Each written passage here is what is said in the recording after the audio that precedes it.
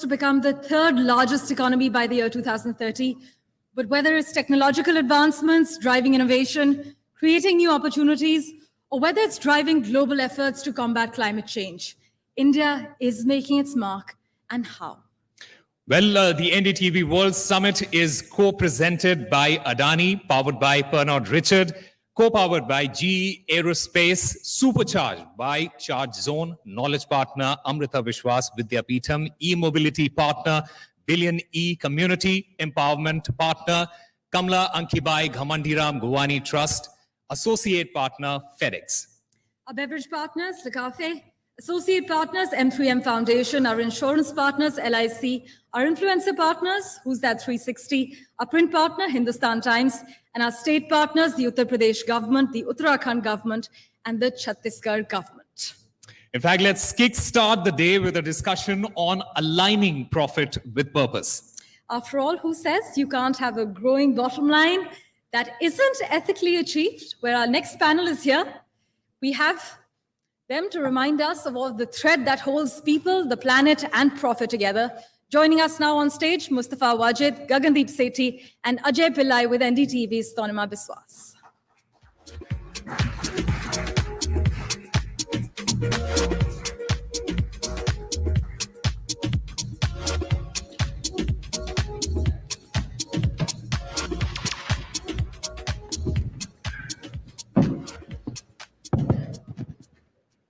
Hi, thank you to all of you for joining us on day 2 of NDTV World Summit, and I welcome all my guests on stage as well. Now, there is a growing movement towards sustainable living with people not just making environmentally conscious decisions, but with companies also investing in sustainable growth. In this session, we'll focus on environmental, social, and governance framework, also better known as ESG, where companies, in fact, are focusing on this, and we'll explore the vital intersection of profit and purpose. As India aims to become a $5 trillion economy, embedding ESG into its core business models is one of the essential steps for companies to drive long-term profitability and sustainable growth. ESG principles are no longer buzzwords, but they represent a transformative approach to business that can drive long-term value. Our esteemed panelists bring a wealth of experience from various sectors to this discussion. I am joined by Gagandeep Sethi, Senior Vice President, Integrated Operations and Sustainability and Responsibility for Pernod Ricard, India. Mustafa Wajid, co-founder of Billion E, which is, of course, a clean mobility platform. And Mr. Ajay Pillai, Partner, Sustainability and Climate Change at Deloitte. Thank you all for joining us on this discussion. Starting with you, Mr. Sethi, what are some of the sustainability goals for Pernod Ricard, and how do you merge profitability with purpose, and how is ESG one of the foundational blocks when you do that? Thank you, Tanima, and it's a pleasure to be part of this panel. For Pernod Ricard, globally, we have a very comprehensive ESG program under the umbrella name, what we call as Good Times from a Good Place. It is super aligned to the ESG principles and the UN Sustainable Development Goals with its 4 elements, core elements of nurturing the terroir. Terroir is a French word, and what it means is the terrain, where the land, the Mother Earth, from where we draw all our resources. And we, being a company in the alcobev sector, it's grain to glass. So the starting point is the grain from the land. So everything that we do while consuming those resources, we have to ensure we restore back the balance of the earth. The second most important element is around circular making, right? So while we produce products which delight our customers and consumers, we do it in a sustainable manner, right? In terms of maintaining the circularity, end-to-end value chain, right from the beginning, that is our backend, which is our suppliers, to the entire processing, which happens in our manufacturing facilities, and then the downstream in terms of the customer and the consumer, right? So that's the second element. The third element is all around valuing people. And that's the social cause, again, aligned to the ESG principles. where diversity and inclusion is a big impetus. And we are fully committed in terms of increasing the inclusion of gender in our workforce as well. And so those are the elements. And what India draws out of those elements is the cascade effect, right? So whether it is carbon neutrality, we are a water consuming product in terms of managing our water balance and hence our water targets. And also many steps that have been taken, which obviously will be alluded in the session for sure. Mr. Mustafa Wajid, if I can draw you into the conversation now, how is Billion E merging ESG into its core business model? Yeah, thank you for that. Ellarigu, namaskara. My name is Mustafa. I'm from Bangalore. At Billion Electric, the question that she's asking specifically is focused on reducing the consumption of petroleum products in transportation. When you look at the environment issues as well as energy security issues, the two big elephants in the room are fossil fuels which are used for generating electricity, and the other one, which is equally large, is fossil fuels that are used for transportation. Just to put a number on this, India consumes about close to 150 million metric tons of petrol and diesel for transportation. This is apart from other fuels that we consume. You can imagine the amount of emissions that are coming. You can imagine the value of the imports that are going to be driven by this consumption.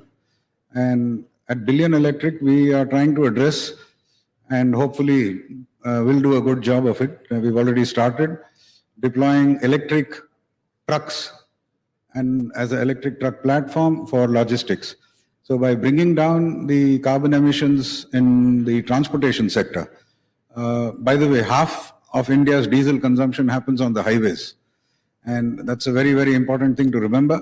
So we are at it, and we believe that decarbonizing the transportation sector at one level is our corporate objective. And we will, the name Billion actually means that we would like to do 1 billion kilometers of decarbonized transportation. Now, whether this billion comes in a year or in cumulatively over 2 years, or maybe even hopefully in a month as we go forward, this is something that we will see. Just to mention one thing, India's transportation requirements have multiplied by 3 times in the last 10 years. It's normally assessed in what we call as ton kilometers. And if you see the government publicate reports on this, 10 years ago, we were at 1 trillion ton kilometers. Last year, we crossed 3. So it's growing faster than the GDP. And that's because of increased urbanization, increased, I would say, consumerism, and also the e-commerce sector is also contributing to it. So that's something that we need to remember. And at Billion E, we would like to see how to reduce not just the decarbonization, but also make this transportation more sustainable. Thank you. Mr. Pillai, if I can have your point of view now. Of course, the companies are going to discuss further on how they ensure that they are following ESG principles when in their business models. But what are some of the challenges you have seen firms facing when following ESG, and does it differ across sectors? The key challenges I can put up top 3 or 4 challenges that I feel that the companies face. Number one is the quality of data and availability of reliable data to report on ESG.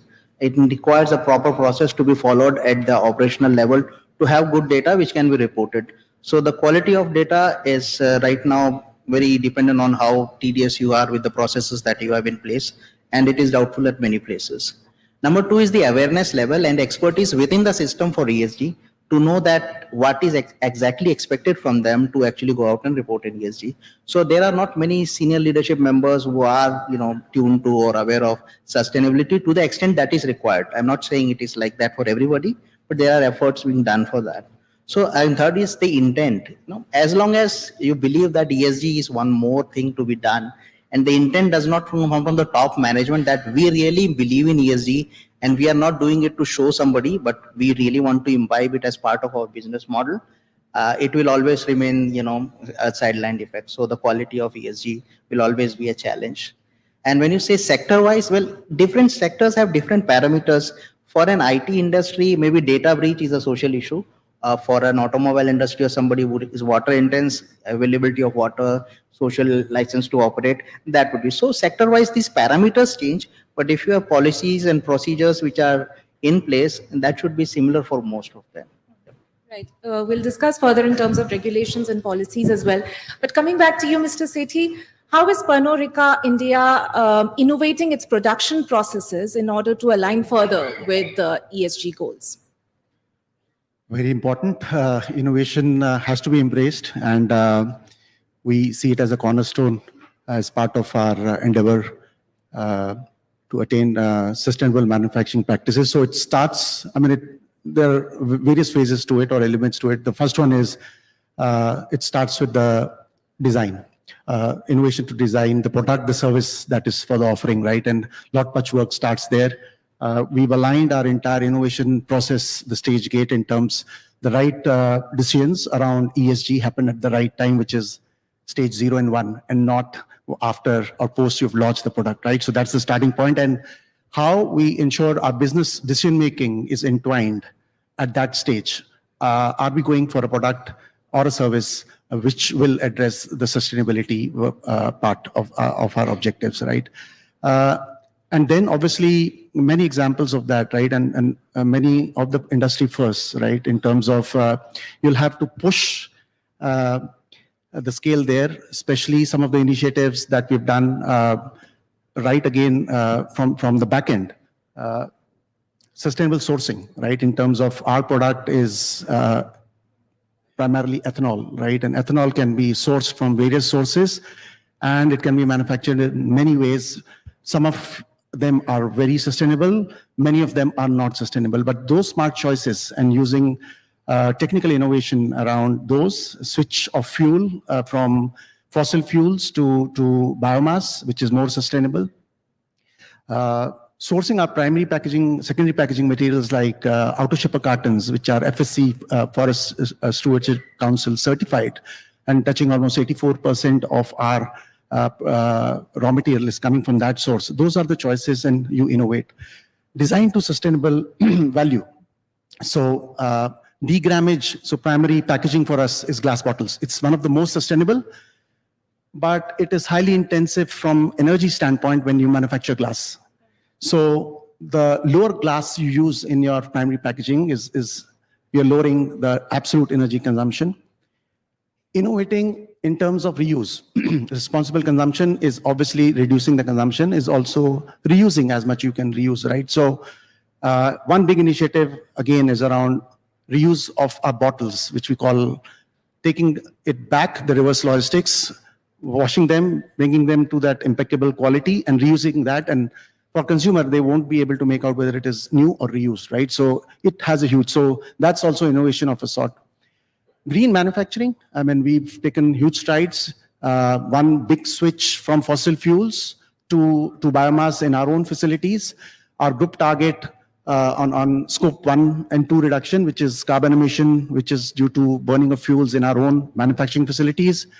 Our group target is around 54% we have to achieve as per our SBT 2030. India is already sitting at 94%.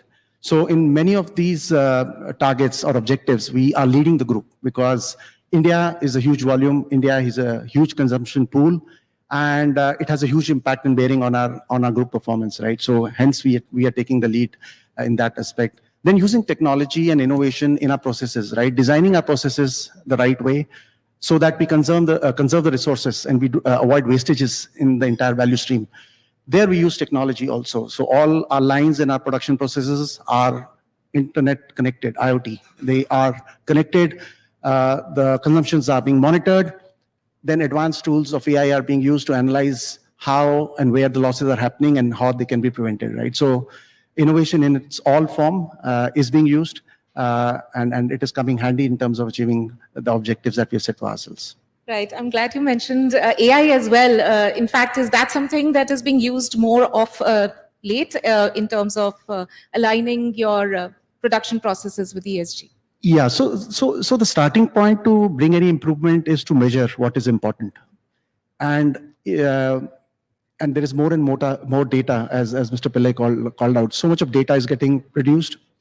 it is becoming difficult to manage and read through that data, right? So you have to connect your lines and your manufacturing operations, get the relevant data, but then there has to be a layer which then screens that data and converts that into information which is based on which some decision can be taken. And that's where AI comes in a big way. Also, in terms of problem solving, it helps in a big way, right? So it is very useful. A handy tool there. Mustafa Wajid, if we let's talk about carbon market and monetization of ESG. Now, the government has said that carbon trading scheme will be effective by 2026. But how soon do you see it maturing in the country? Yeah, that's an interesting topic. We must remember that the legislation that was required to make this happen was passed only in December 22. It's less than 2 years ago. And this is a very big change. The vision of the government is to try and see how to create a carbon market like you have the stock market, to put it in simple terms. You must realize that the creation of the stock market took a hell of a lot of time. It's in our country, and digitalization, all that happened only recently in the last 2 decades. So I think carbon markets, the process is on, policies are being contemplated and drafted. So yes, I think we are optimistic that we will see it kicking off in 2026. But as is with our country, there will be a lot of diverse issues. So to get them straightened out will take some more time. We are after all a very vocal democracy, and we keep objecting to so many things. So this will also undergo that treatment. But the important thing there is that for the first time, India will open up the possibility of monetizing carbon credits. So since this panel is headlined as aligning profit and purpose, by the way, I was just joking with everybody that that's a Bhagavad Gita topic actually. But we are trying to convert it into a commercial topic here. The reality is that carbon credits will come. It's not in the rear view mirror anymore. It's now ahead. It's looking at us in the face. There will be challenges, but good organizations who can understand this and change and adapt their processes. Like, for example, Gagan's team is doing, I think, a very good job of that. I think these will be the people who will generate these carbon credits. Because don't forget, there will always be a sector which will generate carbon debits. You cannot go away from it. For example, the steel industry, for example, the cement industry, and so on and so forth. So the reality is that there will be a very vibrant market. And there will be people wanting to buy carbon credits. I think a startling example of that was unfolded a few months ago when everybody realized that one of the biggest contributors to the Tesla bottom line in the US was carbon credits. Nobody had understood the implication of this earlier. But the reality is that Tesla sold carbon credits, and the guys who bought them were his competitors. General Motors, Ford, etc., etc. So I think we are changing that process, and I'm very optimistic that now that the legislation part is over, now the hard work has started. There will be some speed breakers and some potholes. Our systems are known for that, but that's our strength actually. The diversity and the width of opinion. So the process is much better, and I take great inspiration from the fact that the National Stock Exchange, for example, went through similar problems. But today, I'm very proud to say, and I've talked about this to people in other countries, that we have one of the most advanced stock markets in the world, if not the most. It's okay, there are always people who will try to play the fool, but by and large, we have leapfrogged. And I think our stock market is far ahead of some very mature stock markets which have been around for a century. So the reality is that we can do the same with our carbon markets. It will happen. Timelines in India must be a little flexible when we are doing something as radical as this. We saw it in the telecom sector, we saw it in the stock exchange, and I'm sure we'll see it in the carbon thing. But on a very positive note, it will happen. It's not in the rear view mirror.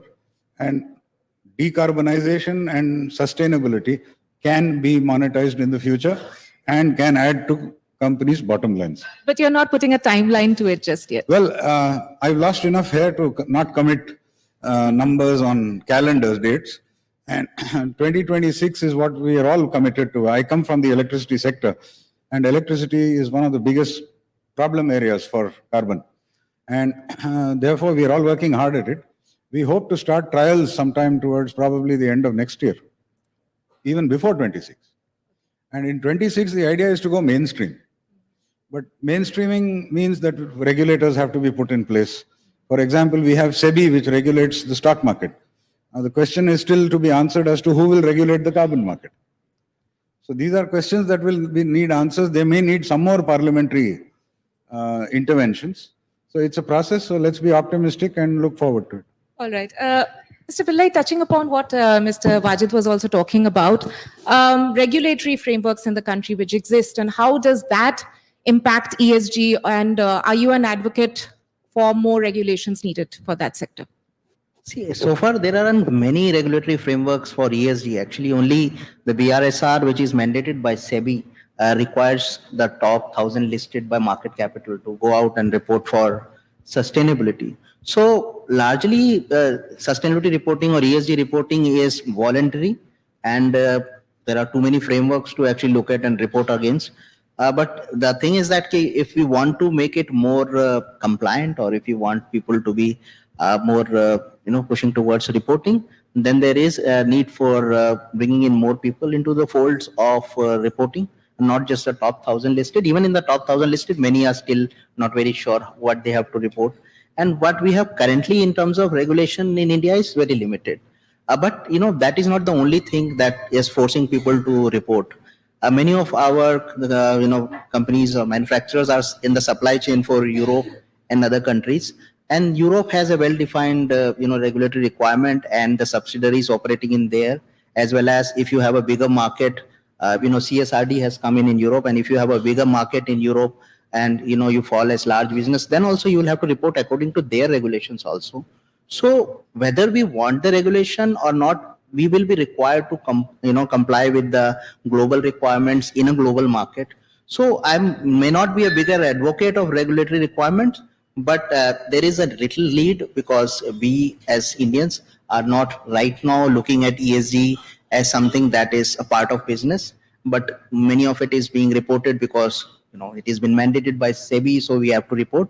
So there is a need where people voluntarily believe. There are big firms again, and there are a lot of big and small firms who are voluntarily reporting, and they're making a sincere effort also. I cannot paint everybody with the same brush, but I do see that there is a large majority still who have to wake up and see that ESG is required as part of, it's a global truth that, if you don't adopt it today, the entire supply chain, the markets, the lenders, the investors, everybody is going to push you towards that direction, and eventually you will have to adopt to that. So some amount of regulation, especially in the climate space and in the decarbonization space, is required. Yeah. Right. And now I want to ask the question, which probably, is one of the important challenges that companies face when it comes to following ESG or incorporating ESG in the business model. So in terms of costs or in terms of processes, what are some of the key changes that you've had to make for Pernod Ricard and Billion EE, and what are the hurdles that you've faced so far? Interesting one. I think, first of all, it's more of a notion. It's a mindset. Personal experience has been that, to a large extent, the first few steps that we take in the ESG, it is profit neutral or, in fact, accretive, right? I mean, I'll just allude to some of the examples. Degrammage, right, of glass, degrammage of plastic, market bottle usage, sustainable switch of fuels.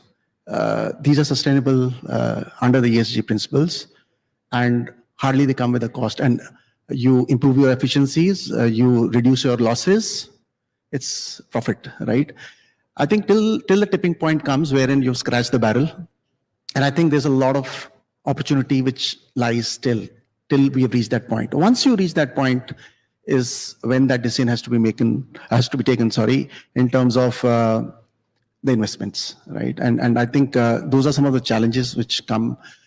Some part of that challenge can be addressed when you are making fresher and newer investments. When you're talking of capital investments, you're augmenting capacities. Can we have ESG principles in the design stage itself? So at that time, it is incremental or marginal or no cost. but you have a design for sustainability from the word go. Re-engineering is where the larger investment would come in. And I think to the point Mr. Pillai mentioned, I think policy, support, capital investment, subsidies, but there's a lot to be done till that point. So we should not directly jump. So I'm not advocating that. It's basically, the advocacy is more around improve internally as much you can. And when the decision point comes, the policy support, regulatory support has to be there from an investment standpoint so that we take the right decisions in that direction. Mr. Wajid, the same question to you. What are some of the challenges or hurdles you faced? Yeah, at Billion E, our focus and aim on which we've been making significant progress is to integrate renewable energy, electric mobility, and leveraging AI in the process so that we make the transportation loop completely sustainable. We have been trying out several pilots in this regard, and hopefully we will demonstrate on certain routes or certain sectors the fact that we are using green electricity to run electric trucks and have a platform which is AI based, which can keep track of the whole thing and ensure efficiency optimization. So by doing this, I think we will in India show the way to the world. Because we are blessed with a lot of huge resources when it comes to renewables. We also have a very large transportation requirement. Now the challenge is to integrate these two. And this will require a lot of processes. Unfortunately, also requires a lot of engineering. It's a hard job. It's not easy to do. We are not blessed with the advantage of digital where the powers, the amount of power you're handling is less. Here we're talking of hundreds and thousands of megawatt of electricity. And this requires physical infrastructure to enable that. And if you're able to kind of get that loop going, we have done it in some cases in some pilot studies.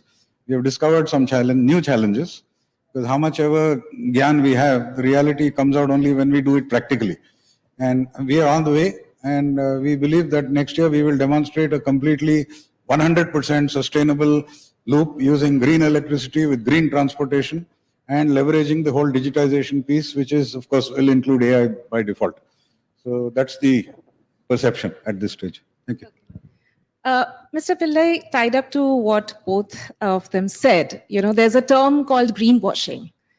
And you're, of course, somebody who is advising companies also in terms of how they can achieve their ESG goals. How do you think companies are able to, in your experience, strike a balance between profitability and sustainability? See, sustainability, if you see sustainability as a separate box and you want to do it as, an activity, then, it is a struggle to do that. But if you include that into your business as usual operations, if you bring, the risk assessment of sustainability as part of our overall sustainability of the business, then it is not such a difficult aspect. I think Mr. Sethi has already mentioned that, if you save on reducing waste, if you save on energy efficiency, if you save on water consumption, you are not going to make loss. You are definitely going to make profit. But these are not short-term things. Initially there is a capital expense, capex upfront. You have to invest to get into sustainability, whether you have to move to renewables or to any other greener mode, you have to invest. But if you are looking at your business in a longer term, and as we were discussing, sustainability like digitization, it is going to happen. And everything that is going around us, if you look at the global pressure, the consumer market, the investment market, everybody is going to make you, adapt to ESG requirement. The faster you adapt it, the better you are aligned for the future. So when you are thinking of your business, you have to think long term. And in long term, you will find that renewables are definitely part of your business. Recycling is definitely part of your business. Having good social inclusion in your system is part of the business. So, whenever I advise, I will always ask them to look for, longer term, and all the investment that you're putting is actually going to come back in good profits only. Right. In fact, we just have time for some closing comments. So, Mr. Sethi, first, how big is the role of authentic ESG practices, according to you? I mean, from Pernod Ricard India's experience. It's very important. You need to be very clear and transparent, both in setting the initiatives that we have set out. So all our objectives, which are as per the ESG, they're all in the public domain. They are as per the SDG. They've been reported in terms of what we want to achieve. So we are very vocal in communicating what we want to achieve. And then the outcomes of that, right? So we need to be as transparent how we are tracking against them. The second part is also around, I would say, is the engagement of our stakeholders. That's equally important, especially coming to the customers, the consumers. Some of the initiatives like One for the Planet that we undertook, which was removing the monocartons out of our products, which was a bold move, huge impact on sustainability, landfill elimination, which required a lot of advocacy and transparency with the end user, which was the consumer customer. It's a lot of engagement. And we were very upfront and transparent in terms of why we are doing this. And we were surprised the amount of support that we got, not only from the regulators, but also from the customers and consumers in terms of they willing to do that. And in fact, showcasing when they were doing it, that they were actually removing an adjacent carton and putting it into the bin for recycling. So I think transparent reporting, being very clear, and then also driving the alignment with the business objectives. So in Pernod Ricard, ESG objectives are part of the business objectives. So there's a cascade of ESG goals which happens till from the top of the board to down to the front line.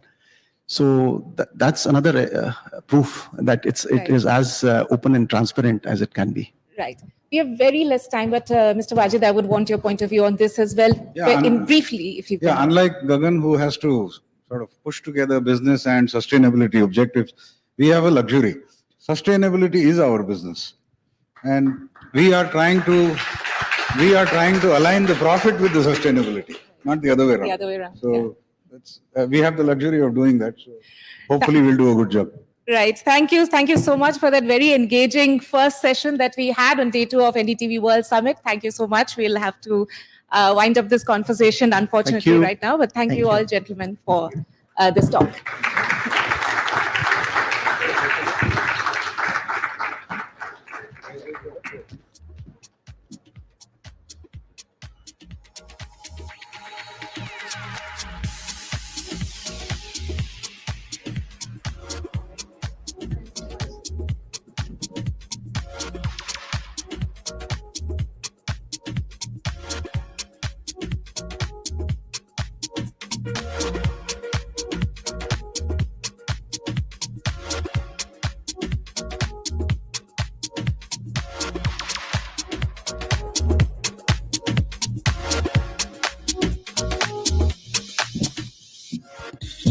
Thank you, Tanima, and thank you, our guests, for that very informative discussion. Before we start our next session, I would once again like to thank our wonderful sponsors. The NDTV World Summit is co-presented by Adani. It is powered by Pernod Ricard, co-powered by GE Aerospace, supercharged by Charge Zone, knowledge partner Amrita Vishwa Vidyapeetham, e-mobility partner Billion, community empowerment partner Kamla Ankibai Ghamandiram Govani Trust, associate partner FedEx, beverage partner La Cafe, associate partner M3M Foundation, insurance partner LIC, influencer partner Who's That 360, print partner Hindustan Times, and state partners UP government, Uttarakhand government, and Chhattisgarh government. Well, now moving on. The India Century promises to have a generous dose of art being globally celebrated. And with us are some of the brightest stars from the Cannes Film Festival. Well, we can't wait to see how they paint the future of Indian cinema on the global canvas. Now, we'd like to invite Anasuya Sen Gupta, Chidananda S. Naik, and Mansi Maheshwari, who will be in conversation with NDTV's Mario Shakil.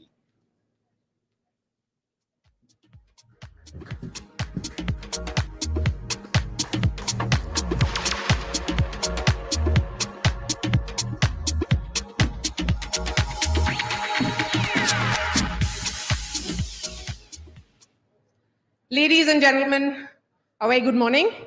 It is our great pleasure to welcome you to today's session, Art is Global, the India Moment.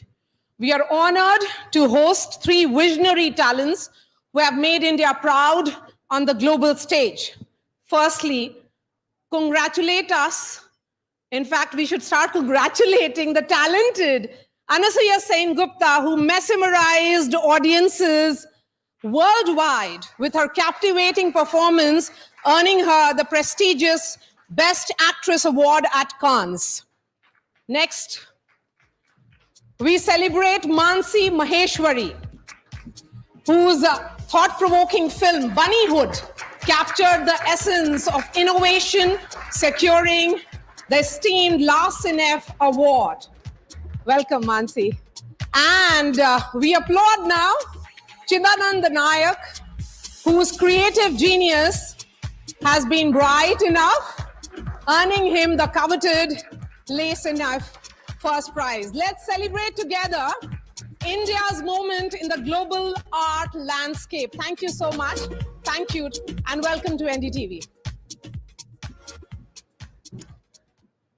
Anasuya, you know, it is often said that this is a power of storytelling. The storytelling which ensures that the characters unite, and then they take India moment to the world. What was it like winning and walking that carpet, the red carpet, when you were announced as the winner? I mean, really beyond anything I had ever anticipated, to be honest, and a moment of deep, deep pride to be on a global stage alongside like extremely talented people from the fraternity as well.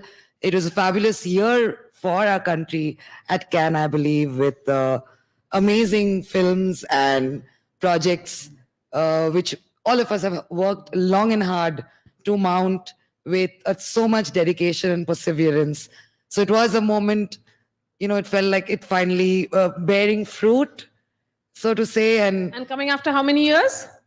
The Grand Prix came after 30 years, or the first ever. Yes. Yeah, and the Best Actress, I believe, the first time ever. Yes. So amazing, really. Thank you so much. And before I move, Anasuya, I want to understand also from you, you know, this is the India story, the Indian arts on the global stage, and it's very different from mainstream. What is being seen as mainstream? So many would say mainstream is stereotyped. Now it is Anasuya Sen-Gupta who's mainstream. You know, so I personally do think that we are moving steadily to a time where a lot of these divisions are blurring. Yes. And it's a great time to thrive in the sense that, see, art is art, cinema is cinema, and there, I believe, is room for all kinds of it. There is the mainstream, there is the non-mainstream, but everything is kind of coming closer together.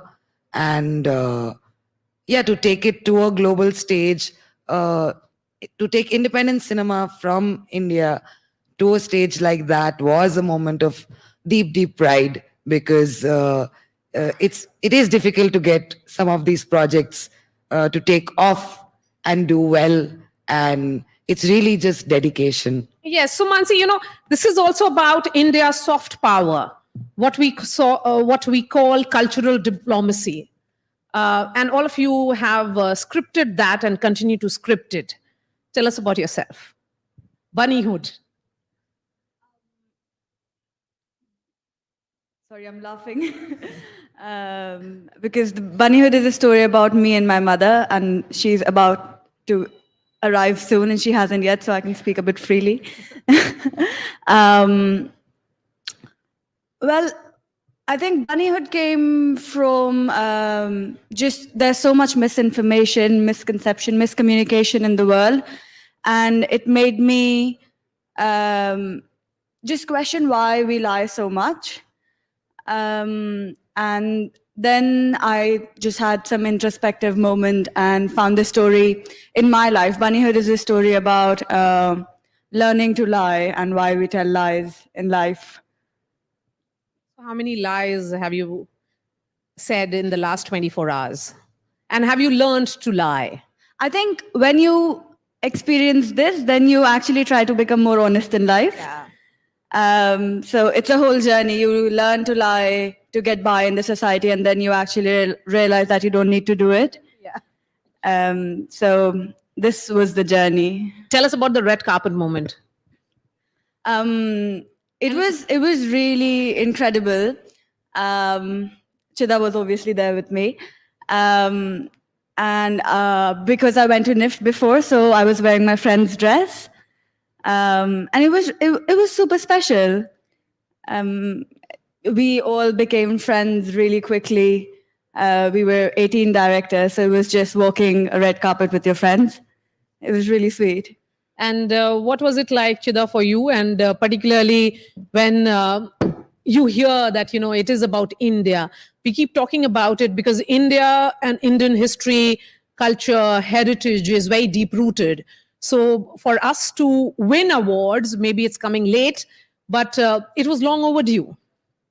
Yeah, and like a single kind of a film or a cinema can't represent India. India is a country of diversity. Absolutely. So in the mainstream also, the diverse group of films is put on the global platform. And very happy that a film like mine, which is originally in Kannada, gets resonated in a global language who even doesn't know the language. So that's a huge So let's thing. celebrate that, ladies and gentlemen. I think that calls for a big slap. Big clap. So that's the way I think where we'll be going forward now onwards. So, Jida, women have more options in dressing up for the red carpet, sari, lehenga, or lots. What about you? What did you choose to wear? Well, we had rules. So there are certain rules which you can carry, and boys have like a navy blue or a black tux. So I was quite excited to watch a film and quite nervous walking. So working across cultural boundaries, I'm sure these are thoughts that come to your mind often, that how you have transcended that, ensured that these cultural boundaries do not exist anymore. Particularly, as you said, that, regional cinema is being celebrated, not just in independent cinema, but also in mainstream cinema. And we have seen that regional cinema today represents the Indian cinema more than Bollywood does. Like time and again, like within the few years, we are seeing that linguistic is no more a barrier. Yes. Like you can see a Telugu film or a Kannada film reaching across the India, even to the world. So I don't think right now we are in that, it is no more a barrier for us. So right now we'll be focusing on to tell more stories at even a more, in a bigger platform. I think it's a high time that we focus on making those films. So when you say bigger platform, what will it be? I mean, how will it be bigger than Cannes or say La Cinef? No, I mean, I think the more diverse approach that Chidanand is also saying that, I mean, there are big platforms are many. And there's even seeing films, the kind of films that are being discussed for the Academy. There was a Malayalam language film in the talking. And so it's a matter of great pride to see, because Indian cinema does transcend just Bollywood. It's so much more than that. So I think it's about time, and it's happening to see films from all over the country being pushed to these bigger and bigger platforms. And there's a lot of cross-cultural collaborations at work as well. So are you looking at any of those, Mansi? And anything that really stands out for you? At the moment, because I also write my films, so it's pretty much me, but all my team, because I've studied internationally, all my team is from different places around the globe. So there's loads of perspectives that come in. This is the reason why my film was in English. Firstly, because we also speak it. I'm speaking it right now. So I thought it was okay to do that. And also my friends that I made there, and I thought it would reach more people easily. And the people who were working on it could understand it better. So that even if they're not part of the story or directly bringing their culture in some ways through sound, music, I don't know, producing, it's the film is from everywhere. Yes, and that would be the example of the ultimate cross-culture collaboration, because if you have a team which is almost global in nature, so how many countries are there being represented in your team alone? Um, I'm not even sure, but definitely there's people from South America, loads of people from Europe, from Africa, India, obviously. So we've touched many continents. Oh, how awesome is that? So, Chidana, we have often talked about how there's need to preserve Indian cultural heritage because you're representatives of India, you're ambassadors, cultural ambassadors, art ambassadors on the global stage. So, is there always this sense, something that's lurking behind your mind that you should always have that cultural identity while you're talking about to a global audience, perhaps? I think it depends on each individuals. For me, I can say for myself, where my own identity, who I am, so how I grow up, and it is already culturally very much interlinked due to the socialism which is there right now. So I don't know, but I always look back. I can tell the stories where I come from, and I always tell the stories where I come from. So I think it is already interlinked with the cultural context, which is set within the story world. So it's quite already there. So it's very representative of you. Yeah, because I can tell the story where I come from. Yes. So my story world is which I have already seen or which I have already heard, and I have put it into a fictional world, though it's a fiction. These characters comes from the things and my interpretation of that reality. Yes, and there's a lot of interest right now, and I'm sure the audience, the younger audience is also interested in knowing what's your education background, how can they be like you? कैसे बन सकते हैं Anasuya Sengupta? I don't even know if I'm the right example because my journey has been, I didn't strategize or plan any of this, but just to like put it in a nutshell, I grew up in Calcutta. I graduated in English Literature Honors from Jadavpur University. Then I decided that I want to quickly go to Mumbai and start working in films. I wanted to act, but I also had other interests and skill sets. And before I knew it, I actually started, I realized I now have a full career as a production designer or a set designer in films. And that went on for several years. And that's, after many, many years, is when Konstantin Bojanov, the director of The Shameless, approached me to cast me in the film. And I was completely taken aback how it happened, how a dream which I thought I had left behind about 15 odd years ago was now bearing fruit.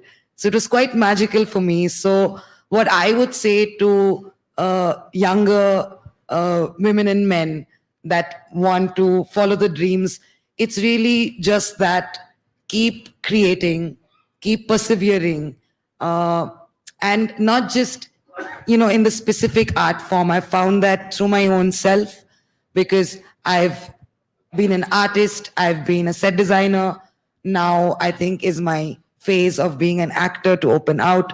So I do think it's really all about expression, and the mediums could or could not change, but we have to kind of keep our eyes on the goal, wanting to express what we believe in, our thoughts, our ideas, and there's constant opportunity to keep collaborating with wonderful people. And that for me personally has been a really big win, because with each experience, I have learned something. And eventually, I think all of those have contributed to the work that I could put in as the actress in The Shameless. So, because we have very, very talented, I would say supremely talented actors on the stage. So now I want to understand your journeys and what next. What kind of projects do you have? Because right now we are looking at also a lot of digital collaborations. Mansi, that art is becoming digital. Everything has gone digital. AI, is AI a matter of concern for you? And how much of AI do you use in your work? I use AI for emails because I don't want to write them. But my whole film was hand-drawn. I drew 8,000 frames, and they were all hand-painted. So it was all scanned. I didn't even use a camera to make my film. So it might be going digital, but there's still ways to do what you want to do. And for the young people, I don't think you can replicate anyone's journey. You just need to keep listening to what you can do next or what you want to do next, and whatever is easy. When I was in school, I found English and art very easy. And this is all I'm using now. I draw and I use words. So did you actually, while you were in school, think that you'll become an actor one day? Did you aspire for it? No. I didn't think about it at all. I think in passing, I thought maybe directing would be a good idea. But I don't know, in our country, it's a very hard choice to make when you come from, not that background. What background? Let's talk. My dad is a businessman. They have a family business. My brother works with him, and my mother as well. So you don't have a film background? Yeah. But So, you became filmy. I think I only started doing film because of lockdown. There was not much to do, and I decided to do something, and that came very naturally to me. I started putting stories on, not stories, I started creating animation and putting up on Instagram, and it wasn't for the likes. I don't think I got many. But it was just really fun. And no, it's really incredible, how lives have changed post lockdown. It is almost like we start describing ourselves about pre-lockdown era and post-lockdown, because we have survived a pandemic, a health emergency, unprecedented. And then we talk about your life changed during the lockdown. What changed for you, Chida? There was a sudden change, but for me, it was a gradual organic change. I never thought I will be a filmmaker at first place. So I was a cinephile, and I am a MBBS graduate. So this is something very a 180-degree flip for me.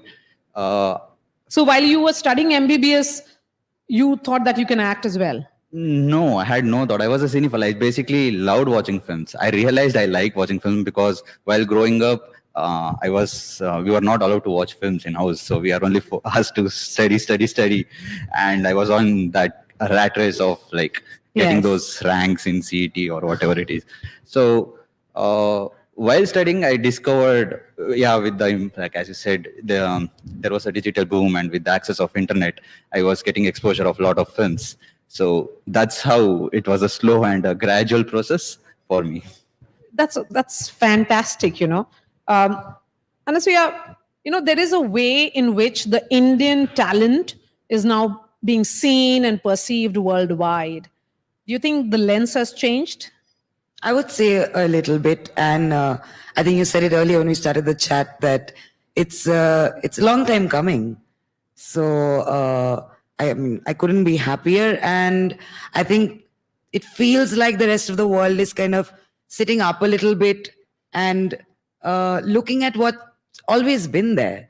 It's not that we've not had brilliant filmmakers and actors and actresses and all kinds of artists, but the reach in the last 20 odd years has just been increasing the way with social media, with just the access. And I do think people are taking stock of talent coming out of India a lot more now. And I think it's just us getting our dues, and I hope it happens even more now. And is it more to do with women? Their perseverance matters. I think so. Yes. I think so. And I think in the last 10 odd years, there's been a lot more women-led voices in the arts. And there's a difference. It's for us to see. There are wonderful films like Lapata Ladies. Yes, absolutely. Yes, which is, our official entry. What a proud moment. And Payal Kapadia's win at the Grand Prix, which is an entirely, story of female friendships. And so I think it's a time for more women voices the world over anyway, and more so for our country, because we've been working on it for a long time.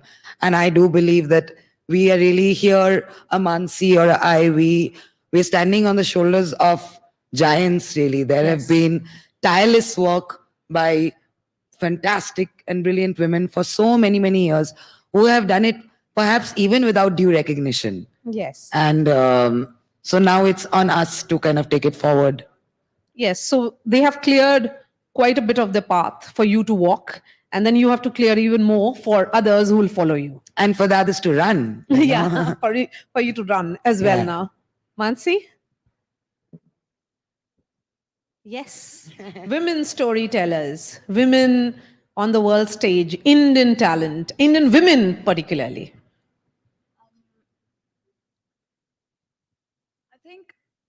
I think Anisha covered it pretty much.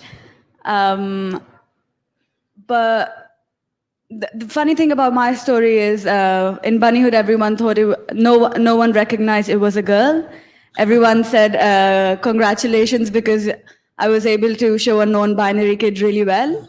And then I told everyone, no, it's a personal story. So I think my storytelling is more for the people in general.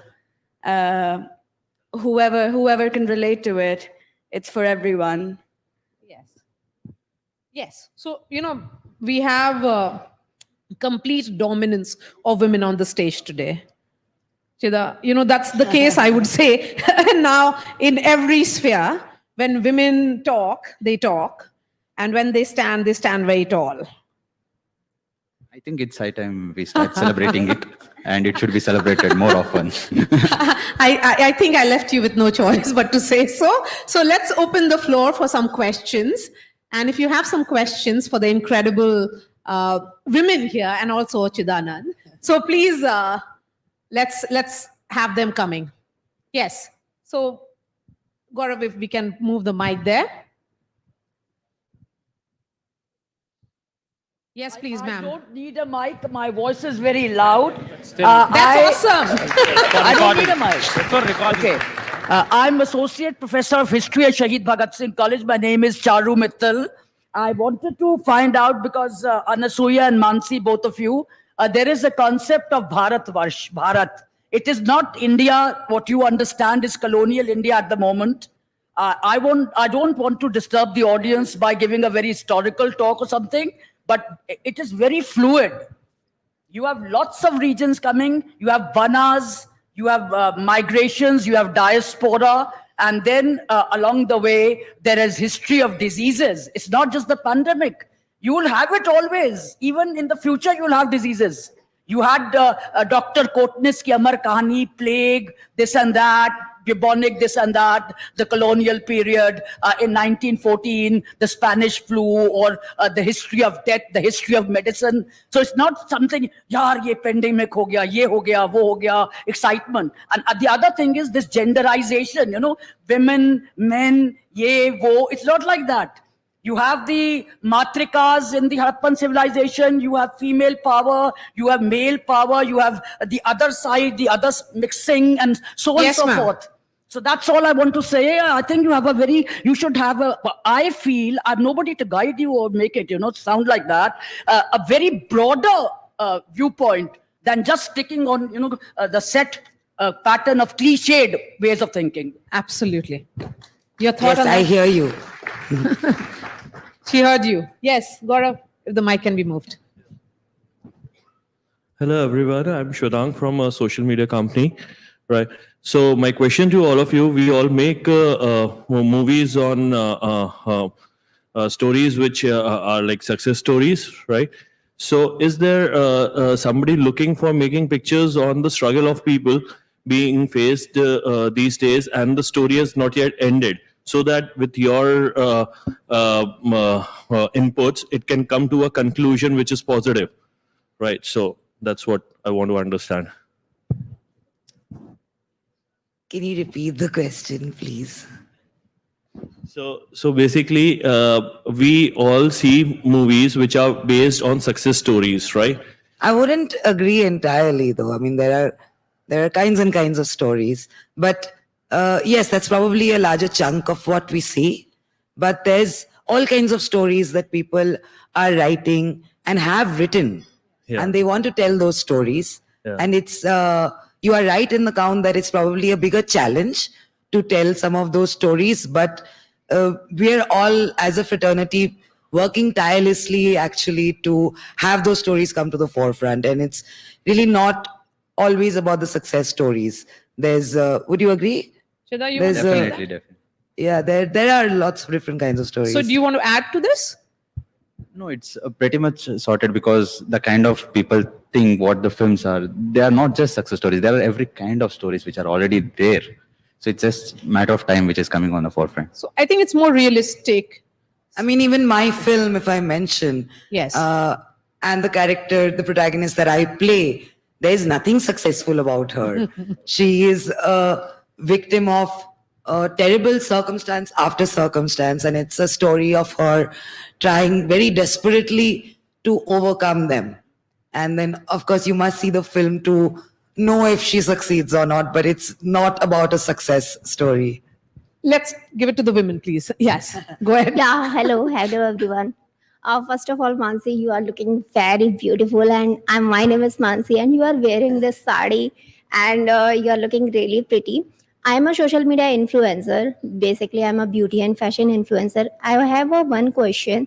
As an influencer, we are always in like, ठीक है, जो हम बना रहे हैं, जो चीज़ हम create कर रहे हैं, sometimes we stuck in this kind of a situation कि हमें समझ में नहीं आ रहा है आगे क्या करें. जो हम कर रहे हैं वो चीज़ सही जा रही है नहीं जा रही. क्या आप लोग के साथ भी सेम सिचुएशन समटाइम्स आती है अपनी स्टोरीज को लेके? It's First of essentially all, your 8,000 frames that you made. yeah. How it was shaping up. First of all, congratulations on being a social media influencer. I've thought about it many times, and it's such a hard job. So very well done. And definitely, we also face the same problems.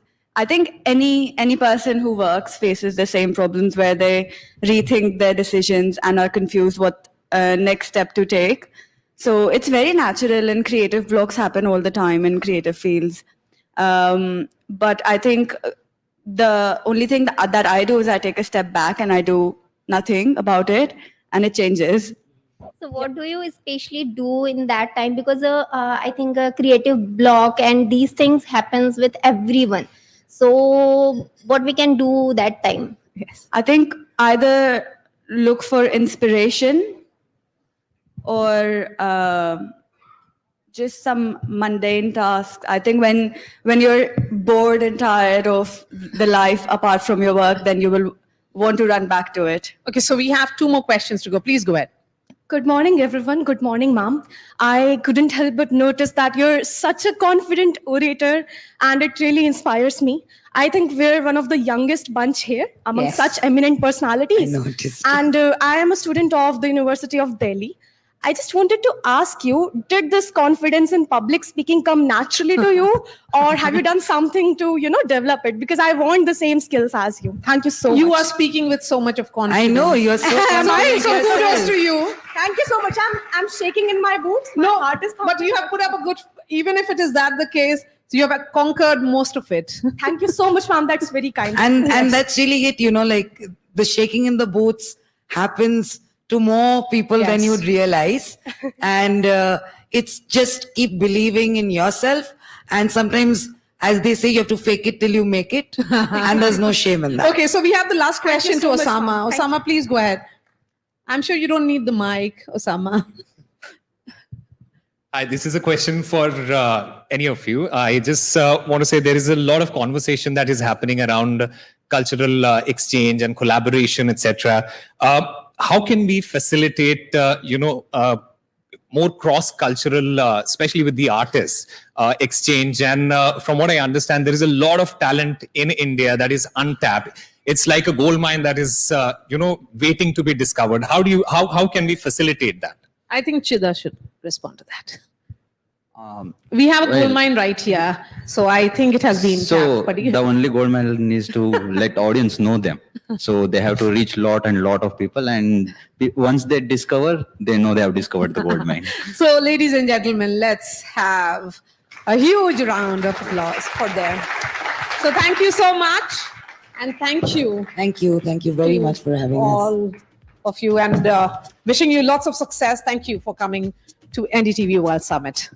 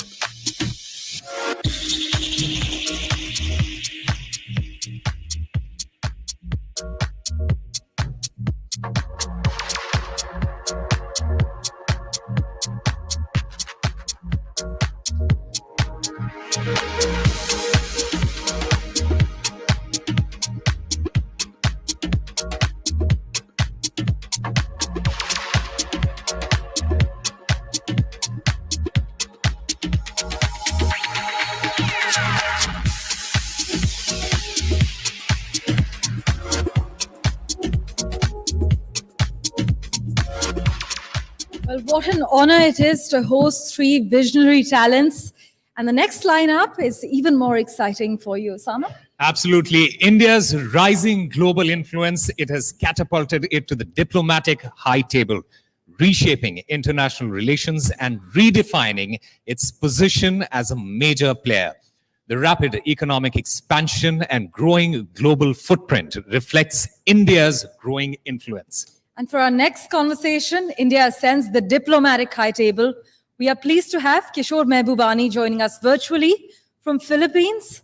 He will be talking to our colleague Gauri Dwivedi.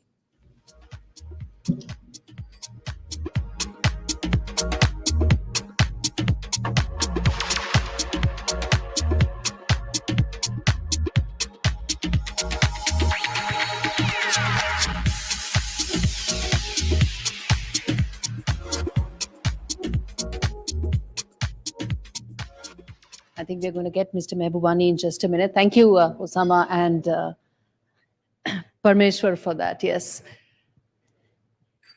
Good morning, Mr. Mehbubani. Good morning. Good morning. How are you?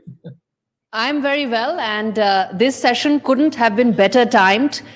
We are supposed to speak about India's century. We speak 12 hours after India-China announced not just de-escalation, but coming back to the 2020 pre-conflict status. And that, I think, is a stepping stone for the India-China relationship normalization.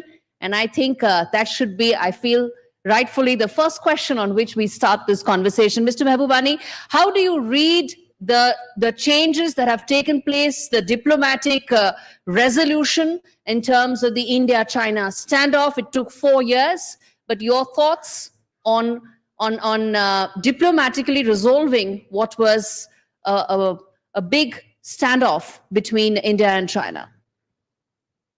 Well, first of all, let me congratulate NDTV. You picked a very special day for the for this meeting, and you chose you knew this was coming, that a big breakthrough was coming in India-China relations. It's actually quite amazing to have this breakthrough because the depth of suspicion between India and China was very serious. And as you know, before that incident in 2020, Prime Minister Narendra Modi and President Xi Jinping used to meet regularly. But now they can't meet, they haven't met for 4 years. Hopefully now they can do so. But I want to emphasize also here that I want to emphasize to you also that this is part of a larger global change that is happening in the world. We are experiencing far greater change now than we have in centuries. And since you call it the NDTV World Summit, it's important to emphasize that we have never, the amount of global changes we are seeing is unprecedented, right? We're moving into what I call a new, let me quickly describe the new world, a new 3M world. First M, multi-civilizational. We're no longer dominated by the West. The West can no longer run the world. In fact, the West is losing itself. And then secondly, it's multipolar.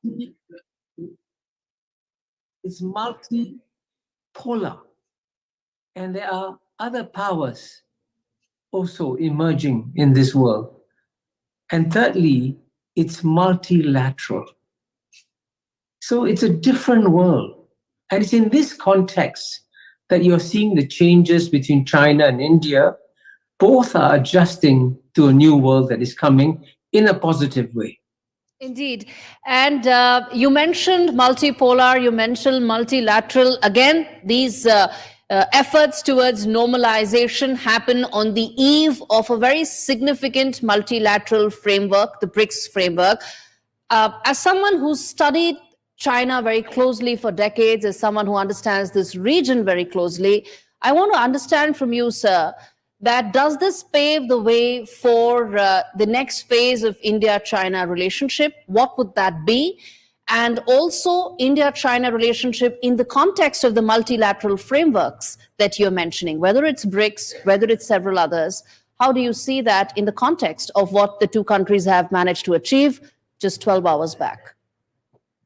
Well, I think certainly the most important organization that both China and India belong to is BRICS. And you can see that that this is one club that is a sunrise club. Everybody wants to join BRICS. Lots of new members. The G7, by contrast, which used to run the world, is a sunset organization. Its power and influence is diminishing. Its share of the global GNP is diminishing. When this century began, the G7 economies were much bigger than the BRICS. Now they're smaller than them. So clearly, this is the one thing that is bringing China and India together. But also at the same time, I must emphasize that China's and India's rise is part of a broader Asian rise. And very few people in India would mention ASEAN, Southeast Asia, where I come from. But in the year 2000, Japan's economy was 8 times bigger than ASEAN. Now it's 1.3 times bigger. And by 2030, ASEAN is going to be bigger than Japan, which was the second largest economy when this century opened. So there are structural shifts happening in the world that we have to be cognizant of. And by the way, both China and India want to work closely with ASEAN. Indeed. And so it's a broader rise of Asia. That's exactly what I was coming to. That when you mentioned that some of the newer economies are now set to become much bigger than developed economies, change the world order. How do you see that new world order? Where do you see the role of India? We're talking about India's century. How do you see India's role in that new world order? And of course, the entire region, how it's likely to be reshaped in the next couple of decades? Well, as you know, recently I published a column in the Financial Times saying it's time for the United Kingdom to give up its seat in the permanent seat in the UN Security Council to India. And I, by the way, and that's not a frivolous point. It's a very serious point. I was ambassador to the UN for over 10 years. I know the history and background of the UN extremely well. And when the founders of the UN created the concept of the veto, they wanted to give the veto to the great powers of the day, not the great powers of yesterday, right? That's why Germany and Japan didn't get the veto in 1945. So similarly, after so many years, clearly the time has come to change the composition of the great powers of the day. And there's no question that India is already one of the greatest powers of the day. Its economy is now number 5 in the world. By the end of this decade, it will be number 3. And UK, as you know, is slipping down and will probably drop from the top 10 economies in the world. The UK, as a country, is lost. It's elected as a Prime Minister, Boris Johnson, who's a joker, who was succeeded by Liz Truss, who was a joke. So clearly the UK has lost its capability of playing a role on the world stage, right? But do you see the United Nations? UK's place. Do you see the United Nations actually surviving these headwinds that the world is facing? Because the one thing that most experts agree on around the world is its redundancy and it's past its due date. Do you see that UN will survive these headwinds? And it will reshape is a second factor. But do you see it surviving these headwinds? I'm glad you said most experts. I'm really glad you used that phrase, most experts, because in the world that is changing so much, I can tell you that most Western experts are lost. And frankly, as our world is shrinking, as we become a small, interdependent global village, where we suffer from many common global challenges like COVID, like climate change, like financial stresses, we're becoming a global village. Now, you all know you can only survive in a village if you have a strong village council. And we need a strong global village council. So the need for the UN has never been greater. But why is the UN weak? The UN is weak not by accident, but by design. And the great powers, again, the P5, have insisted that the Secretary General of the UN must be spineless. Now, if you pick Secretary Generals who are spineless, clearly the UN is going to be weak. But now when the need for the UN is growing, we must persuade the great powers of the day.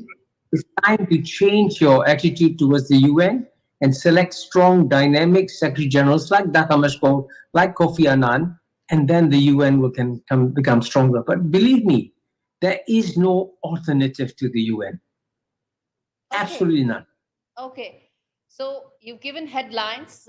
We need Secretary Generals at the UN with some spine, with some ability to speak up. But then let me ask you a question or an area which I feel very strongly about, which is that a lot of strength for nations come from their economic heft. That is at the core of being able to really sit on the high table and make global decisions.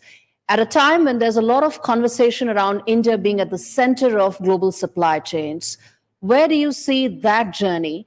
And in that context, do you see the Quad playing a major role? Do you see semiconductors being that big push factor, that tailwind, so to say, for us to really get into the middle of global supply chains? Well, there's absolutely no question that India has got a magnificent opportunity to play a bigger role in global manufacturing, to play a bigger global role in supply chains, no question whatsoever. But to do so, I think it's important for the Indian economy to open up and integrate with the rest of the world. I'll give you a simple example. There's a regional free trade agreement called the Regional Comprehensive Economic Partnership that, as you know, India participated in the negotiations and so on and so forth. And India decided it has a sovereign right to do so, not to join the RCEP. But the econometric studies show that India would add billions to its economy if it's integrated with East Asia. And as you know, most of the manufacturing today comes from East Asia. Japan, South Korea, China, ASEAN. They are the biggest sources for FDI, you know. And you know what's amazing? Southeast Asia, ASEAN, has received more FDI than China, Japan, South Korea, India combined. But how did Southeast Asia do that? Because it integrated into global supply chains and into the regional comprehensive economic partnership. So the opportunities for India are magnificent. And many manufacturers would love to come to India if the conditions were right. But let me add also one other point, which is a delicate point for you, I know, Gauri, that, you know, at the end of the day, if you want to join the global manufacturing supply chains, you still got to integrate to some extent with China. Many of the components still come from China. And indeed, if you want to, for example, become a major Apple phone production facility, which you can, Mr. Mehbubani, the components will come from China too. On the integration with China bit, I think that is where India is fairly integrated. Even the last 4 years, when we continued to face tensions either at the border or diplomatically, our trade ties, they continued. So to that extent, I think the integration between the Indian and Chinese economies is fairly high. But I take your point about the ASEAN economy is doing well. It's also because they themselves are a very integrated system and ecosystem to that extent.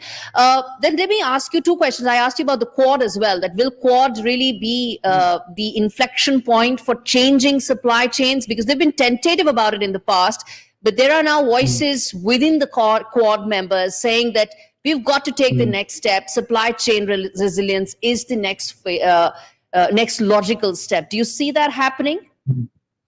Yeah, it'd be actually very good if the Quad stepped up its involvement in economic integration. That would be a very positive development. But as you know, the Quad declares that its primary role is to help cooperate with each other in humanitarian ventures. And as you know, there's a perception, which may be right, may be wrong, that the Quad was set up to counterbalance China. And so it is perfectly natural for the Quad to move on to that area. But as you know, Japan and Australia and the United States are already integrated with East Asia. In fact, the total trade that United States, Japan, and Australia do with East Asia is much larger than the trade they do with India. But if India steps up its trade with the Quad, that's a positive development. You are sitting in Manila, sir, a country which has been very vocal in terms of it's been at the receiving end of aggression, especially at the seas. But this is not the conversation we are having. The conversation is about India's aspiration in terms of this region and its role and the roadmap. To that extent, I want to ask you about the Look East policy. The last couple of months, the Prime Minister, his government have really stepped up the pedal. We've invited countries from this region. The Prime Minister has made visits, probably in some countries for the very first time, in some after 4 decades. How do you see the Look East policy that India is now embarked on with a renewed sense of urgency and commitment? Connect the dots for us in terms of its outcomes in the next couple of years, maybe a decade. Well, I think, if I'm not mistaken, he also calls it an Act East policy now, beyond Look East. No, I think certainly I can tell you for a start, if you take Southeast Asia, where Singapore is part of, Southeast Asia has had for the last 2,000 years much closer links with India than with China. And if you look at the 9 Southeast Asian states, 9 have an Indic base. And amazingly, even when in the Philippines, where I'm visiting now, when they organize an East Asian summit for the cultural performance for the leaders of, United States, China, Russia, everyone, they decide to have a scene from the Ramayana being performed in the Philippines, a Catholic country. So India's influence in Southeast Asia is very long and very deep. But as you know, there was a colonial era that separated India from Southeast Asia. We need to rebuild the traditional links. But the best way to do so is again through economic integration. It's good that ASEAN and India have a free trade agreement, but I think India needs to also integrate more with the other countries in East Asia too. And believe me, this is where the future markets are going to be. Let me give you this one statistic so you understand my point. The future economic growth, the markets are going to come from what's called the CIA countries. Now, CIA is not Central Intelligence Agency, by the way. CIA is China, India, ASEAN. Now, you add up the total population of the CIA countries, 1.4 billion, 1.4 billion, 700 million. It comes to 3.5 billion. Now, among the 3.5 billion people, in the year 2000, only 150 million people enjoyed middle-class living standards. Only 150 million out of 3.5 billion. But by 2020, the number had exploded to 1.5 billion. And by 2030, it will reach 2.5 to 3 billion. Now, never before in human history have you seen such an explosion of middle-class populations of this size and scale. Never. Here it's happening in our region. So for India to act east or look east, it is definitely going to have to integrate with this region. That's where the future growth markets are. And psychologically, therefore, I know many in India still want to look west to some extent, but the West is completely lost geopolitically and economically. And frankly, as you watch the populist parties, even domestically, the West is in trouble. That's not where the future growth is going to come. Certainly not from Europe. Certainly from the United States, yes, but not from Europe. So therefore, looking east and acting east is the future for India. Indeed. And sir, final question as we wrap this up, which is that this session is called India Ascends, diplomatic high table that we want to be on. And I feel we are already on. I feel strongly about it that the ascent has started. We are on that journey. There are many voices that are coming in that we need to be a main player, if not an active stakeholder, whether it's in conflicts, whether it's in economic integration around the world. In your assessment, quickly, the top 3 things that we should probably be focusing on to increase the pace of this ascent. Well, I think there's no question. You are right. India is already at the high table. But at the same time, when Prime Minister of India demonstrated that he could visit both Russia and Ukraine, he showed that India can play a very valuable bridging role. So certainly, if India stepped up its contributions in trying to find a peaceful solution for the Ukraine problem, that would be a tremendous contribution. Similarly, India is one of the few countries that can talk to the opposing sides, talk to Israel, talk to Iran, and certainly talk to all the Arab countries. And then here too, India can make a major contribution to solving a problem that is worrying the world a great deal. And as you know, finally, at the UN, I think it's time for India to make its case more clearly why it needs to become a permanent member of the UN Security Council immediately. And frankly, nudge the UK and say, okay, you've had your day. It's time for you to move on. And if India takes UK's seat on the UN Security Council, the world will cheer because they know that India will provide a perspective that will be understood both by the West and the East and the North and Indeed. the South. That's a unique bridging role that India can play. Indeed, indeed, Mr. Mehbubani. Thank you so much. Thank you so much for this session. And I agree with you on so many fronts, including the fact that we are in the Sunrise Club and not the club of the has-beens that G7 is becoming. Thank you so much for this conversation. My pleasure. Thank you for having me.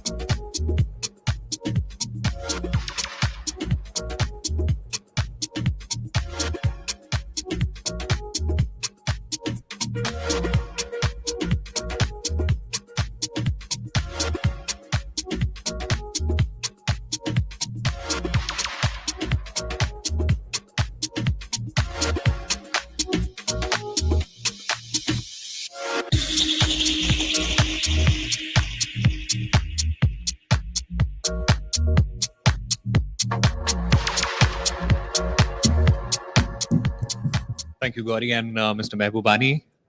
Moving on, India is taking a leadership role in the global fight against climate change. India's climate actions have far-reaching implications beyond its borders. The country's success in developing and implementing low-carbon technologies can serve as a model for other developing economies. And by leveraging its position on the global stage and driving climate action at home, India can achieve a sustainable economic path and solidify its role as a leader in the fight against climate change. But what is India's role in global climate leadership? And what are the priorities for India in settling the terms for the climate agenda?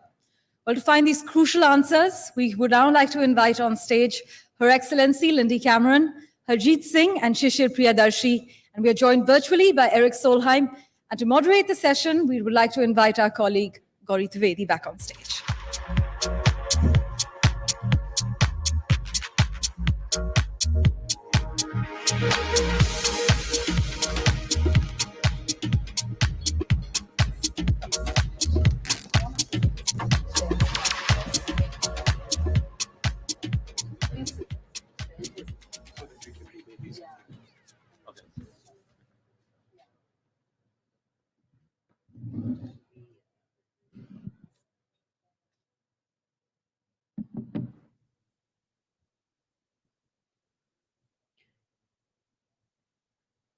I think we'll get Excellency in a minute. She's just on her way, and I think she's right here. Yeah.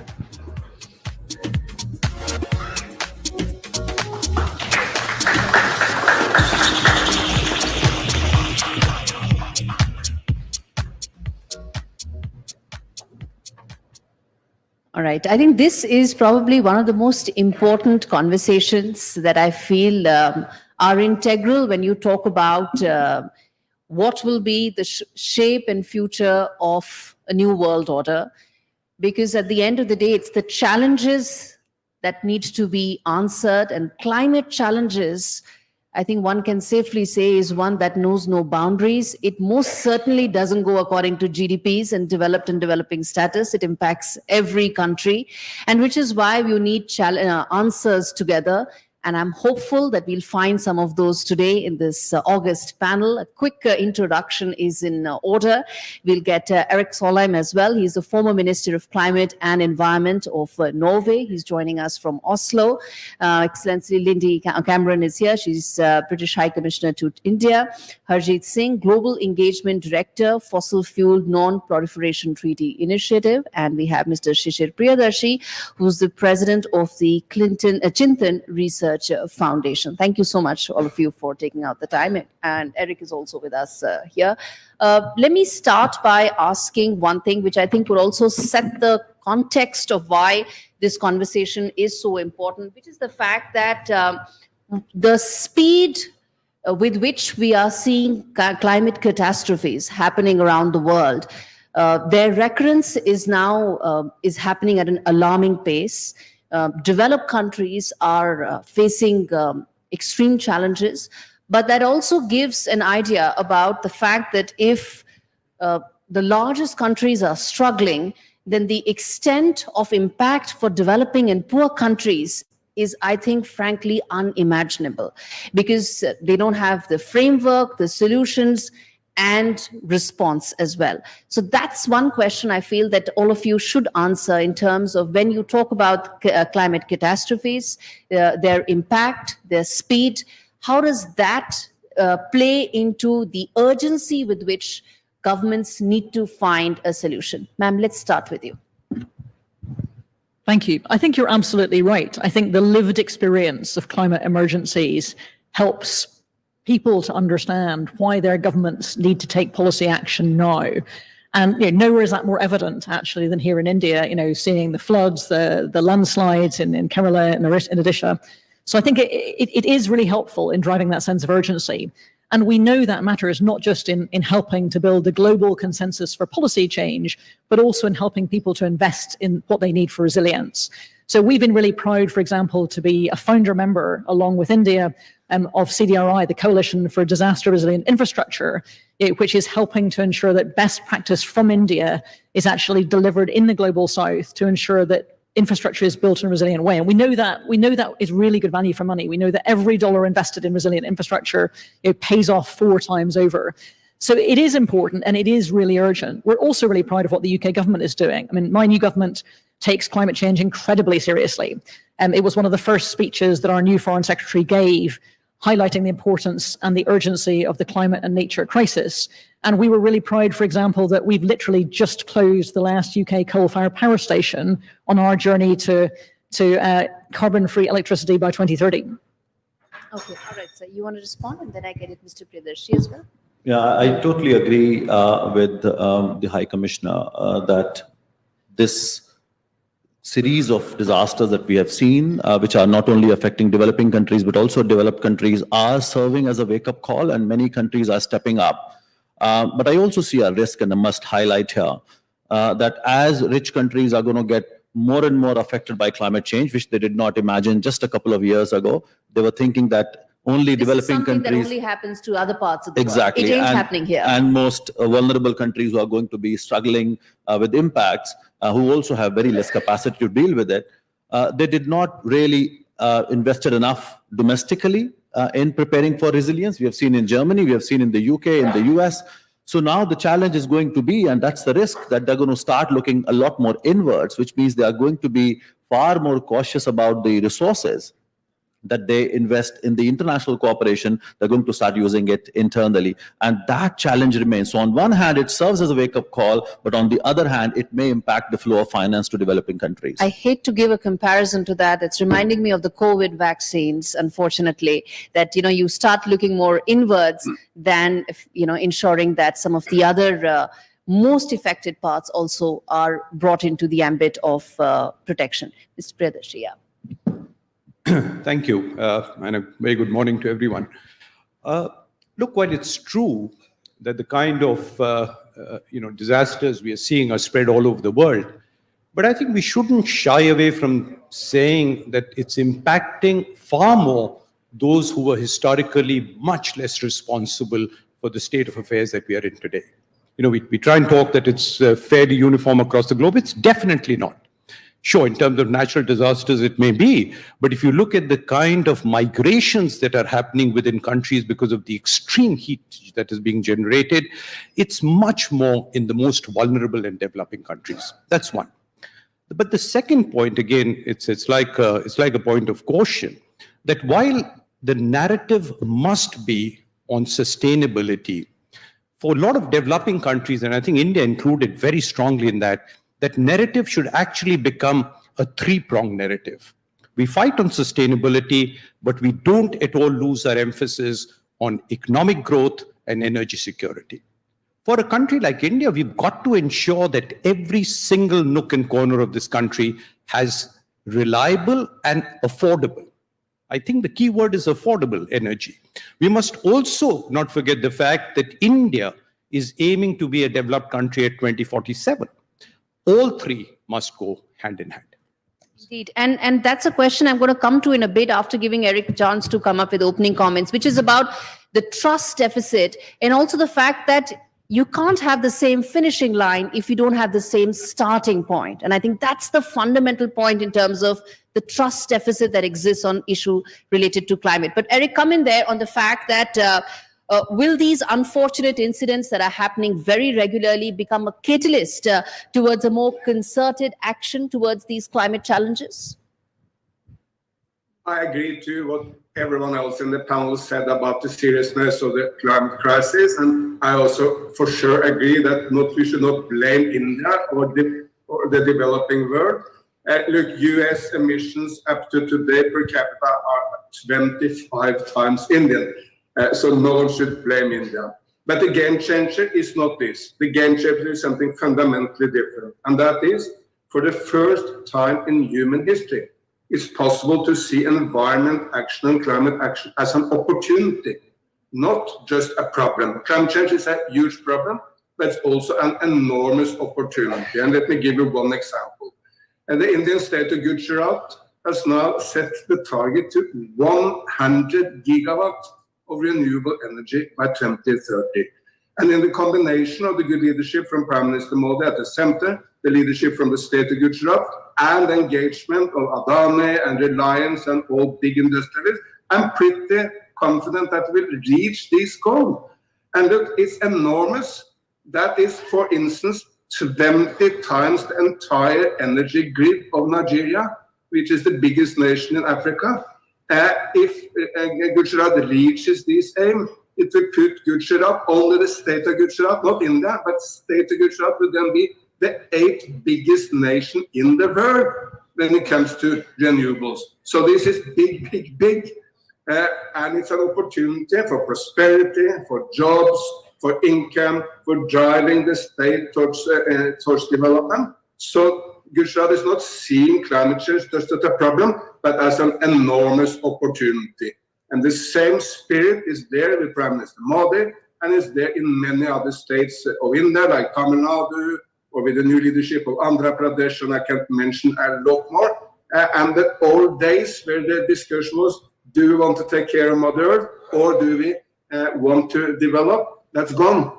Now we can develop and take care of Mother Earth by seeing it all as an opportunity. All right. You want to respond? You want to come in there in terms of what he's saying? Okay. Then let me come to the other bit, which I think is fundamental to being able to solve the climate puzzle, so to say, which is around the trust deficit, where I say that developing countries, say historical polluters, now want everybody to have the same finishing line when we didn't start at the same time. We can't be paying for sins of developed countries. That's essentially the crux of the argument, and that's where it boils down to. Ma'am, I want you to respond to how do you bridge that trust deficit before making any meaningful progress? So I think you've got a real point. Our Foreign Secretary said in his speech that he had heard that developing countries didn't believe the system worked for them.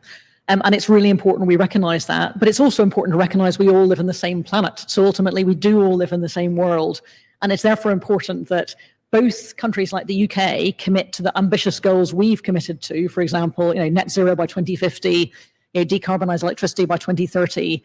It's incredibly important we do that, to address our responsibilities. It's also important that we ensure the scale of climate finance is available to help India and other countries grow at the pace they want to, create that low cost, low carbon electricity that allows for the incredible ambition India has in a way that doesn't increase the risks for the planet. And I think that potential is there. There's a lot we can do as governments.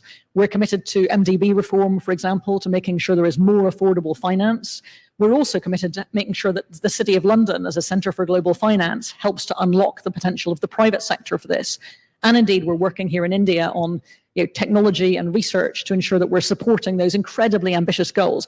I really do think, after 6 months in India, that India is the place where this is going to happen. It is the country that matters most for the future of the planet and for climate change, because India's ambition for development should not in any way be constrained by the responsibilities of the planet.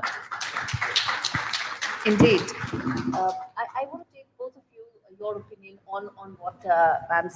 on what ma'am said in terms of the fact that developing countries need to find that fine balance in terms of funds and also shouldering some of the responsibility. How far back can you go in time when you need to look forward in terms of the climate challenges? And also, how do you find those innovative new green funding models that work both for investors and for governments?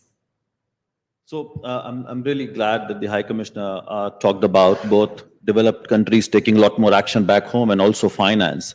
And we really welcome the new government as climate activists, because we have been missing the role of the UK over the last 10 years or so. We've seen a lot of backtracking, and the trust deficit is because of a reason. When we see as India and other developing countries facing tremendous pressure to move away from fossil fuels, and we must, but the reality is when you have millions who don't have access to energy, you need that support. Whereas developed countries continuing to expand fossil fuels, Eric is here from Norway, and I must mention here, when you look at the global fossil fuel expansion, Australia, Canada, Norway, UK and the US put together are responsible for more than 50% of fossil fuel expansion between now and 2050. That's where the trust deficit comes And they from. opened some of these plants in the last couple of years as well. Exactly. When they faced pressure. So I agree that the trust deficit is real. And then you don't even deliver on finance. So, of course, there's a change in the government, and now in the UK, they've decided not to issue any new licenses, but hundreds of licenses being allowed over the last few years is going to cause damage for the next, several decades, I would say, if you really look at the emissions coming from that extraction. So trust deficit is an absolutely real issue, because rich countries have not acted based on their historical responsibility and fair share, while they are continuing to put pressure on developing countries to do more without even providing finance and technology. So we need to solve that puzzle of really seeing that leadership, real leadership coming from developed countries based on their historical obligations and supporting developing countries to do more. Sheila, let me also ask you about the fact that a lot of your experience at the WTO, where some of these negotiations took place a couple of decades back, it was the same conversation. The context may be different, which was more trade and less climate, but the conversation was the same, which is around, you don't know the starting point, but the finishing line has to be the same for all nations put together. Talk to us about that experience in terms of being able to bridge some of this trust deficit, because at the end of the day, it's about negotiations and breaking that deadlock. Thank you, Gauri. Look, this is not the first time a global issue is being discussed multilaterally. And I think the way the trade agenda was set in the 1990s has perhaps a lot of lessons for us in the way we set the climate agenda. One of the biggest reasons that the trade agenda, and by the setting up of the WTO in 1995, led to a huge trade deficit was for two reasons. One is because developing countries en masse were promised huge amount of gains if they simply opened up their markets. This was the byline. Lower your tariffs and, heavens are going to open up. But the second was, very often, and this happened for the first 10 years in WTO, others kept telling you what you need to do. We know what's best for you. You follow this path.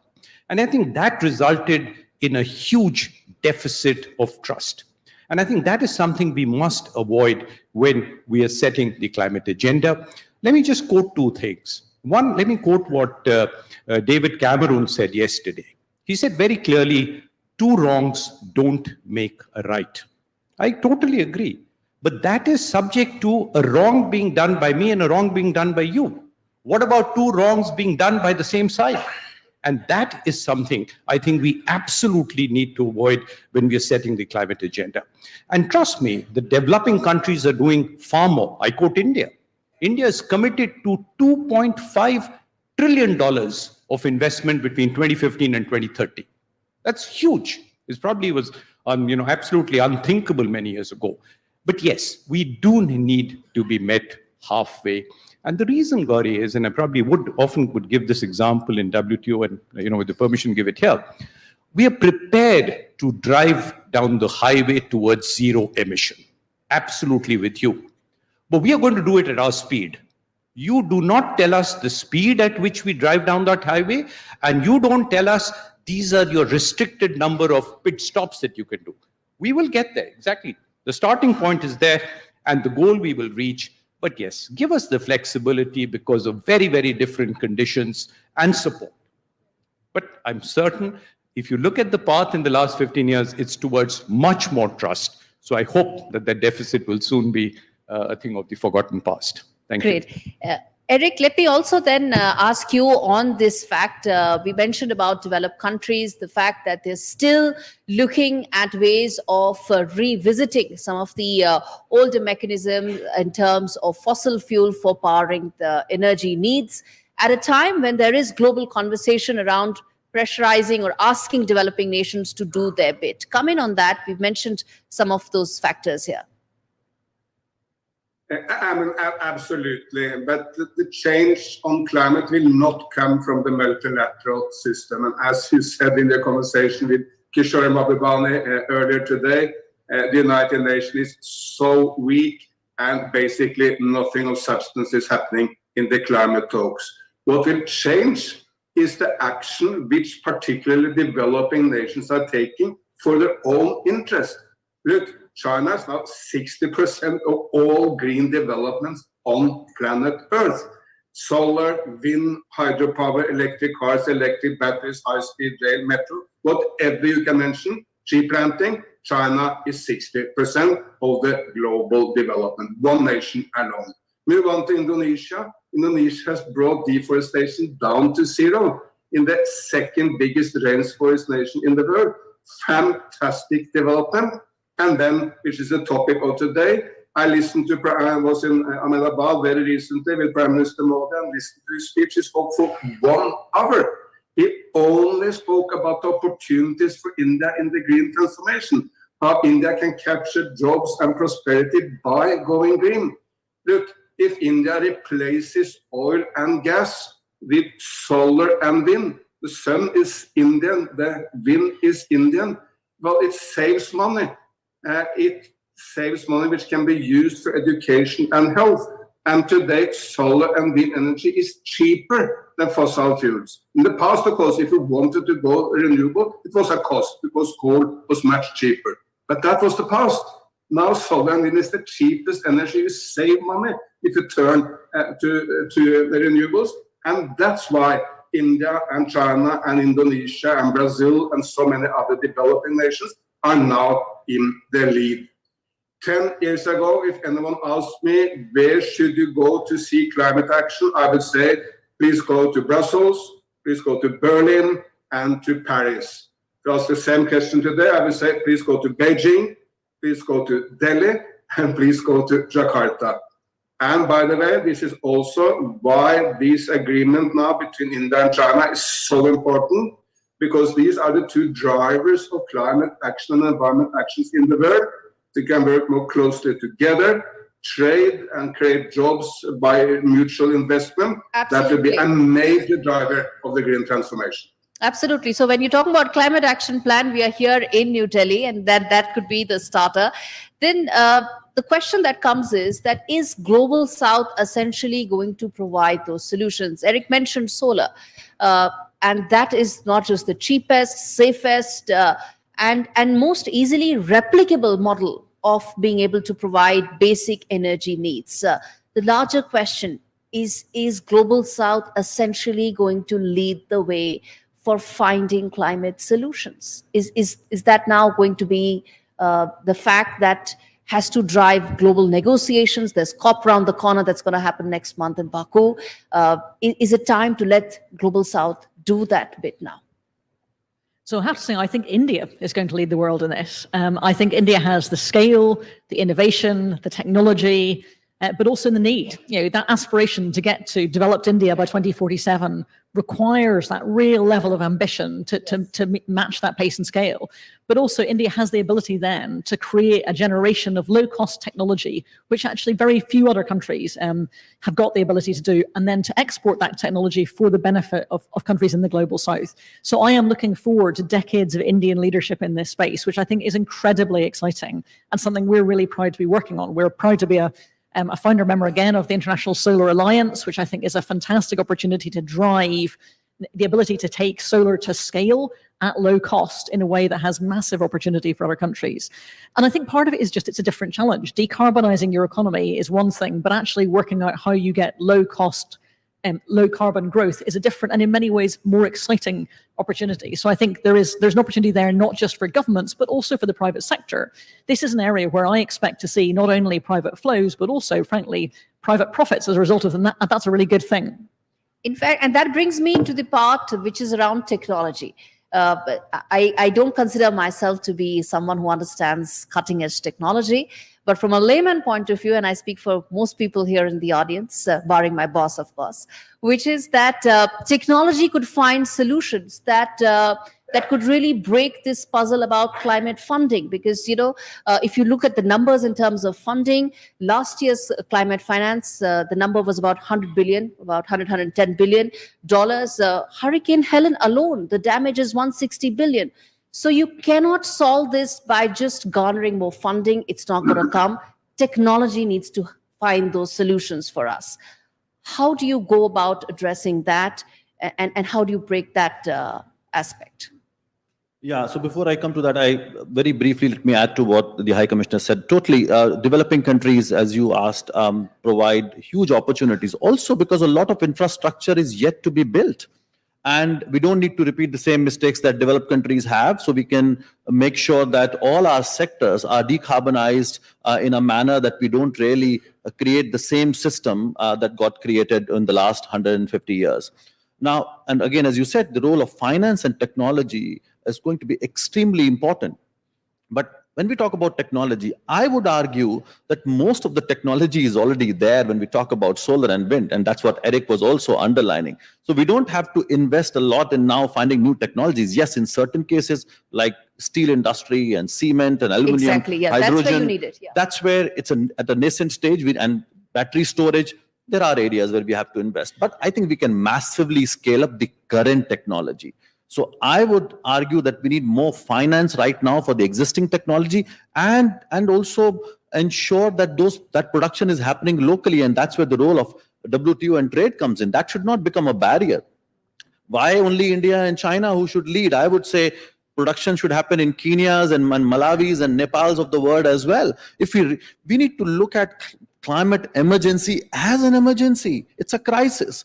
Right? We should not just look at making money. There are other sectors where we can make money. We should make climate technology as a public good if we really want to deal with the existential crisis that we are facing right now. So I think technology is still becoming a barrier, even with the ones that we have really cracked the code of, particularly solar, wind, and even battery storage.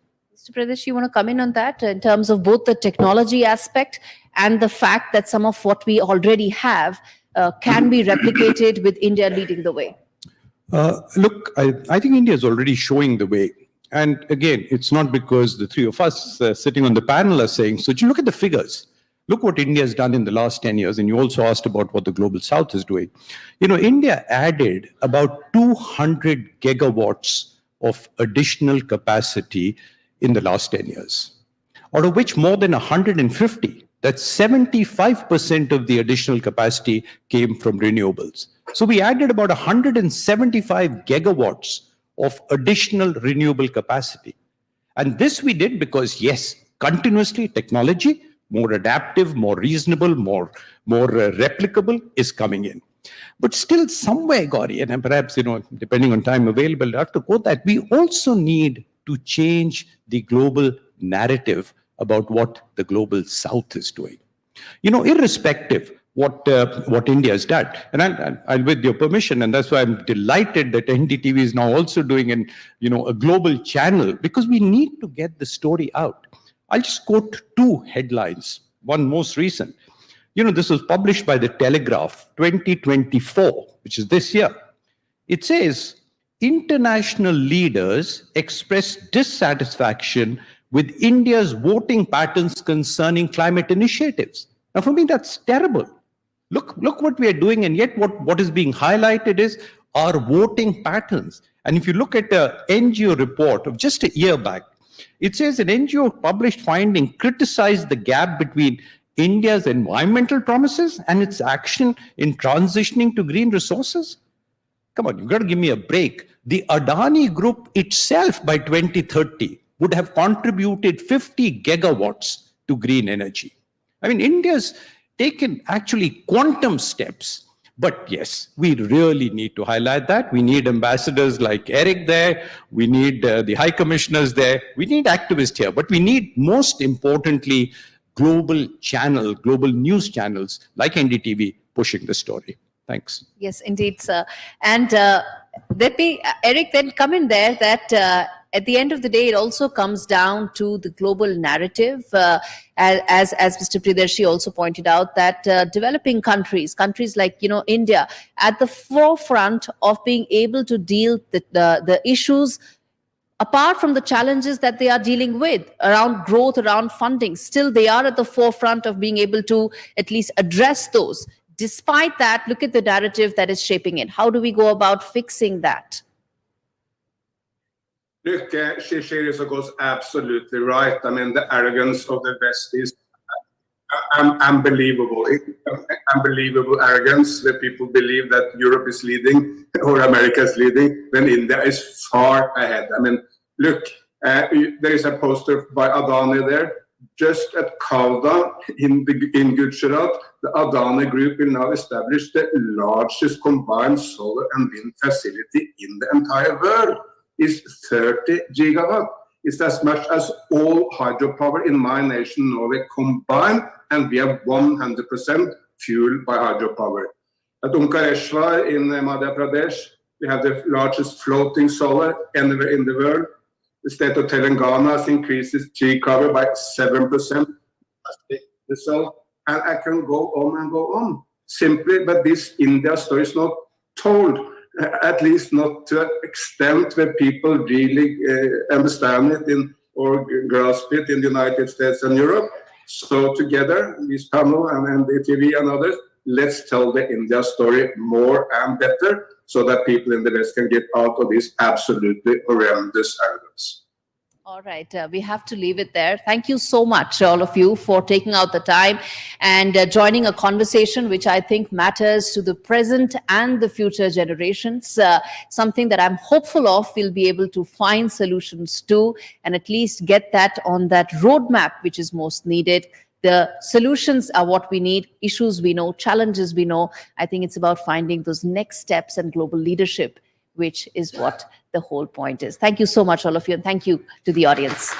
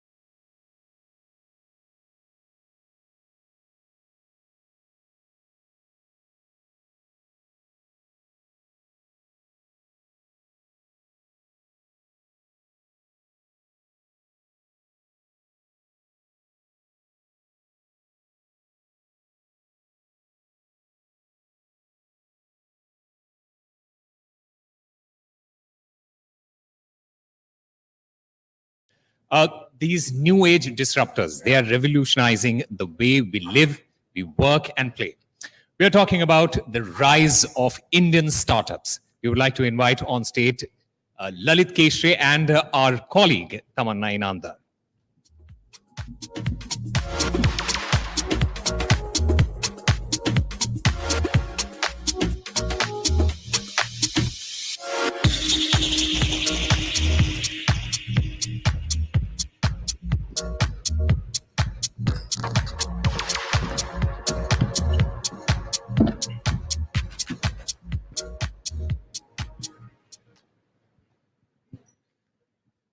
Hi everyone.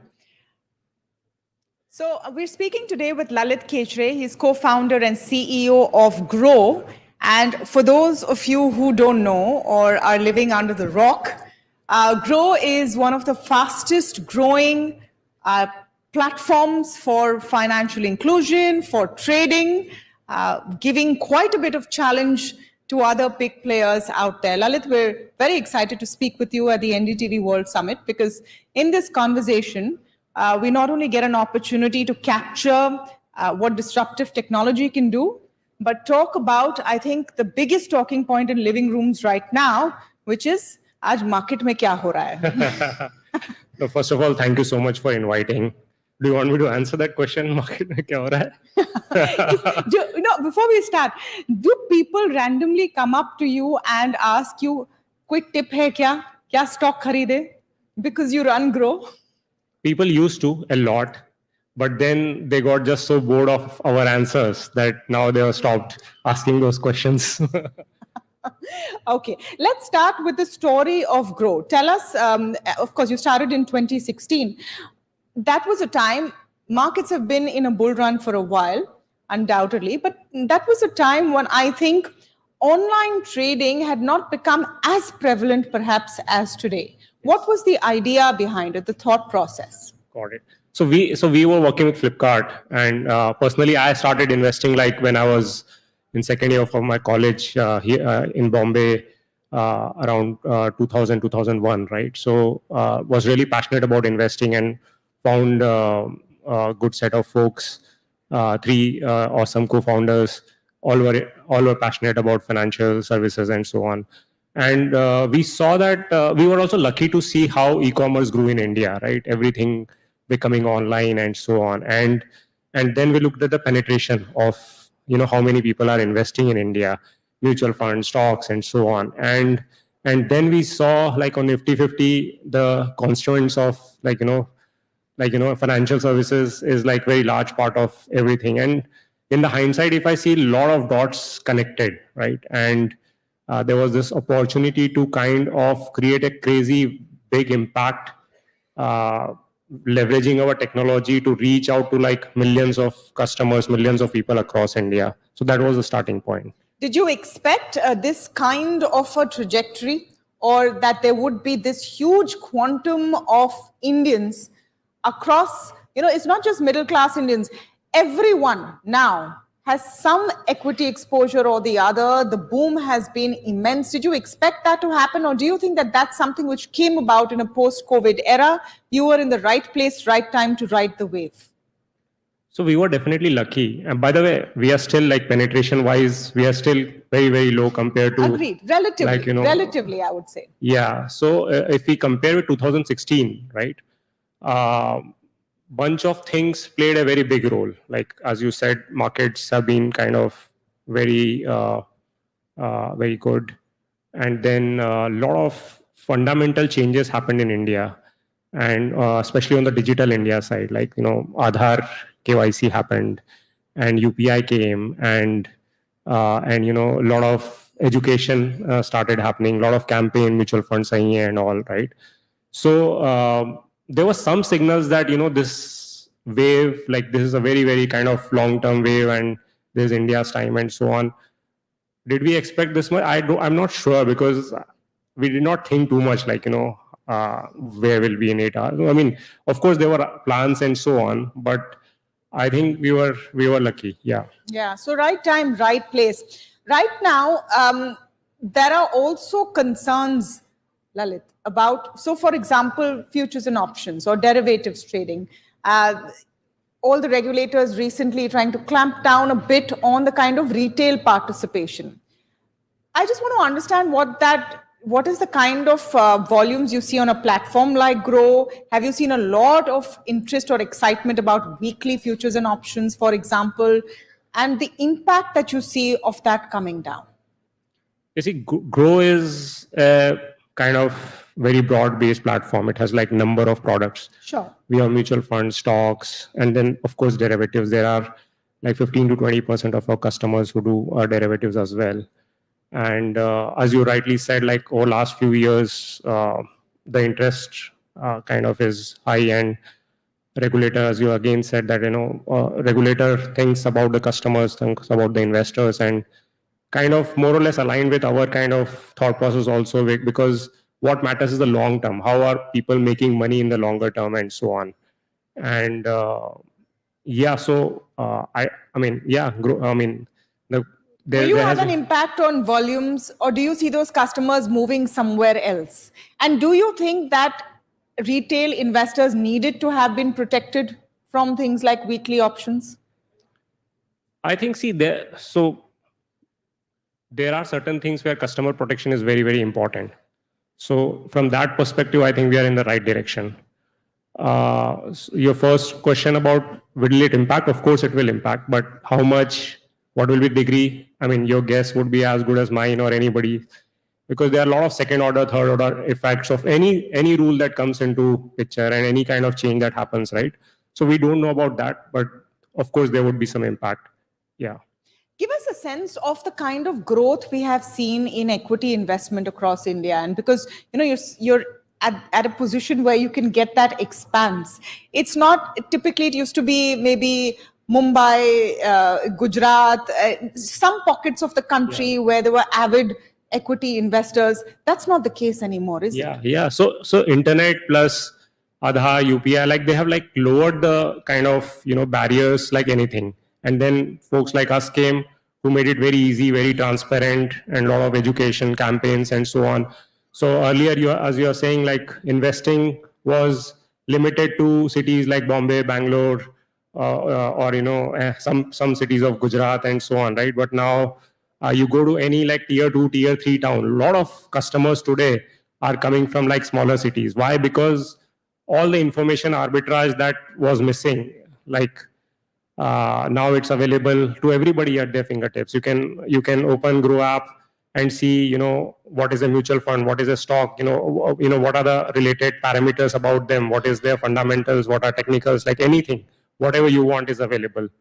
So that's a big fundamental change that has happened, and I think it's not like relatively new. I think the long-term trend started around that 2015-16, and again we were lucky to kind of start at the same time.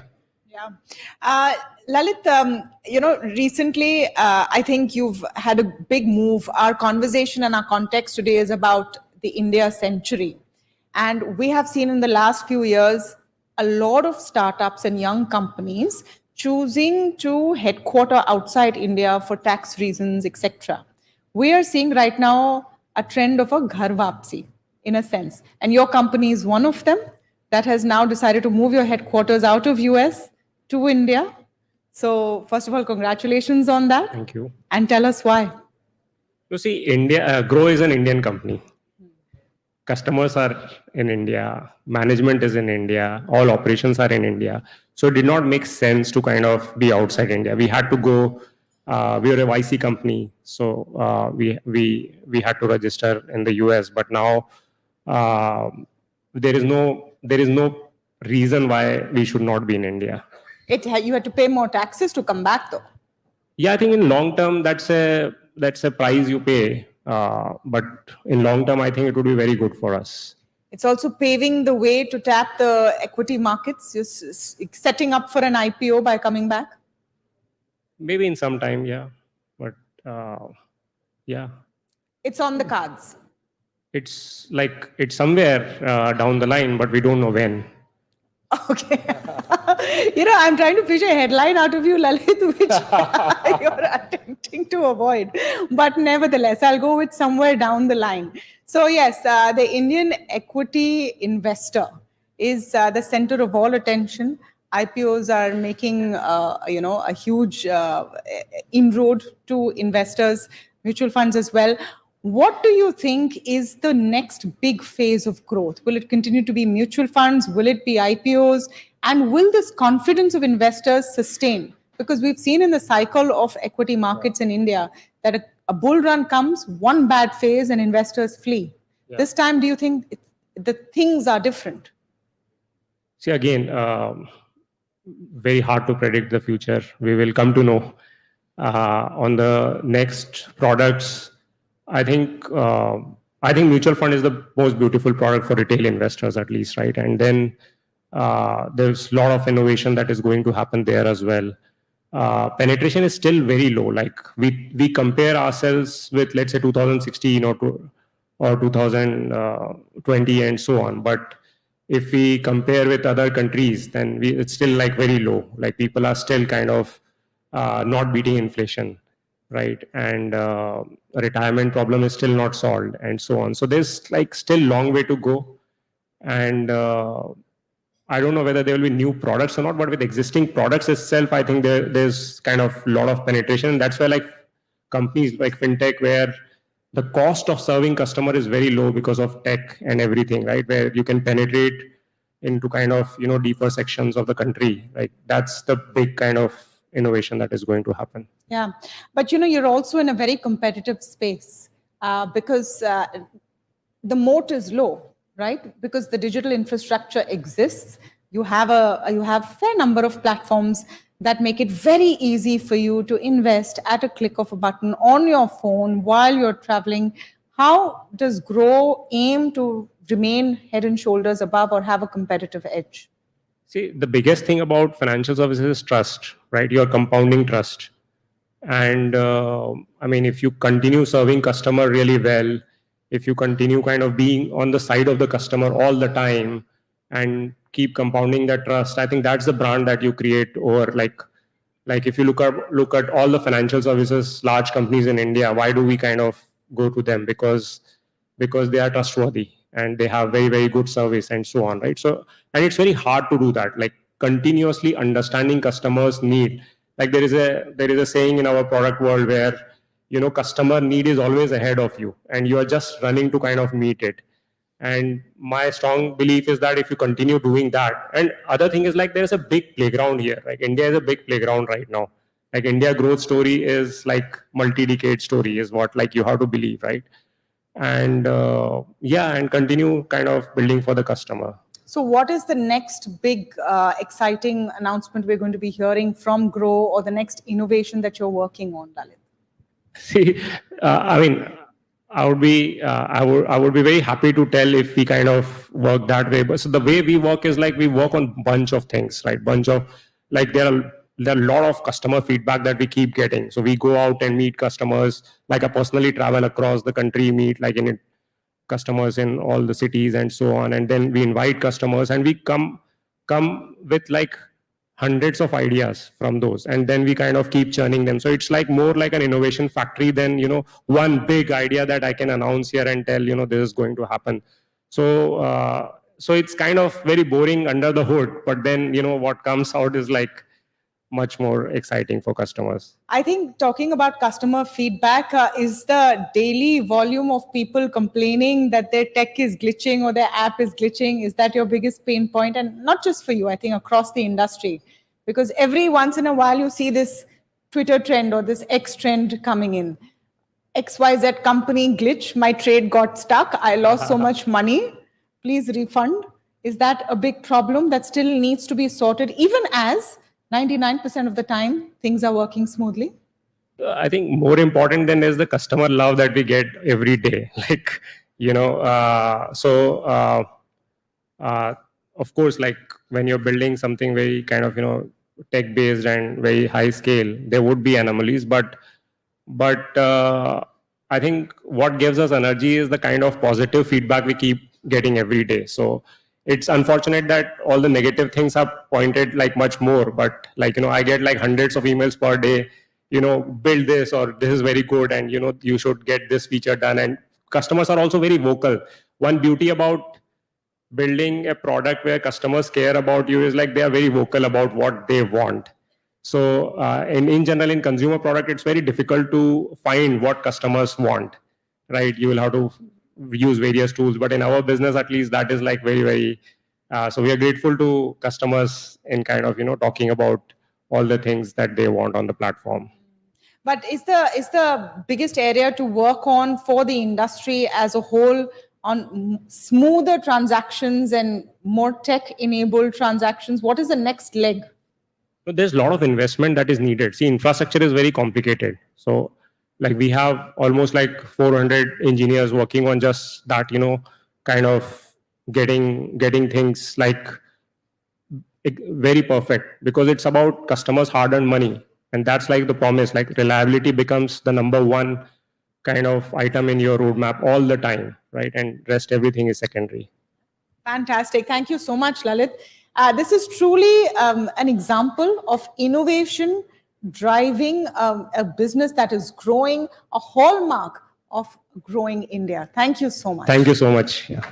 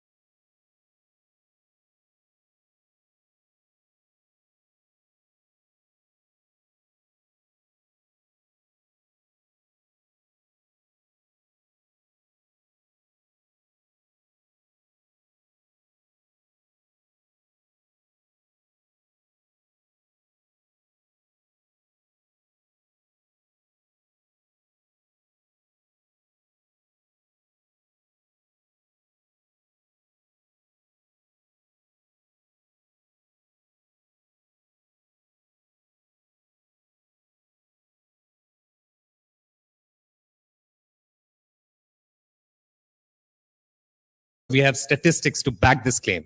13% of Indian startups, they're founded by women. There is a 25% increase in women entrepreneurs in just 2022. There are 30% of women in STEM fields. What we want to say is that women are reshaping India's industrial landscape, driving growth, innovation, and sustainability. And today we have a panel full of these trailblazing women. May I please invite on stage now Kami Vishwanathan, Padmaja Ruparel, Preeti Bajaj, with our moderator Suchetna Ray.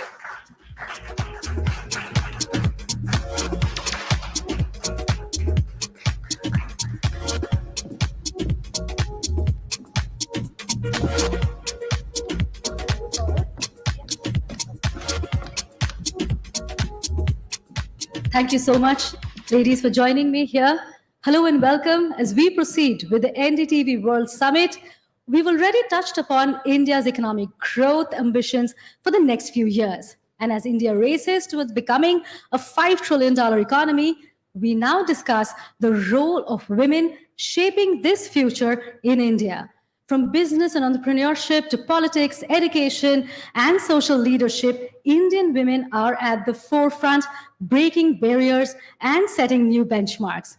In this session, we explore how the Indian businesswoman is fostering the future, creating new paradigms of leadership, innovation, inclusivity, and progress in a rapidly evolving global landscape.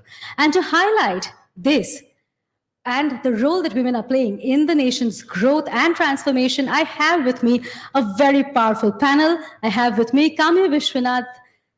She's the President, Middle East, Indian Subcontinent, and Africa for FedEx. Preeti Bajaj, CEO and MD, Luminous Power Technologies, and Padmaja Ruparel. She's a co-founder, IAN Group. Thank you, all of you, for joining me. It's extremely coincidental that all three of you actually are part of sectors which are essentially being male-dominated. So I'll start with Kami, with you first. Logistics, again, traditionally male-dominated. So what are the glass ceilings that are yet to be broken?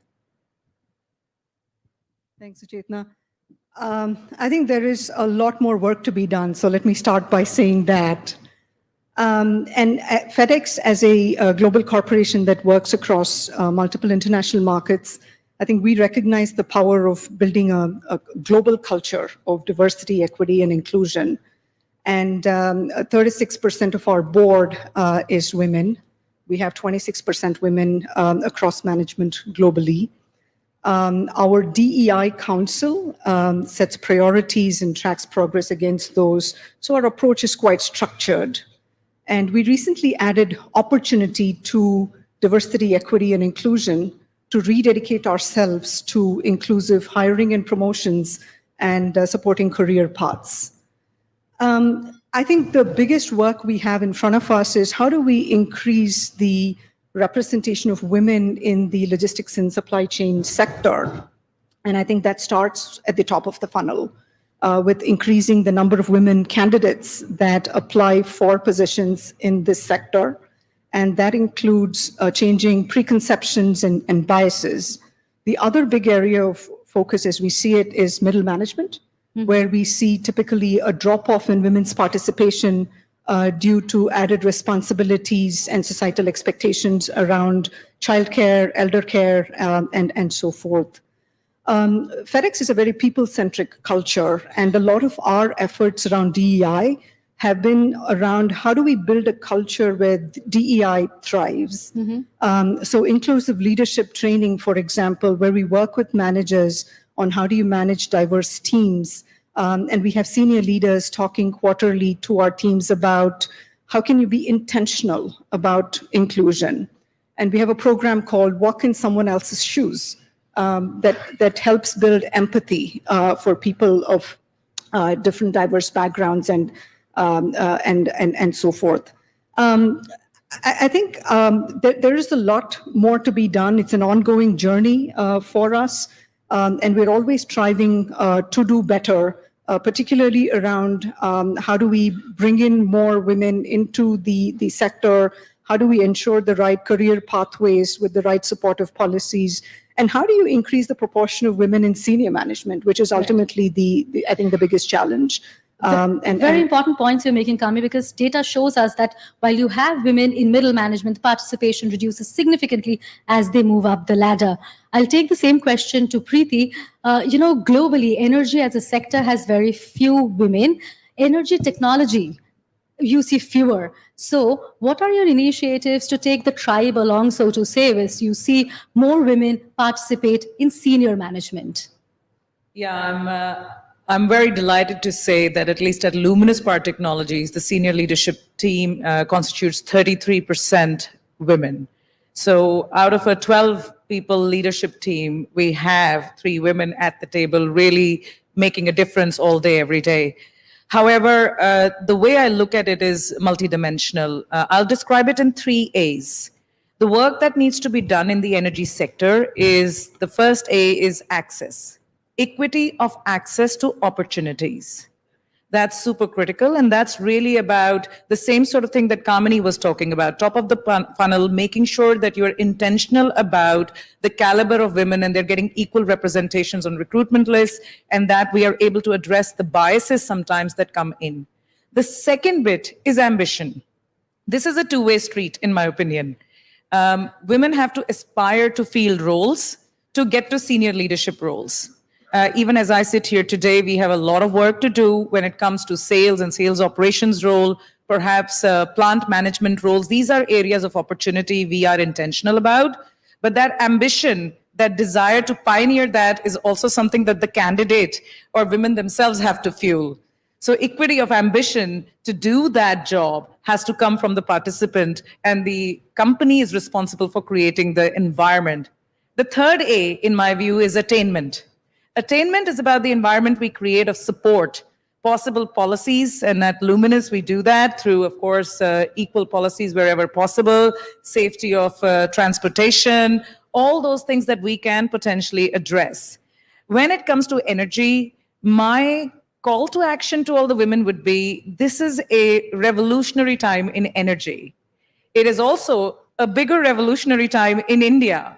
So if you had to be, really thinking about climate action, you had to think about how you're included in shaping the narrative of the future of the country. Being in the energy sector is not necessarily optional.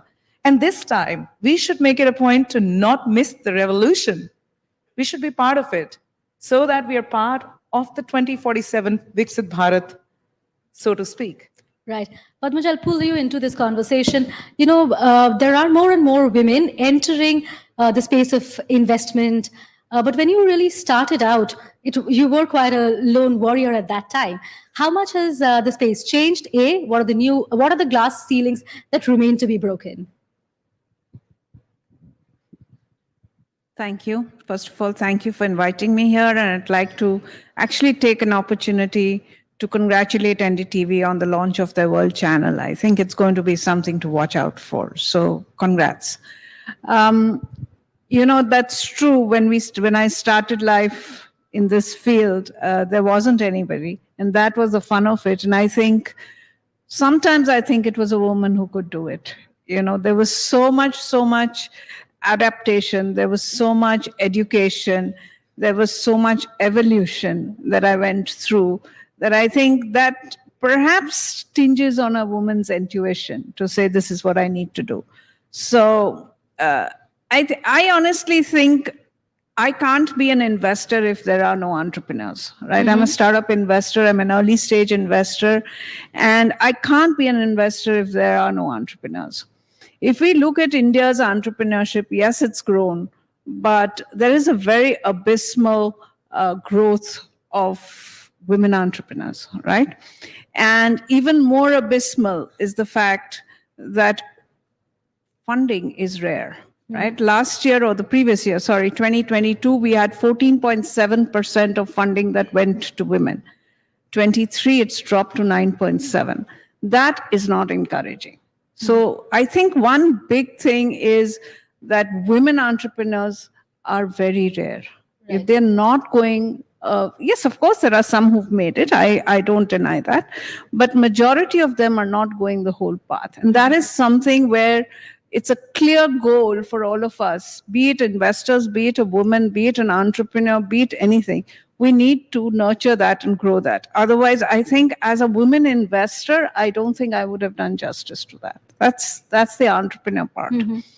I think the investor part, to be honest, we've seen investors sort of women striking out and creating women-focused funds, women investors, partners. I mean, we have a few and we are getting a few.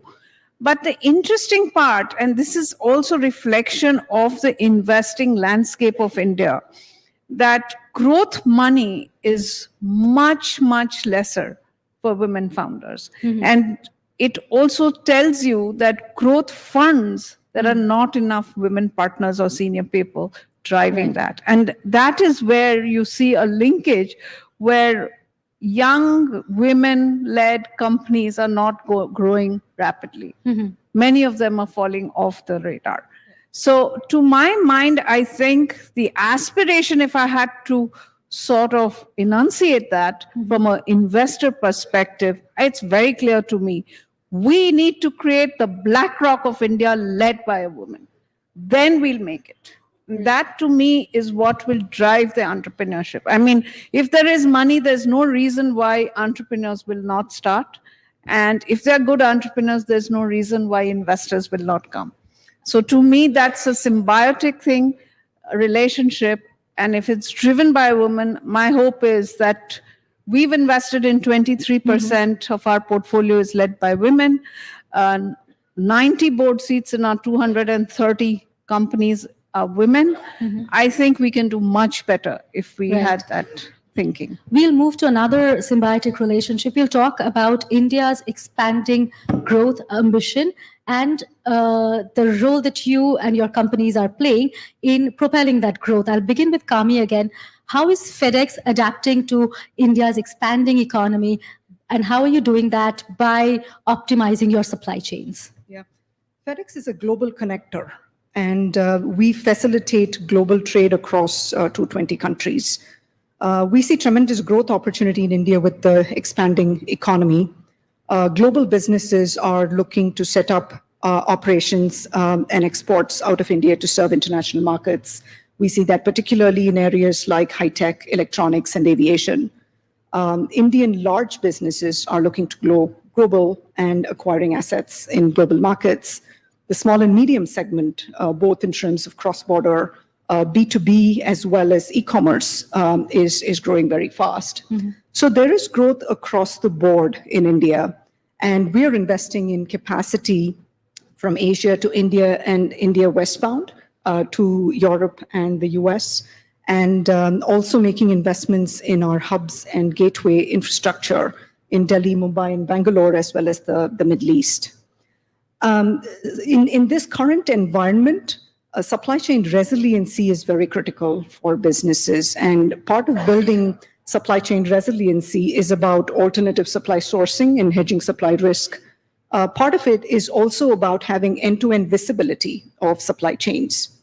And that is why we have taken an approach of integrated logistics, where we offer an end-to-end solution to our customers across express, freight, air, and ocean, where our customers can work with us seamlessly without friction that they would otherwise face with multiple service providers, and also have the visibility end-to-end.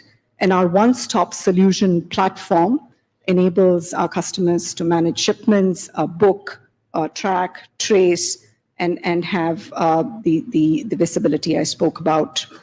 We're also leveraging data and technology, which I'll talk about in a minute. But I think our biggest focus is on how do we optimize supply chains and help manage supply chain risks for our customers.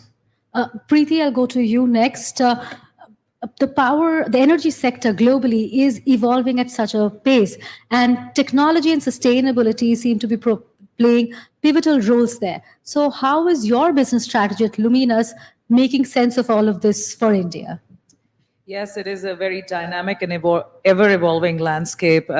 So as Luminous, we think of it in three ways.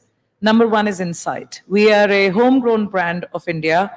We have been around the country serving in excess of 100 million consumer homes.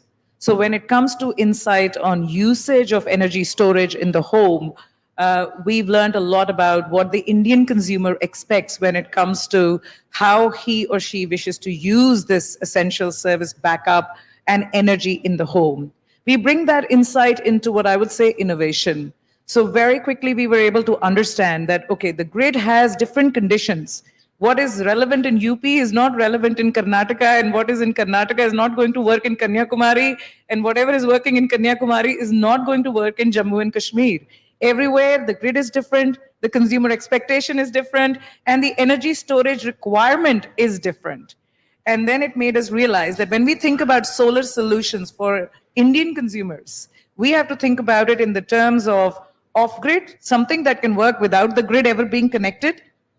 Hybrid, which means the grid is connected as well as can serve as a power backup unit with solar panels and battery packs. And finally, grid-tied, which is essentially where you can produce your energy and sell it back to the grid as well. And what's interesting about all this is that these dimensions, the more we travel the world, we realized are so unique to India.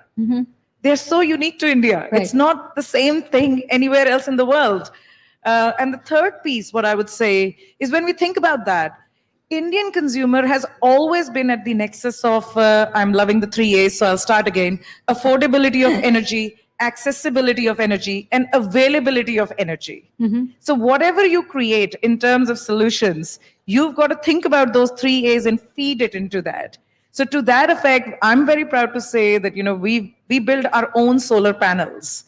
We build every part of a solar power generating system. Part of it is making sure that there is availability, and part of it is making sure that there is affordability.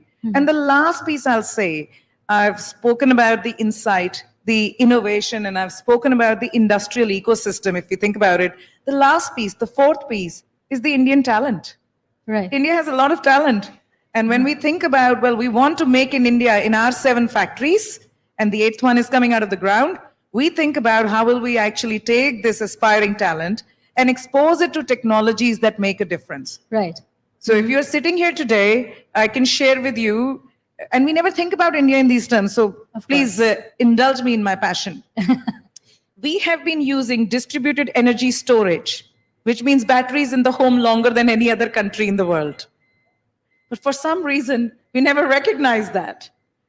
And now that we've recognized it, it's really, really critical that we are proud of it, yet making leaps and bounds to make sure that this is evident. And therefore, connectivity is super important. Absolutely. And that's how we think about our solutions. That's all. I will stop now. Thanks, Preeti. Padmaja, we see a lot of startup activity in being driven by tier 2 and tier 3 cities of India. Do you think that entrepreneurship has truly democratized in the country? Suchetna, this is a very interesting question, but let me answer it in a slightly different way. Of course, if you look at UPI, if you look at ONDC, if you look at India's digitization, it's natural that this is going to happen, right? Democratization is going to happen. But to me, technology is largely a tool. It's accelerated startup activity, it's accelerated business, it's accelerated and eased life, right? But the reality of it is lying somewhere else. And let me share that in 4 examples rather than giving you points, right? When you go to tier 3, tier 4, tier 2 kind of cities, India, we talk about India as still developing. There are real problems that people, citizens of those towns and cities face. And those problems, they understand very well because they're local. And because they're local, they also need a solution. So they start building a solution there and then. And that is not only democratization of startup activity, it is creating some very innovative technology-enabled solutions for real problems being bred in India, operationalized India, and which can go global, right? So let me give you 4 examples. There's a company called Pool, born in Kanpur, right? What was the founder worried about? He saw flowers that when we go to prayer in the temples, we give flowers, we pay our obeisance. Those flowers were going into the Ganges, and he saw the Ganges being polluted. So he collected that flowers, and out of that flower waste created incense and personal oils and a whole lot of other things. But that's not where he stopped, okay? He created an alternate to leather, right? Guess who his mentor is? His mentor today is the founder of one of the 4 global companies.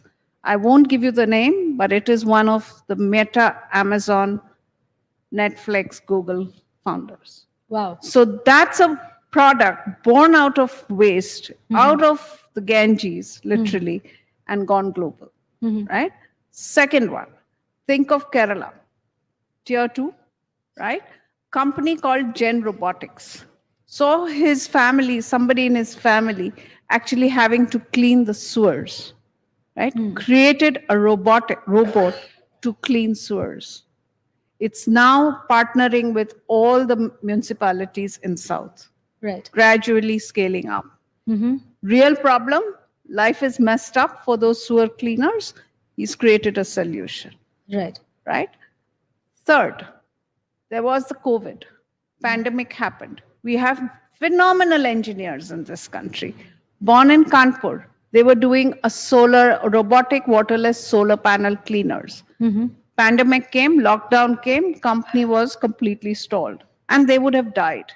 In 95 days, they created a smart ventilator where not only were the patients saved, but also the healthcare providers maintained their social distance, right? Which was internet enabled, it was smart, it had everything that it had. Today, that company is pushing to export to Africa, right?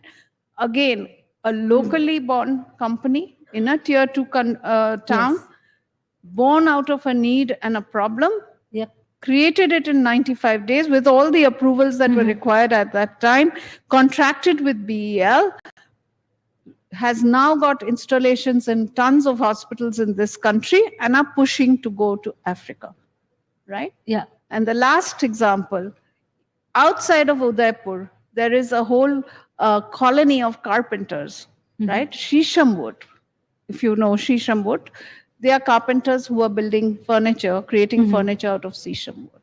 They were not earning well. Great craftsmanship, but could not earn.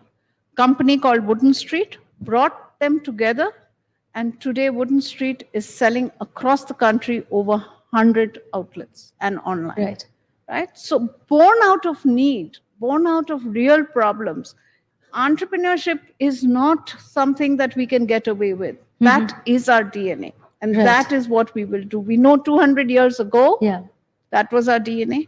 It has just come back. That's Very all. inspiring stories that we hear from the tier 2, tier 3 cities. We've completely run out of time. There's so many questions I still have for you guys. I think we'll take it outside this podium. Thank you very much once again, Kami Vishwanathan, Preeti Bajaj, Padmaja Ruparel, for taking the time out on a busy Tuesday and being here. Thank you very much once again.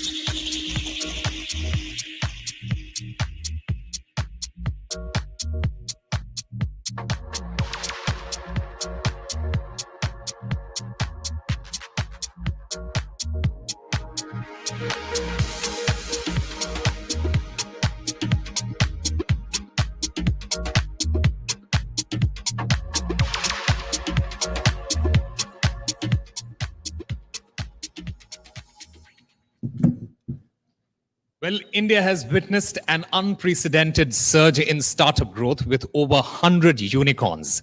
These Indicorns, as our next guest likes to call them, are transforming India's economic landscape, driving innovation and creating opportunities. In fact, as the ecosystem continues to evolve, these unicorns will shape India's future, solidifying its position as a global startup hub. And who better to speak about the rise of the Indicorns than Kunal Bahel, who coined this term. Please welcome on stage Mr. Kunal Bahel and our dear colleague, Veera Raghav.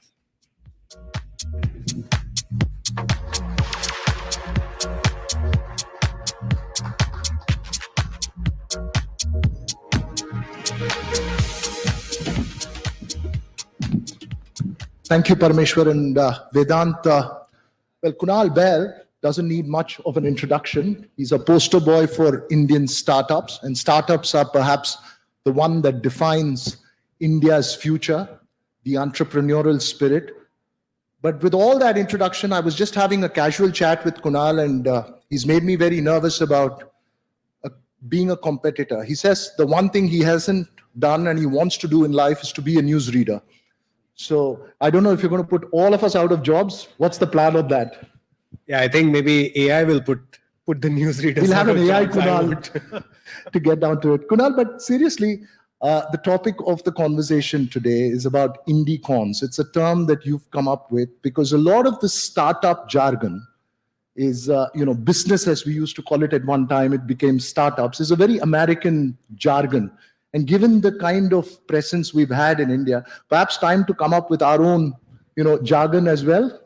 Yeah, firstly, thanks for having me here, Veera, and to the NDTV team. This is a great new forum you've set up with the NDTV World Summit. Look, we've been celebrating unicorns for many years, but if you just trace back to understand why does this exist, why does this term exist? This term was actually invented by a venture capitalist in the US, in the context of the US, where companies over $1 billion are called a unicorn, right? Which is actually a mythical figure. And as I was reflecting on it over the years, having built a unicorn, having funded many companies which became unicorns, I just realized that why are we celebrating these when actually what our country needs right now is lasting, enduring businesses where startups are built off the back of real revenues and real profits. Right? There was a time 10 years ago, the ecosystem was too small for companies to become profitable relatively quickly. That has changed. 10 years ago, we had 100 million internet users in India or 150 million internet users in India. Now we have over 1 billion. India's income levels have gone up. We are seeing companies who want to be profitable become profitable in 3 years from the starting point. So then why is there an obsession with a currency that is not ours, right? An amount which is irrelevant in our context, like why 8,300 crores, right? Why? Because that is what a $1 billion is. Why are we obsessed with 8,300 crores? Why are we obsessed with a currency that is obviously not ours? We generate revenues and profits in Indian rupees, not in dollars. And a mythical figure. If you think about it, it doesn't make any sense.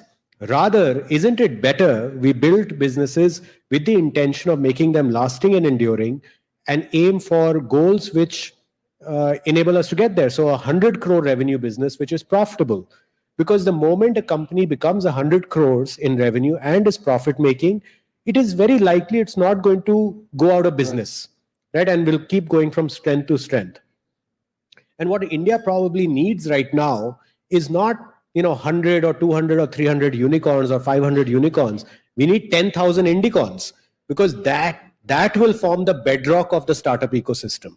Right. And that will create the steady flow of companies that eventually become listed companies and large businesses. As you explained that fundamental, and it's a fascinating concept, but it's also an attitudinal expression, right? Like yesterday we had the Prime Minister here speaking about AI is not just for artificial intelligence, but aspirational India as well.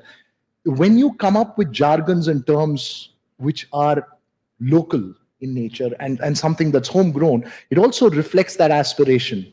No, absolutely. I think the Prime Minister has made an indelible contribution to the startup economy. When I started my startup journey, I was 23 years old in 2007. There was nothing known as a startup. There was no nomenclature called a startup, however strange that may seem right now. You either did a business or you did a job, right? And the business was typically the one you inherited or you joined your parents' business. There was nothing sitting in the seemingly twilight zone of this is not your family business and it is also not a job. There was no word for it. Imagine. Startup came into national parlance only around 2015 when the Startup India initiative was evangelized and launched by the Honorable Prime Minister. And because of that, startups gained legitimacy. They gained recognition. Suddenly, parents in small towns were not aghast the moment their 23-year-old child who went to IIT after a lot of struggle by the parents, saying, I will not join McKinsey or Goldman Sachs or Microsoft or Google, and I'm going to start something and I'm going to make zero money for the next few years. And likely we are going to be in debt during that period. They were no longer aghast at that. And that contribution, I think, significantly goes to the Prime Minister, and obviously the role models that have now become available to the younger generation of founders. And you know, for instance, I was wanting to ask you, when you come up with a term like snap deal, it's again something that's inspired. You studied in the US, and it's inspired by that the American influence over the last, let's say, 15 years. What's changed at that psychological level? I mean, is it the American influenced or American educated, or one who's gone abroad, who's come back here? I come from Bangalore, where you have most in the startup world speaking with an accent. Is that changing really in terms of how Indian homegrown startups are seeing themselves? You know, what has really changed over the last 15 years, I would say, is until about 2017, before the 4G revolution came about, we had very few internet users in India, relatively. And it's not only the number of internet users were fewer, the usage of internet was a lot fewer in terms of per GB per user, or GBs per user per month. That took off after the 4G revolution that happened around 2017. And suddenly the opportunities, which were more domestic in nature, exploded. You know, I always say that India has mouth-watering opportunities, but eye-watering challenges. And that is very evident in the startup economy as well. But the mouth-watering opportunities also didn't really exist as pervasively as they do now prior to 2017, because there weren't just enough connected users in our country who were using the internet enough. Because how will you digitally provide services and products if there aren't enough people to provide them to through the digital medium? And so what has happened post 2017 is increasingly, because, you know, I've been investing in companies. At my heart, I'm an entrepreneur, I'm a founder, but I've also been supporting the startup ecosystem by investing my own capital along with my co-founder Rohit. And I would say pre-2017, a lot of the ideas were, Uber for India, X for India, Y for India, etc., where it was business models that were proven and they seem like low-hanging fruit to build in India. Nothing wrong with that. However, what has changed post 2017 is a lot of domestic challenges and domestic issues have been identified by founders and turned into opportunities. And now what we see is mostly like 80% or 90%, if not 95% of the companies we meet who come pitch to us at Titan Capital for funding are solving domestic problems and going after domestic opportunities. That is so encouraging, because if you now fast forward 5 years, 10 years, 20 years, you imagine the kind of companies, products, and services that are going to be built by the upcoming generation of founders. And so would you believe that it's easier to be an entrepreneur today than when you started off? Would you believe that your journey would have been faster if it was now than then? I don't, some things change for the better, some things change for the worse.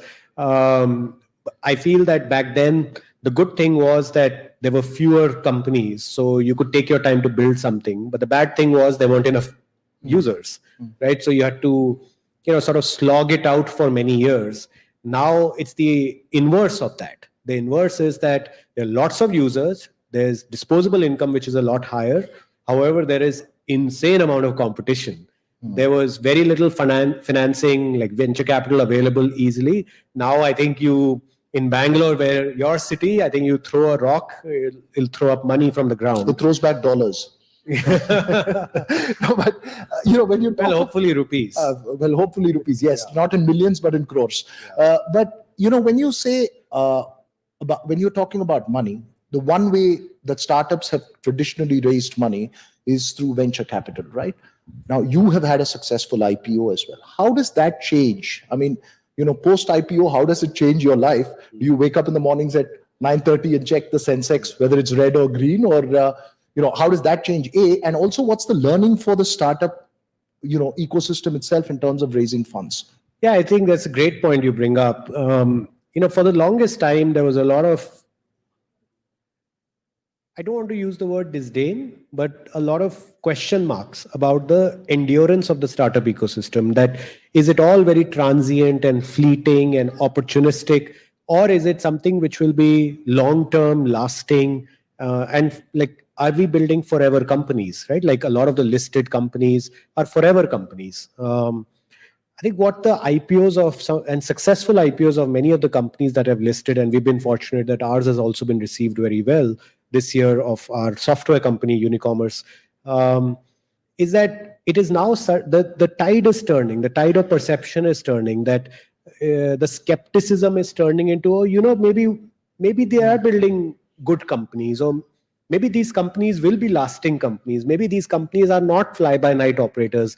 Maybe the founders and operators of these businesses didn't get into it just to get rich, but they actually are purpose-driven and are committed to building their companies for 5, 10, 15, 30 years, like the traditional industry promoters have been, right?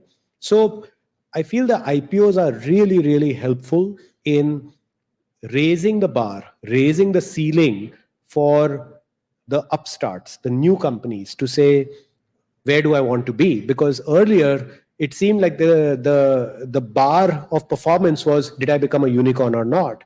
Now the bar of performance is, of hyper performance is, did I build a business which was solid enough, profitable enough, and with great governance and great culture, that it has the ability to go public. So when you are a venture capitalist and you're looking at an investment, would that be a critical question? Look, I know that this can possibly make money in the next 3 years, but is this a resilient idea? Absolutely. I think you hit the nail on the head. When we meet companies, we are meeting them when it's just like two guys in a PowerPoint and maybe like 2 lakhs of revenue.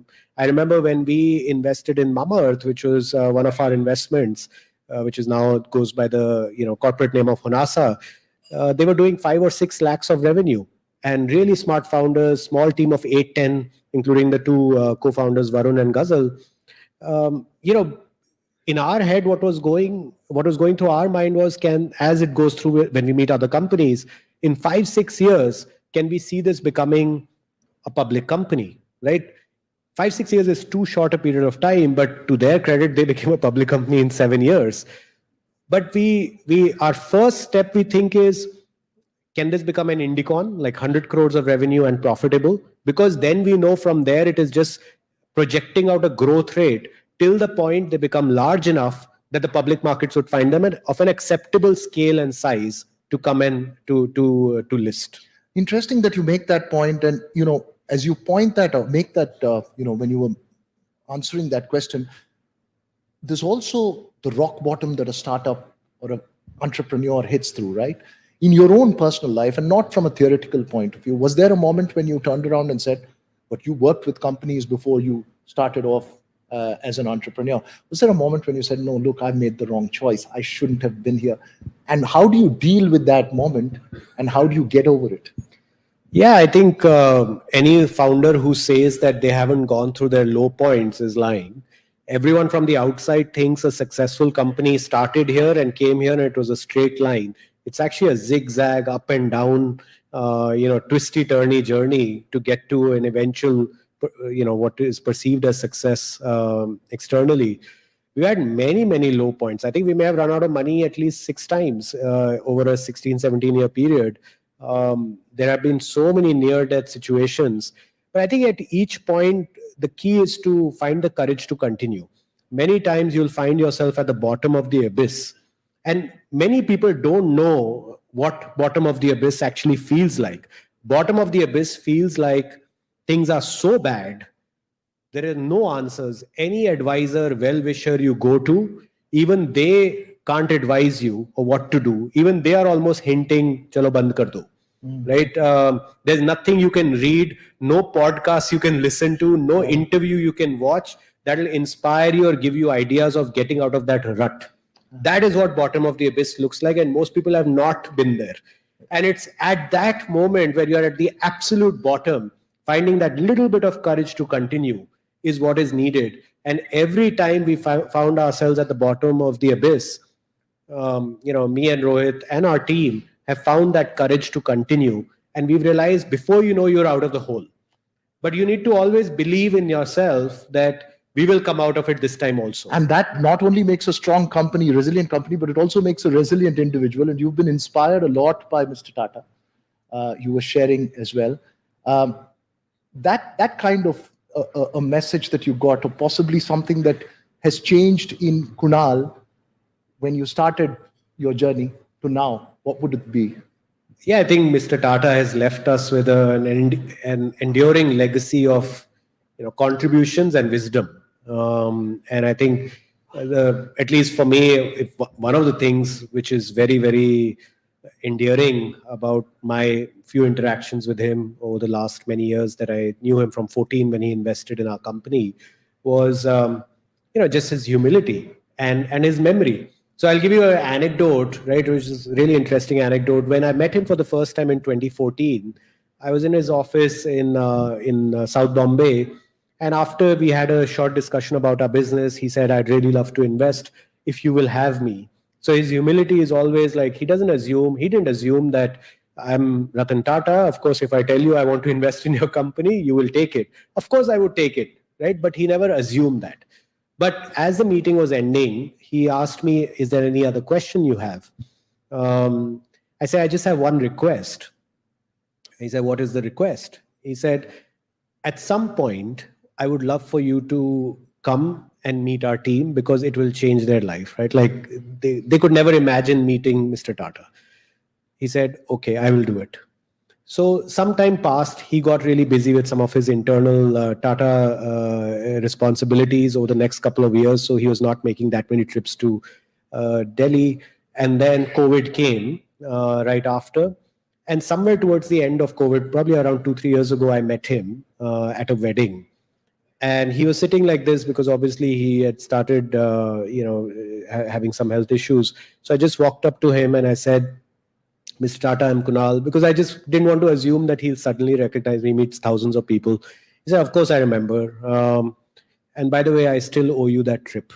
So, that was the greatness of Mr. Tata. Imagine the tens of thousands of people he would have met over the years. He still remembered the 2014 promise in passing that he made to me. And I think that just is such an enduring lesson for everyone. Make a promise, remember it, remember to keep it. My final question, would you rewrite the Kunal story in any way? When you look back, perhaps go to IIT, would that be the one thing that you missed out? No, I think, I feel that I'm really blessed with so much serendipity that has happened in my life, right? So many things have happened that I want, that didn't go as per plan at that point in time, but set me on a path that was better for me, right? I didn't get into IIT, but I got into a good US college, which opened my mind, really helped me blossom. So at that point in time, it feels like you have failed, right? Because that's how society will make you feel. I think if you can, like I said earlier, come out of the bottom of that abyss, just find that little bit of courage to continue. I remember the day I didn't get into IIT, everyone was really upset in my family. I went and played 3 hours of cricket, right? And just picked up from where I left off, said, chalo, ab kuch aur karte hain. I mean, I was working at Microsoft in the US. They applied for my H-1B visa. I thought I'll live in the US for a few years, then maybe eventually come back or start a company there. They applied for my H-1B visa. One day I was sitting in my office. I got a one-line email saying, your H-1B visa has been rejected. You have to leave the country.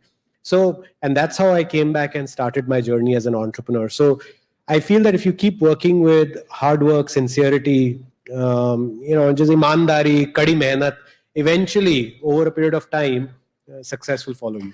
And that's a fascinating note to end this conversation on. Thanks so much, Kunal. I hope to see you as a newsreader soon, hopefully on NDTV Profit. Thanks very much for sharing this conversation. Thanks.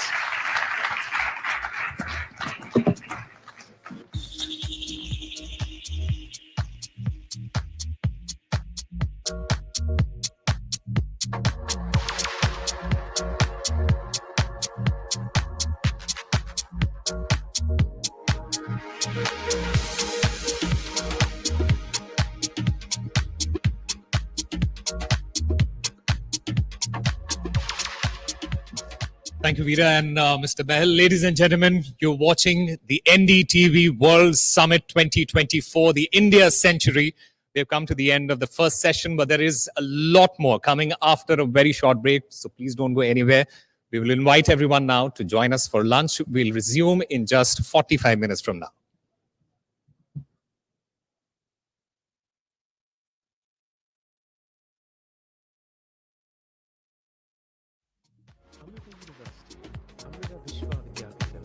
Is a multi-campus, multidisciplinary university that has grown into India's #1 private university in less than 20 years under the guiding light of Mata Amritanandamayi Devi, affectionately known as Amma, the world-renowned humanitarian. Amma is also the Chancellor of Amrita University, driving a vision of education for life, not just education for living. The university's main focus is on compassion-driven applied research that would have a global impact and benefit all sections of society, especially the most downtrodden.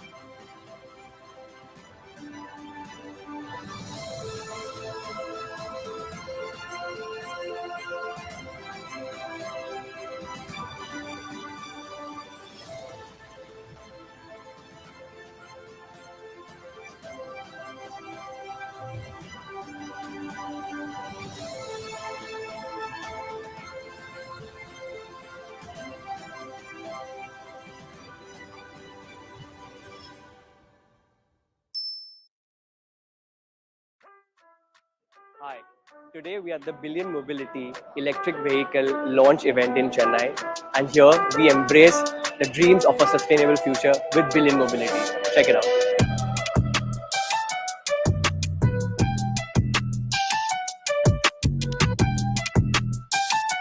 So these state-of-the-art trucks not only are better for the planet, but it'll transform the way of Indian logistics forever.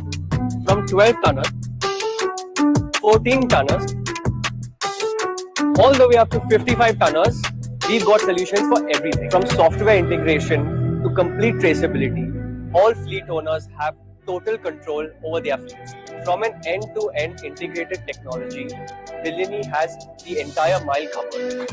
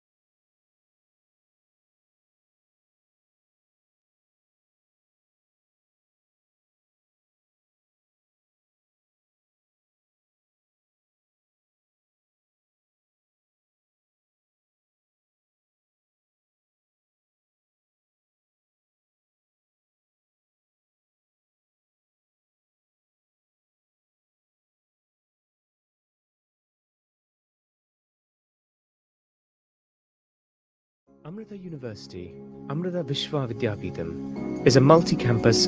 Amrita University, Amrita Vishwa Vidyapeetham, is a multi-campus, multidisciplinary university that has grown into India's #1 private university in less than 20 years under the guiding light of Mata Amritanandamayi Devi, affectionately known as Amma, the world-renowned humanitarian.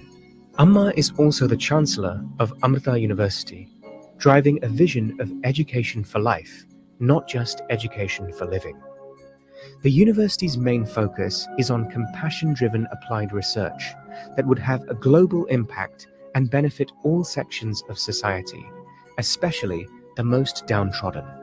Amrita University has rapidly grown into 9 campuses across India: Coimbatore, Amritapuri, Bangalore, Mysore, Cochin, Chennai, Faridabad, Amravati, and Nagercoil. Has over 20,000 students across 220 plus programs in various disciplines, including pure sciences, engineering, management, medicine, and interdisciplinary studies.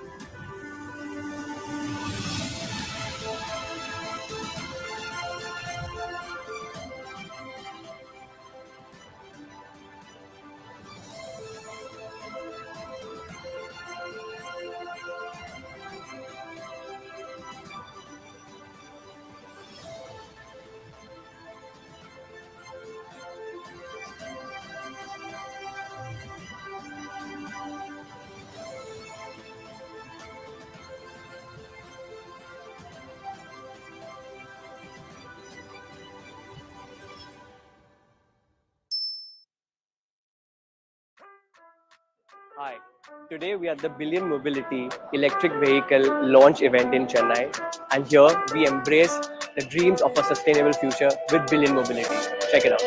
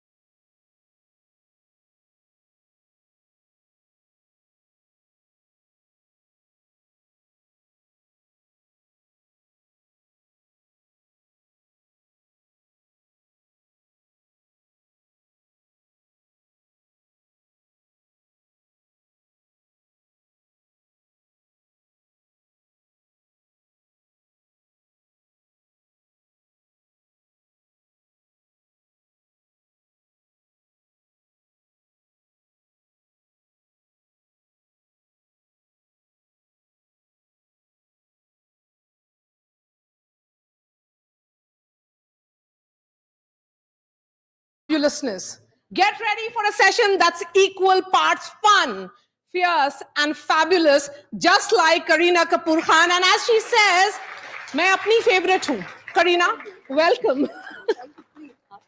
Yes, thank you so much. And welcome to NDTV and welcome to Delhi.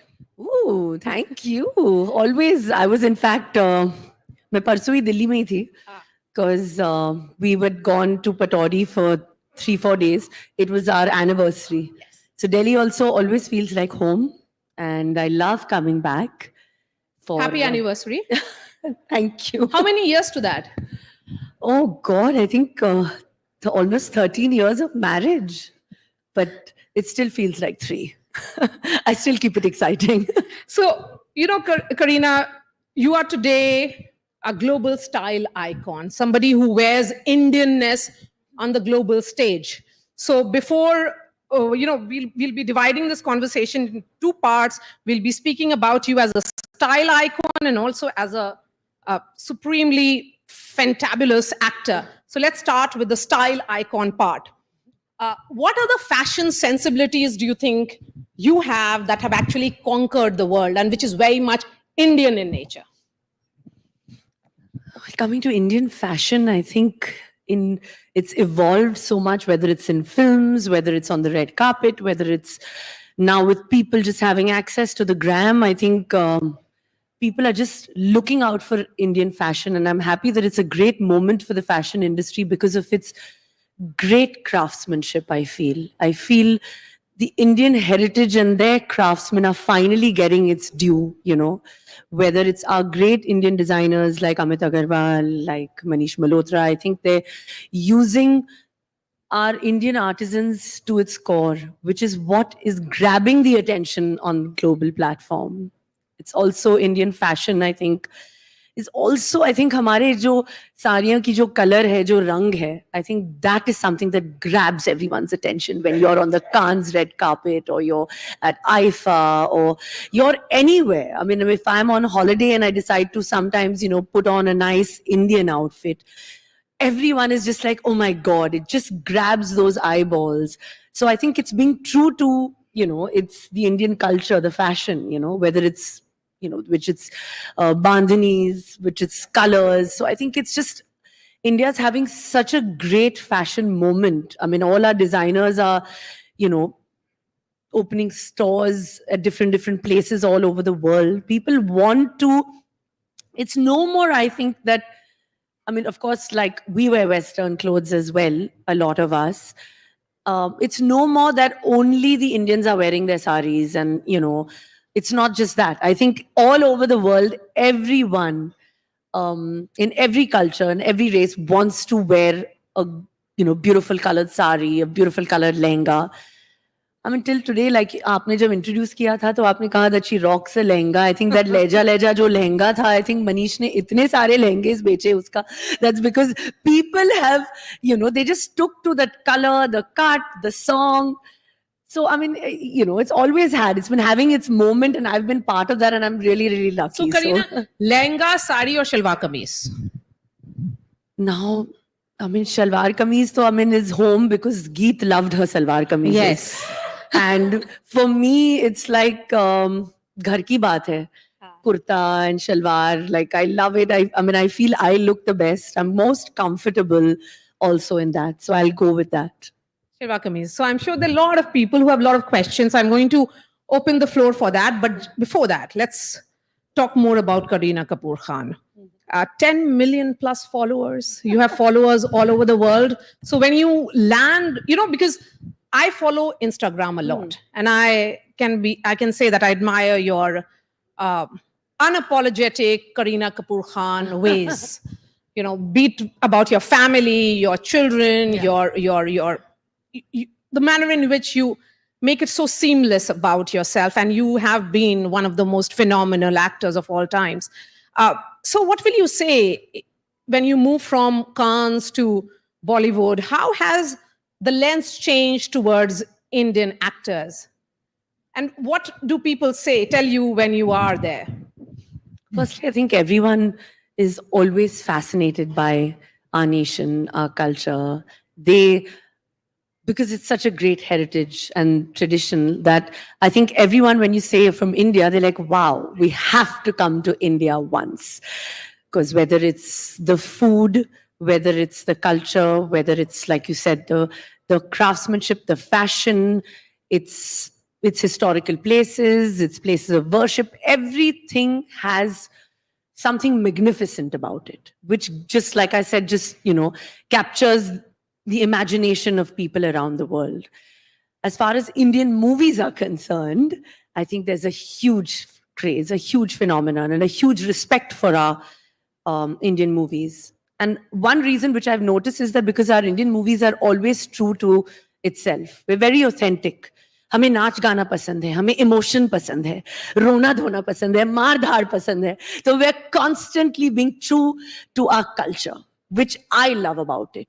गीत को जाना है घर छोड़ के तो जाना ही है, वो करके दिखाएगी, वो करेगी अपनी life. It is your favorite character. I mean, I think all of 25 years.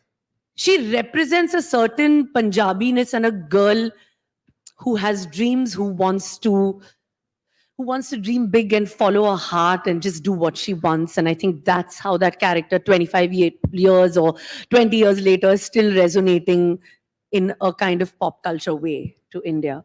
So I think that is one reason why our films are watched globally and enjoyed in our language, in our Hindi language, because it's the song, the dance, they wait for that. So we have to kind of, be true to our heritage, which we are. And that's what everyone loves about it. And that's what I think also sets us apart, because, I mean, we have so many different kinds of cinema, like, which we watch, whether it's Korean, whether it's French, whatever, whether it's different regional kind of cinema, international cinema. But somewhere I think you still enjoy doing Natu, Natu, Natu on that stage of the Oscars. It kind of gives you that beat, that upbeat vibe. So somewhere India is got that representation, and it feels nice to be true to it.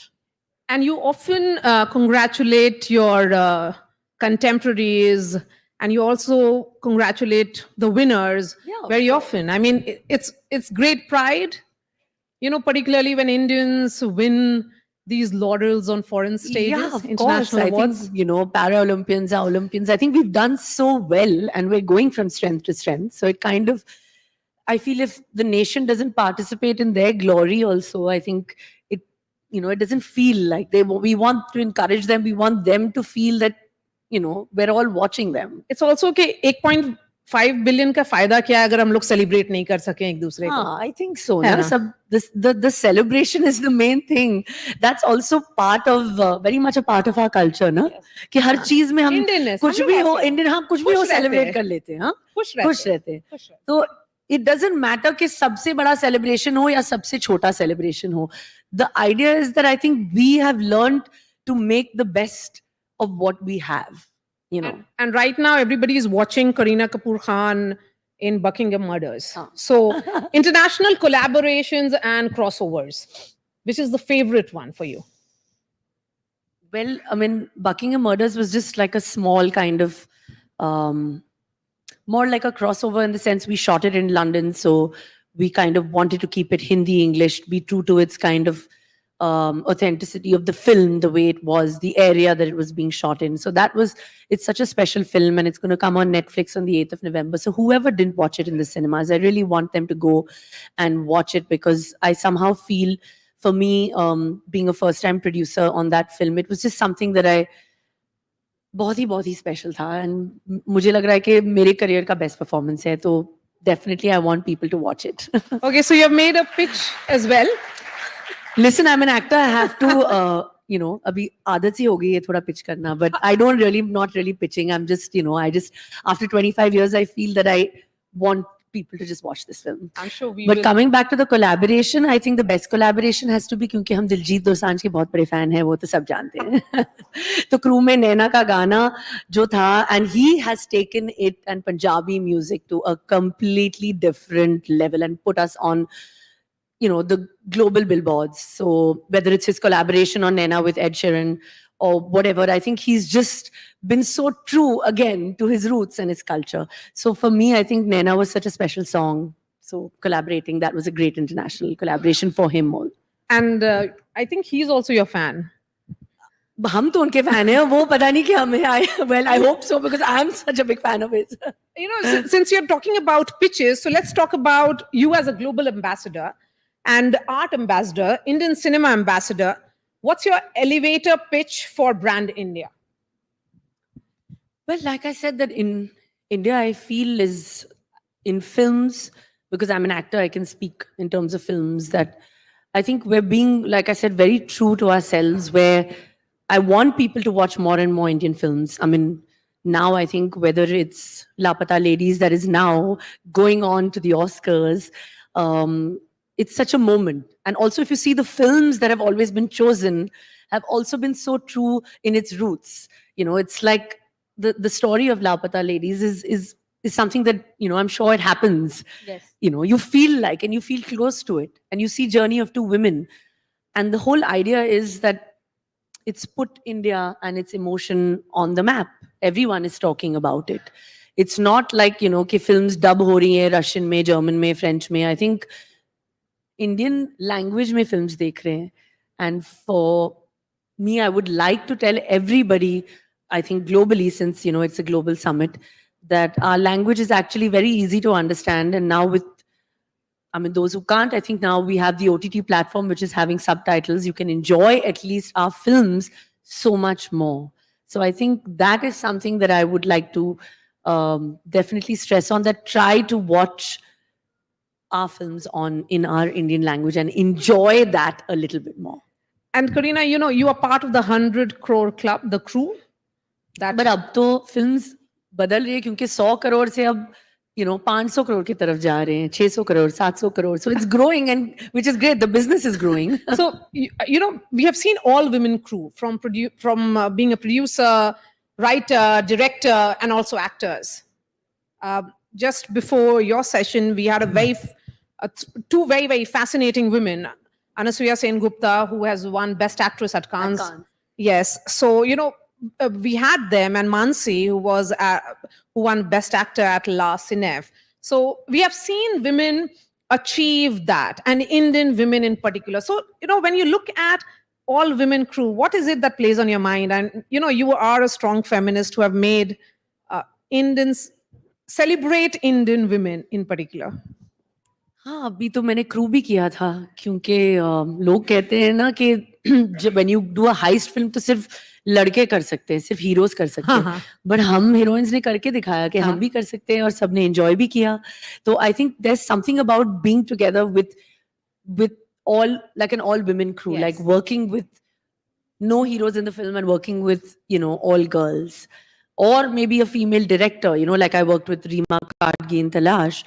I think there's just that sense of belonging that you have, you know, that we can do this, we will do this.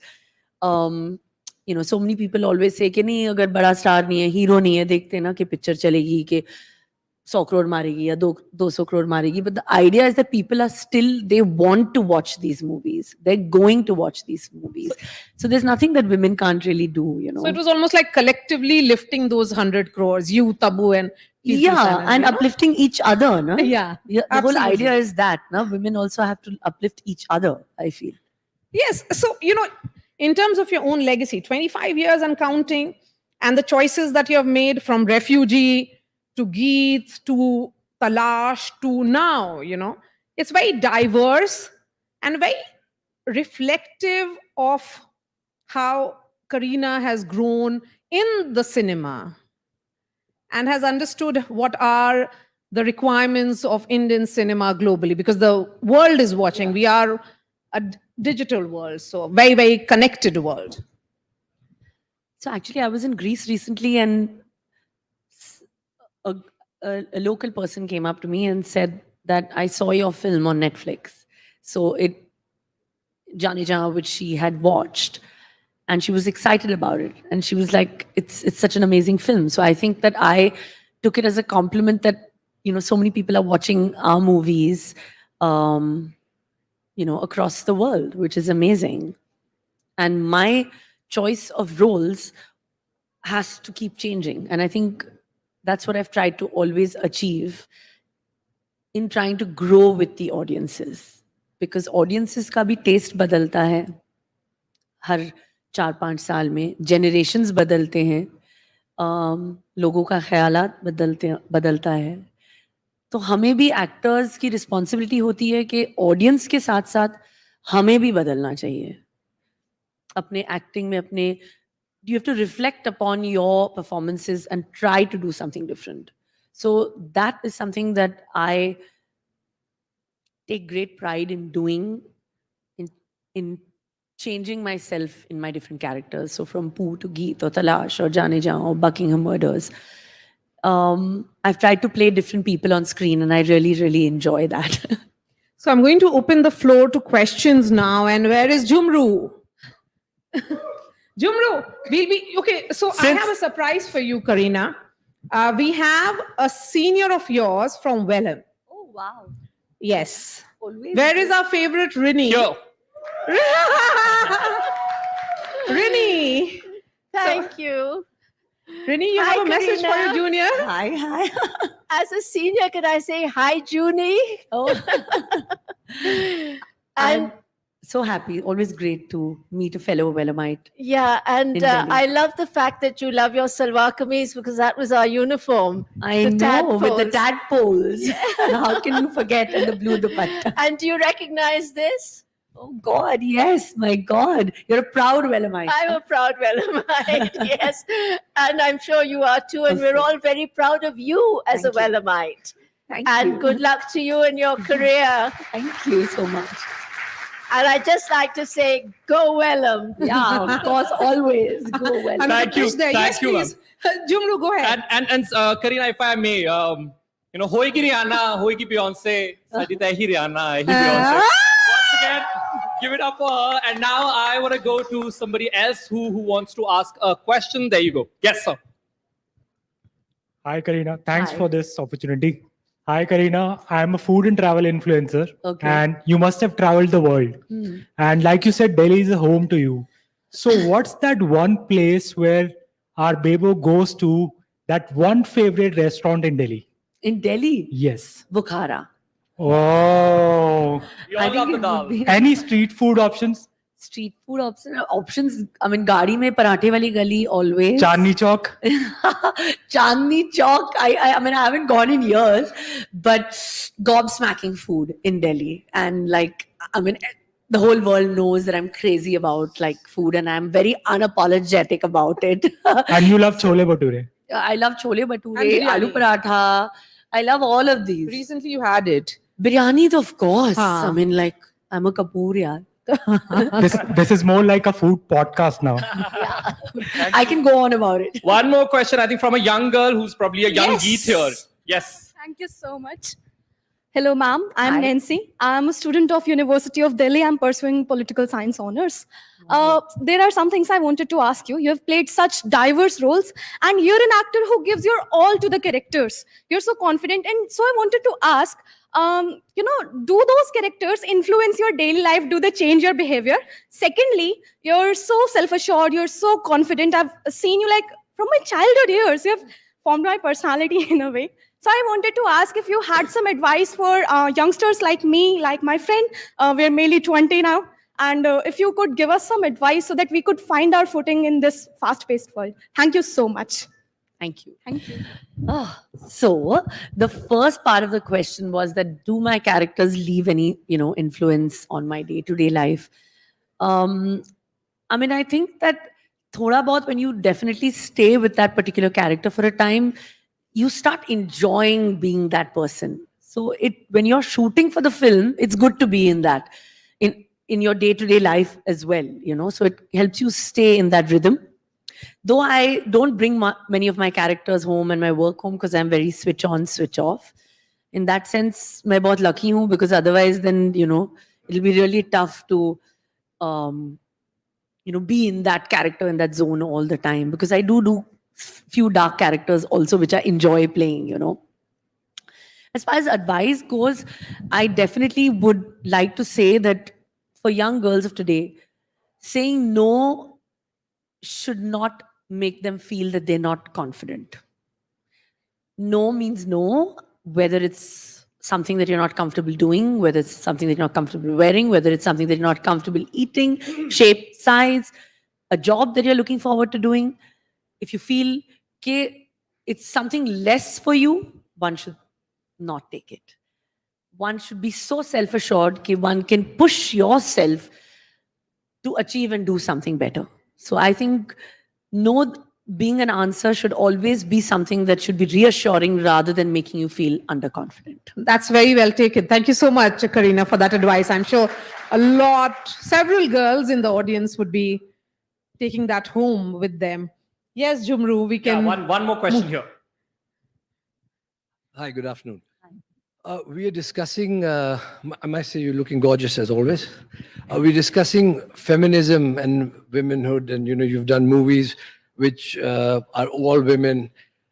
Even after all that, you women in general are not paid as much as male co-stars. Good one. You are arguably, the femme fatale of Bollywood, but even you are not paid as much as one of the Khans, maybe your own husband. Why is that, and what can you do about it? Like I said, what are your thoughts? No means no. So now it's a time that where I think you feel if this is not worthy enough for me or my character or worthy enough for myself, I'm not going to do it. And I will wait. I will push myself to maybe do better, that they realize that I'm as equally good as my male counterpart. So you have to make the 1,000 crores. Yeah, the 1,000 crore The club. 1,000 crore club. Koshish to jari hai. All the best. All the best. Lovely. Cheers. And one more question here from this lady who's from Hungary. Yes. Thank you so much. Karina, first of all, I love all your movies. Jab We Met is absolutely favorite. And I think you are the best Indian actress, according to my opinion. And since we are here at the global kind of summit and talking about NDTV going global, I would love to understand your aspirations to go global and maybe kind of explore even more like Hollywood or something else. I think, of course, I think the world is coming closer. Everyone's, watching everybody's films. Everyone's coming together. So much connectivity, especially, I think, through events, films, OTT platforms. Definitely an international collaboration with an Indian actor, an American actor, who knows, a Korean film. I think, like I said, films also, language knows that's not a barrier, knows no boundaries, So never say never. I'm a huge fan of Meryl Streep. I would just love to stand in the frame with her, but I don't know if that would happen. But always, dreams do come true. So I'll take that thought a little forward. So who is your dream global collaborator? I think like I said, I'm a huge fan of Meryl Streep. And there's so many, master crafters who are breaking boundaries, whether it's Korean films, different languages. I don't know, who knows, anything is possible, I think, in today's time. I've never really pursued any dreams to go to Hollywood. It's never been on my agenda. But like with the world coming closer, who knows? We might have just, I don't know, to see her someday, to see Meryl Streep someday, to just, see if she's real. So is K-series really on cards? Because you've spoken quite a bit about Korean dramas. So is it something that's there in the works? No, I who knows? I wish for sure that I would love to explore Korean drama, because I think the world is watching, their series, their films, so hugely popular. I love them. Yeah, everyone's watching it. Yes, everybody's watching K-series. Yes, so we'll move the mic again. And let's go this side. Who do we want to go to? Karina takes a pick. Yeah, Karina, why don't you choose? I'm happy with, I can't say one, because I want No, what we usually do is we ask them to display best of their smile, and then you choose them basis that. Okay, Please display your best smile. And See, Karina, he's smiling so nicely. He's like really, he's like, gentleman why? here. Yeah. But we So your give the days girl a made- chance as well, Of because I course. can't. Thank you so much. Arun Gupta from Delhi. And first thing I like to tell ma'am, my date of birth also is 21st of September. but year of is a different, so I will not. You don't want to reveal your age. Yeah, huh? yes, yeah. ये age नहीं reveal करना I आपको. respect, ma'am. अच्छा नहीं मेरा as तो सबको पता है. मैं 1980 में born हुई थी. 83. I am 83 born, ma'am. Okay ji. So, ma'am, I have, I think, 65 movies from the Refugee 2000. So far, I have seen almost all the movies you have. 65 films. From 70 now? 70, maybe it's 65, 5 something. I Yeah. miss it. And Jab We Met is one of the best character I found, Geet. And yeah, it's very, very nicest moment. And yeah, seriously, I'm nervous, so very difficult to Don't ask. be, sir. Yeah. Do you want her to say any Jab We Met dialogue, sir? Yeah, मैं अपनी favorite हूँ. This is one of the, ma'am. आपने अभी बोल दिया है dialogue इतने नहीं, अच्छे ma'am. से. नहीं. मैं अपनी फेवरेट हूँ. And favorite song, ma'am. अनदेखी अनजानी सी पगली सी दीवानी सी. I still remember this. अब गाना मत बोलना क्योंकि मेरी आवाज इतनी अच्छी नहीं है. हाँ? आपको तो नहीं अटेम्प्ट करना गाना, सर? अनदेखी अनजानी सी पगली सी दीवानी सी जाने वो कैसी होगी रे. And in fact, my wife is with me, ma'am. He's specifying that. You're quite a gutsy man, sir, I must say. So there is a woman there, please. Yeah, the girl. Let's go to her. Yes, ma'am. Hi, I'm from London. It's lovely to meet you. Thank you. I absolutely love you. I wanted to talk a bit about your work on UNICEF and what was one of the most memorable things that you've done with them. So that's something that is also extremely close to my heart. And now being national ambassador for UNICEF has been such a pride because it's something that I've nursed and wanted to do over the years, you know.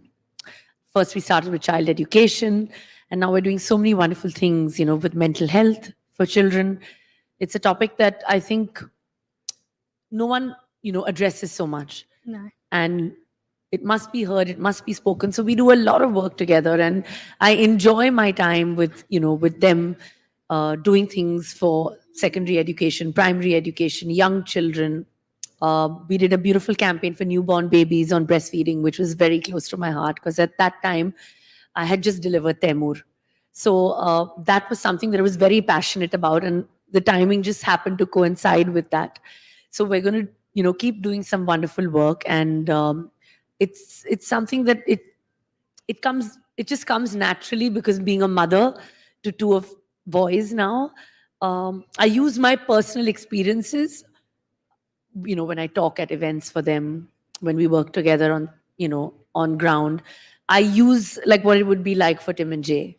So it's that close to my heart. Thank you so much. It's really inspiring. Thank you. So when it is about what kind of world would you be seeing? What would you want Jay to grow up into? In the sense, the world that he should be seeing? A world of love, happiness, peace. Somebody who would always be and lend his voice to the truth, voice to safety for women, knowing that, you know, has a brother doesn't mean that he doesn't have a right to protect other girls. He will be somebody's, you know, father or husband someday. So I hope he values what his mother has done for him, because he sees his mother and father go to work. So he understands that it's important for women to be safe, to go to work, to feel happy. These are things that I don't hide from him. He's watching it every day. So I want him to grow up knowing and normalizing that, you know, women are as equal as men, and they can also be the front runners, because he's seeing it every day. You know, Karina, because that brings me to something that we saw just a few weeks back when the entire country was outraging about the incident which happened in very, very worrying incident which happened in Kolkata. So, you know, that safety security that you speak about, and particularly for women, and everybody then spoke about how it's important for young boys to be taught to respect women. I think it starts at home. It starts for young boys at a very tender age of maybe 4 or 5, when they start understanding, you know, the difference between a boy and a girl, and how women should be respected, how a girl should be respected. So it's up to starting at home for mothers to understand and tell They're young little boys. And this conversation is important to have with your child, however uncomfortable, but it must be told, they must be shown the way. Also, children understand with more words than action. So if they kind of also see their mother doing things, like now Taimur understands that, I've told him I'm speaking today at a very important event. So he's excited, he's like, what are you going to talk about? When I go home, he might ask me. So we'll talk about different things that I said. So they like to, see through action. So these conversations are important to have. So let's end this conversation and I'll ask you, what do we not know about Kareena Kapoor Khan? What do we not know? I think that... I mean, you have been very, very transparent about your Always, life. no? About my life? Yeah, so we know so much through Instagram in particular, and you have spoken about it on multiple platforms. So let me ask you, what do we not know about you? What do we not know? Oh my God, what do we not know? You all know exactly how I am. I think I've been so open with my fans, and I think that's the loyalty that they have towards me is also because they know is what you see is what you get. And I don't want to ever change that way of, myself. So with that, thank you so much, Kareena Kapoor Khan, Bebo, and thank you. The package that you are. So pleasure, honor, and thank you so much for the session at NDTV World Summit. Thank you.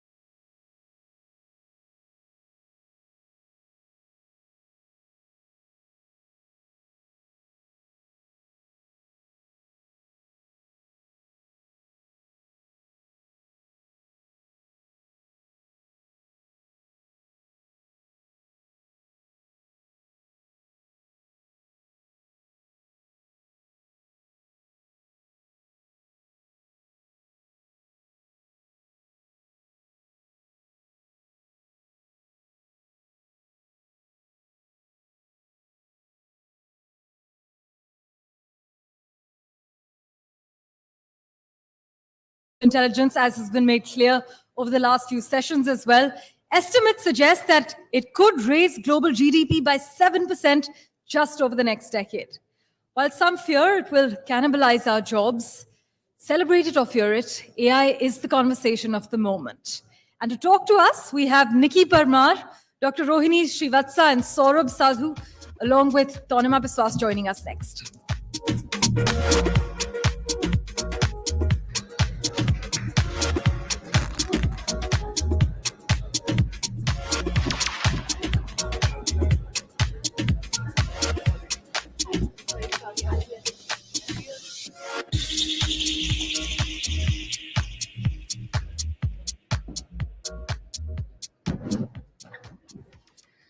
Hello once again. Hello once again. I know we are following up on a very power-packed session, but I assure you this next session is going to be power-packed as well because it's on a topic which we just can't afford to ignore. This is on artificial intelligence and what lies ahead in that field. And we have some of the best voices on stage here to talk about that. So just a short introduction for those of you who are present over here. And artificial intelligence is leading the charge in innovation and transformative changes across various sectors in India. We are witnessing a remarkable surge in artificial intelligence development with both homegrown startups and established companies leveraging this technology to tackle unique challenges, boost productivity, and streamline processes. From revolutionizing agriculture through precision farming to enhancing healthcare with predictive analytics, the scope of AI is vast and profoundly impactful. Indian talent is, of course, at the heart of innovations being rolled out by big tech companies. They are the innovators and tailors behind the solutions that big tech is stitching together for the world. In this session, we will be focusing on the incredible strides which have been made in the field of AI and also talk about the potential as well as the challenges that lie ahead. Let me introduce my guests on stage right now. I'm joined by Nikki Parmar, who's the co-founder of Essential AI, Dr. Rohini Srivatsa, Chief Technology Officer for Microsoft India and South Asia, and Saurabh Kumar Sahu, Managing Director and Lead of the India business at Accenture. Thank you all for making time today.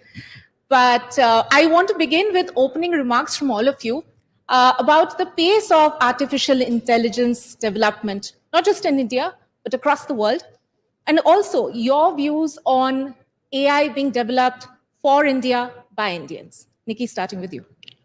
Hi, everyone. Thank you so much for having me. So I've been working in AI since around 2015. So it's been around 9 to 10 years. And my journey started where pretty much like AI, and especially like generative AI, which is popular with ChatGPT and Cloud AI, was pretty much in an experimental phase and an R&D phase. So, we've come a long way. I had spent 6.5 years at Google Brain, and then, started my company. And it's been remarkable to see, how we've been able to push the frontier of this technology, where now, it's generally like if you think about the pace of innovation, if you think about how technology develops, today we have these models, today we have AI, where a single model, a single general model understands, a lot of things about the world. It can help you with your writing, with your coding. It can solve so many different tasks for you. Very rarely we've seen, general phenomena that, scale so well with better models, with more data. And so I feel like we're still at the cusp of even understanding all the things that these models can do. And where it is heading is that, we're seeing that not only, we can just use this one single model for many, many different applications and tasks, but now in the future, they will also, be learning from users itself. They'll have their own kind of self-learning loops where we just have to show maybe like a few examples of doing a new task, or maybe soon in the future, they'll also help us with innovations and discoveries and lead us to new scientific discoveries, which is very, very exciting. You were telling me that you're a big fan of science fiction movies. Before I take that question to the others, is there anything that is lying up ahead that you've also seen and you feel that that's something which we've seen in the movies already and now it's coming to a reality for people to actually access that kind of technology? Yeah, that's obviously like in the movies, it's a lot more extreme. And, we were hearing about, the previous session of, how they are sometimes a reflection of like, what is happening, but also it helps to kind of paint the picture forward. I feel like there's a whole bunch happening in just like, being able to make our lives very productive and, just have these little like your own Jarvis or like your little digital assistant that will learn from you, your personality will adapt to you, and like just like in the background help out with everything that that you want and you need. And obviously like there's a lot more of the extreme stuff, right? Obviously like self-driving is pretty much a reality where I'm from in San Francisco. There's also like humanoid robots that are like in active development, so soon we might see them in our homes as a companion, helping us out in our everyday tasks, not just physically, digitally as well. So yeah, a lot of this stuff that we might see in like a Black Mirror episode is definitely coming to life. Might be a part of our reality soon. Dr. Srivats, if you can also weigh in on this, AI for India by Indians. What's your view on that? Are we making progress at a pace where we would like to be? Yeah, first I would like to say I think AI is definitely, as Nikki pointed out, at a very, very huge paradigm shift in the way in which technology is moving. And I think for India, this is once in a generation time opportunity for really inclusive and sustainable growth. I'll give you a few examples. So we all know that ChatGPT moment happened in November of 2022. Just a few weeks later, our CEO was in India and we showed him a demo of a farmer being able to ask about the PM Kisan Yojana, what he was eligible for in his language using voice. Now, something like that would have been impossible just a few weeks ago. But what I want to point out is the agility and speed at which that innovation could happen, and the kind of access and the kind of inclusion it can enable. That's just an example. So short point here is that for India, this is, whether it's Indian startups, it's the India AI mission, the government, all of our IT companies, it's once in a generation time to really adopt AI, because there are capabilities such as language, such as ability to engage with technology, engage with information in a very natural interface that was not possible earlier. And the examples can go on and on. We just had a couple of days back a co-pilot for a teacher. It's called a Shiksha co-pilot that we had been working on with an NGO in Karnataka, and now is going to a larger audience. That allows a teacher in a government school to create a lesson plan for their students. In government schools, typically you have children from different ages in the same classroom, and they may have different skill levels. So teachers are very pressured to be able to create a lesson plans that's both relevant, interesting, adaptive. And they both content as well as time limit. This allows a teacher in Kannada to prepare a lesson plan for their students that is tailored to that particular student's interests. That was impossible earlier. So you can go sector after sector. The kind of things that are possible today with AI and the kind of accessibility that can be enabled for inclusive growth is a potential for India that's absolutely remarkable and unprecedented. Mr. Sahu, your opening thoughts on this. Great. I think on the first question on the pace of AI. So we are following an act after Kareena Kapoor Khan, and you asked a question on movies. So Sholay is my favorite movie. It doesn't need much of AI to watch it.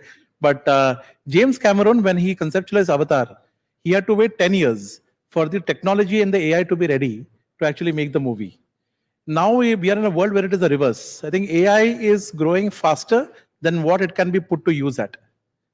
Right? So there is a lot of technology, and the pace of technology is immense.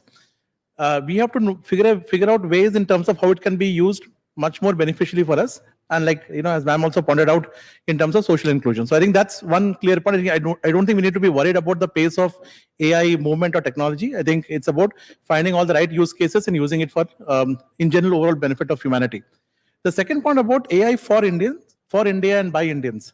So I think I have been a big, and thank you for the question, because I have been a very, very big advocate of this thought that we are, all, as India, with the computer revolution that happened and later on digital revolution that happened, we have always been the cradle of talent, right? So India has always been seen as make in India, make from India, or AI by India, AI from India. I think the time has now come to be for AI for India, which is how do you improve the consumption of AI within our country, right? And I said this in some other forums as well. AI for me, frankly, means Atmanirbhar India, right? So how do you, and I think a big component of for us to be Atmanirbhar India has to be AI led. It has to be used for convenience, for more creativity, for making life simpler and easier, right? And take simple examples. Where do you all see AI today for? How many of you use Swiggy and Zomato? Almost everybody uses Swiggy and Zomato, right? The customer service today, if you have to complain about something on your order, is completely AI enabled, isn't it? You hardly get to talk to or need to talk to a human agent anymore there, right? So it's essentially about how simplified the entire process has become and convenient for people to use it. Look at banking, right? So even from enterprise users of making banking less fraud prevalent, as well as the users today, huge amount of AI is being there. But I think the moot point is, how do you make AI responsible? How do we use it for larger social inclusion? Because today also there are still a set of certain sections of the society who need to be trained and educated better of using of AI. And that's why essentially we'll progress. Right. AI is also known for predictive analytics. So I want to actually ask a question in connection to that. What do you predict as, the next big sector where we will see a lot of disruption led by artificial intelligence? Yeah, so maybe I can start with, where we're seeing like the biggest impact today and where I think it's going to go in the next few years. So today I would say that, coding is one of the sectors, where we're seeing a lot of application of AI. But I think there's a more fundamental, there's a more fundamental view to this where, there's things where, it's easy for the model to learn. They're boring, they're repetitive. So something that, we might call like grunt work, et cetera, that is definitely, being impacted by AI today. There's a lot of like, writing and, coding applications that are being affected by AI. But where it's going to go next is in being able to like learn from the users itself. So we have so many different experts, right? Like everyone from like a teacher to someone in the banking domain, to someone who's building software. We will have a phenomena where the models start learning from the experts themselves, knowing the nuances, knowing the gotchas, knowing, getting those kind of expert skills that will help it, make decisions and get insights as an expert would. Similarly, if you think about, scientists themselves, like, in biology, in education and teaching, imagine where the models themselves become the experts. Now, not only can they do the work, that the humans are themselves doing and do them probably more efficiently, now they can also now start upskilling, a larger force. They can impart those skills to people who don't have them, and through the interaction of language. Maybe you don't even have to spend that many years learning a new skill. The barrier will be lower in being able to, for us to also, get more deeper understanding, get deeper insight into being able to push the frontier. So I feel like that's going to be very interesting to see how it ends up taking shape, where I believe that in the future, everyone, will be like a domain expert in something, and it'll become easier to do that, to become that using AI. And a lot of it is going to happen through the user interaction with the models. Okay. It's going to happen through AI figuring out how to improve themselves, right? Today they can't be like, learning themselves. So that is still like an open research question, but a lot of that I think will start taking shape. We'll start seeing that soon. Dr. Srivatsa, if I can ask you this, which are the sectors do you think that we are going to see AI-led disruption in the near future or immediate future? I think, look, every single sector will have AI that will change the way in which you service customers, the way in which you work, the way in which you run processes, and the way in which new products, etc., are designed. But I think there are some sectors where the ability for AI to do things that were impossible earlier are of personal interest to me, right? Because we all get excited about certain sectors. I think healthcare, education are two where you will see AI being able to do things that were not possible earlier. So I'll give you an example in healthcare to the point Nikki was making. It's impossible for a doctor and any medical professional today to keep up with the latest that's happening in a particular disease front or any particular specialization across the world.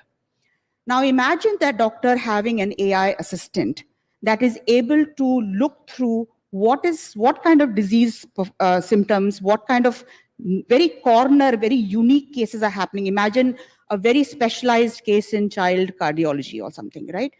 That AI's ability to tell what was latest happened in the world in that space, what was tried, what worked, what didn't work, really be that AI assistant to the doctor is something that could not have been done earlier, and that is possible today.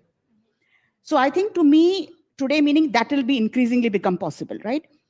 Similarly, if you look into areas around elderly care, a lot of things that's happening in the area of ambient intelligence, in being able to look at sensors and being able to have intelligence in the room or intelligence in the in their environment and help them live better lives.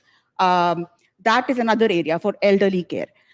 Then to the point also Nikki raised, that the way in which AI is changing how research is done, whether it's in the form of looking at molecules and synthesizing molecules with a particular kind of characteristic, being able to simulate them faster through emulation, that whole area of AI for R&D is another. So I gave you 3 examples why I think healthcare is probably one area where AI will do things that were earlier impossible. Now they may just be difficult. The other one is education.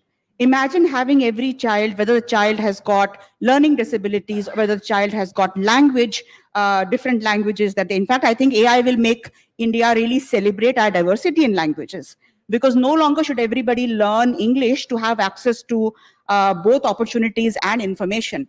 So I think those are 2 sectors. I just feel that we will see things happen that were impossible earlier, and with the broadest sense of economic impact and potential and unlock of human potential. Right. Saurabh, although I want to hear your views on this subject as well, but let me ask you the most germane question that we want to address in this session. That while we have seen a lot of Indians or people of Indian origin who are heading or at the center of AI development in all the big tech companies as well, but we haven't seen the kind of innovation, like let's say a ChatGPT was not launched in India. What do you think do we need to do to reach that level, or why hasn't it happened yet in the country? Interesting one, actually. I think AI for India will solve a lot of it. But let's look at, I'm hoping, Nikki, you will do something, which will answer this question very soon.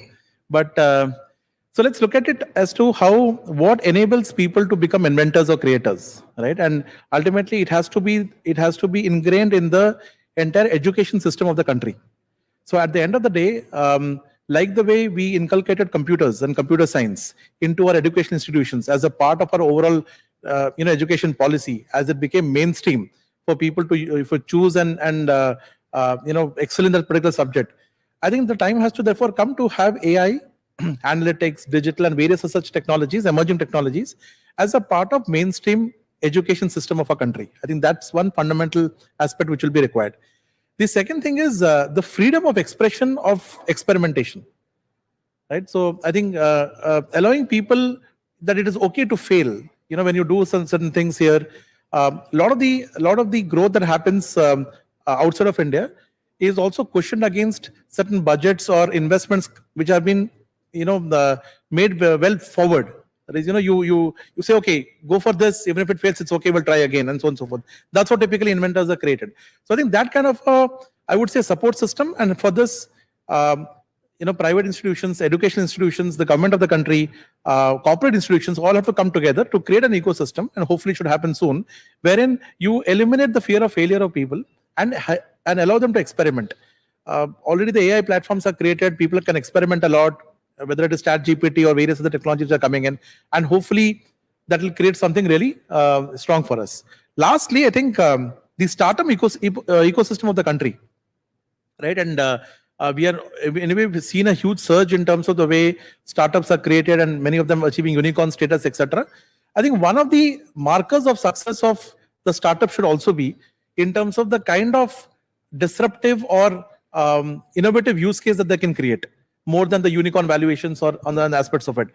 Because, as I keep repeating this fact, 60% of the jobs that we have today were not thought of or estimated in 1960. So in just about 40 odd years, right, we have created more than 60% of the jobs which did not exist then. So if you allow people to start experimenting, creating many things, right, over a period of time, you will see some of those will achieve scale. And then we will probably have many more of the new inventions coming in for India. We'll come back on the point of education that you raised. I want to ask you more on that. But Dr. Srivatsa, your thoughts also as to why haven't we got our ChatGPT moment in India yet? Yeah, I think we should really think deeply about India's need and where AI can make a real economic and social impact for India. So to answer your question particularly, there is work happening in India, which is creating Indic foundation models. Some of that work is also happening.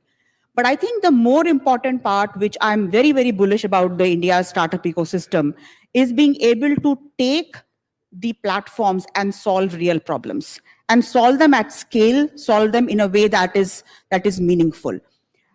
See, India has this entire infrastructure that we have created for the last 15 years, which is unique for the world, which is the digital public infrastructure, what we all use every day, the Aadhaar and UPI, etc., and the data infrastructure. That is creating the rails and roads for the digital rails and roads and creating the data in the country to unlock use cases that you will not find anywhere in the world. Whether it is in the area of financial inclusion, whether it is in the area of health, whether it is climate, clean tech, all of these areas, the ability for Indian entrepreneurs to leverage those public infrastructure to build on top of them, and you name any sector, mobility, commerce, that is what will create the value for India. And in fact, something that Nandan Nilekani talks about is DPI to the power of AI, right? AI will really exponentially impact what DPIs have been for the country. Nikki, I want your thoughts also on this, but in a very different manner. We probably want talent like you back in the country or working in India as well. Are we going to see that soon? Yeah, I think one point I wanted to make, to what ma'am and sir said, is that I think there are two approaches of building. One can be problem first, the other can be technology first. And a lot of what ma'am spoke was about like the problem first way of building. But I do think what we've seen with AI is more a technology first initiative where people have been pushing on the R&D, without like a real application for decades. The Nobel Prize in the Nobel Prize in Physics, Professor Geoffrey Hinton, who used to be at Google as well, he was pushing on some of these techniques and methods in the 80s and 90s.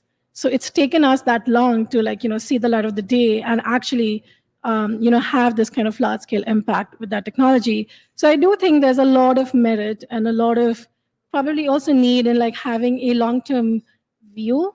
And actually also doing the investments where sometimes you're not clear what is the exact problem that you're solving, or you don't know when it'll reach the user, but you have to keep pushing on the R&D, on the research and development. And I think that requires a certain kind of setup, which does happen in academia, but sometimes you need to get the right resources, the infrastructure, the compute, and the people almost in a room together. And we've seen that happen again and again. It happened in Bell Labs before. It's happened at Google. It's happened in a bunch of places. So I do feel there's a lot of credit to also having a technology first initiative, which I do think will also be important in the future. I think we're not anywhere close to, how much more these models can advance. There's many more open research questions. And even though we'll see some applications, I do think that form factor will change a lot. I think It's what we're trying to fit to what the model's capabilities are today. But if the capabilities itself are orders of magnitude more, the applications will look different, the interaction mechanism will look different. So, and I think like now getting to like your question, I'm also like very personally interested to find a way back to India and like figure out if there is a way to make something more foundational happen. But I do think like it requires, this kind of like research and innovation lab where you have the compute, where compute is a big piece of it, right? You have the people. And then obviously like you then play to the strengths, right? Maybe you have some strengths on the data aspects. You have some strengths in like, what people's talents already are, what they're already good at. And also the problem space itself can motivate a lot of the research. So 100%, we should play to our strengths, but also develop, this kind of almost like a foundational and a research-driven lab that can figure out the capabilities of tomorrow, the ChatGPT of tomorrow. Right. Okay. So unfortunately, I'm being told that we have to, these are the last few comments that we can take, but a very important question that I want to ask from all of you from different perspective, of course, but this question about ethics and, with any emerging technology, these questions will arise. So starting with you, actually, before I go across to Rohini and Saurabh, anything, because you're so deeply involved in the development of AI, anything that keeps you up at night when it comes to ethics, ethical use of artificial intelligence, and where do you stand in terms on the debate of regulation in any emerging technology? Yeah, I would say that with any powerful technology, and especially the one that we have today, it is not clear, all the things that it can do, and especially once it becomes in a place where the AI can start improving itself. Definitely, I think we ourselves cannot imagine all the ways in which people will utilize it. So I do think that there are a lot of good scopes of like, having a dialogue, understanding, what regulation should mean here, what does use of AI mean? And I would also say like, from a research perspective, there's very active areas of research and thinking about how do we align models to act in humans' best interests. And obviously, like, that's kind of easy to state, but like very hard to execute and implement. So you do need, experts from like maybe, different areas, from people who can help with, the policy setting, the regulation setting, and obviously like the researchers and the people who are using these models itself to figure out like, what is, usage of this, look like and how do we deploy it? I think like any technology, there's going to be many, many benefits. And I do believe like, at least in the next few years, 4 to 5 years, the benefits will outweigh the cons. So I think we have to wholeheartedly like, adopt it. But like think about like, the deployment of it and, how people will use it day to day very carefully. Right. Dr. Srivatsa and Saurabh, from both of you, how do you think companies can manage or avoid misuse of AI while developing the technology? Like we've been talking about the transformative power of AI, I think the ability for us to leverage AI will only be if you're able to trust it. So the whole idea of trustworthy AI is a topic that companies like Microsoft have been investing for quite a long time. And trust comes in at least 3 pillars: security, privacy, and safety. And I think the journey is not something, it's a long journey, and we've been at it for many, many years, since 2016. And I think that ability to have an approach that is taking principles, but making sure that you have the tools, techniques, standards, and governance approaches to ensure that you can innovate with AI with confidence, knowing that the platform and the guardrails you have put in place are there to ensure that they are human aligned, to the point Nikki was making. I think that is what we are seeing, organizations that are going in and saying, embracing AI for innovation and growth in a big way, ensuring that they are putting in the guardrails, the thinking, the governance, the risk management frameworks to look at AI from a trust perspective. Final words from you on this. Do you think we need more regulation going forward? Well, yes, for sure. I think for any technology to succeed, it has to be well regulated. and therefore put to the right use. I think quickly, in the interest of time, 3-4 quick points. I think firstly is responsible AI or ethical deployment of AI is now a necessity and not a choice. Accenture, for example, has taken a lead in terms of appointing not just a chief AI officer, we have a chief responsible AI officer as well, okay, who looks at essentially how and advising firms and companies in terms of how AI should be used. 15 to 20% of the budgets that typically companies use for AI are earmarked for responsible AI usage. What are the right frameworks, guardrails, platforms that should be put together so that monitoring of the right use of AI is therefore very critical. And a few days back, I was there at the India Mobile Congress in a CEO roundtable, and we had Mr. Scindia, kind of talk to us about various technologies on 5G and various other technologies for emerging India. And even the government of India has taken notice in terms of the responsible and ethical use of AI, and the India AI mission, other areas are working on ways and means to lay out the right framework around it.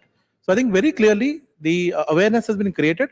It's a matter of, it's very simple. If AI is developed, it's put to use, you don't use it well, any which ways you're not going to get appreciation about it. Even ChatGPT, when it was launched and people used it, when the hallucinations started coming in, you had quite a few people who lost a bit of touch in terms of saying, okay, not everything is right there. Then people start to work in terms of getting it right. So it's inevitable, therefore. Right, right. I have a lot more questions for all three of you actually, but unfortunately, for lack of time, we'll probably take it The to rest, the next the AI room. will answer the question. Thank you so much for joining us on this very Likewise. insightful panel. Thanks.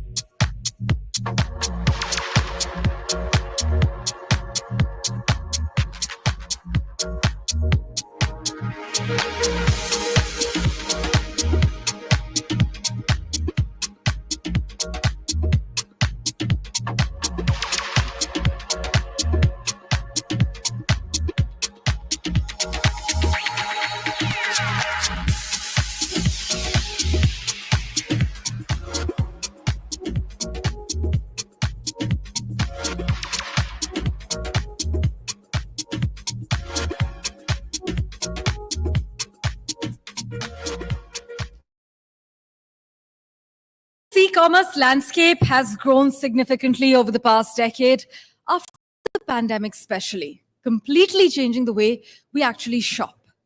Well, in fact, emerging technologies, shifting consumer behavior, and innovative business models, they are shaping the sector's next chapter. But how are businesses adapting them? To find the answers, let us please welcome on stage Mr. Sudhakar Adapa and NDTV's Suchetna Ray.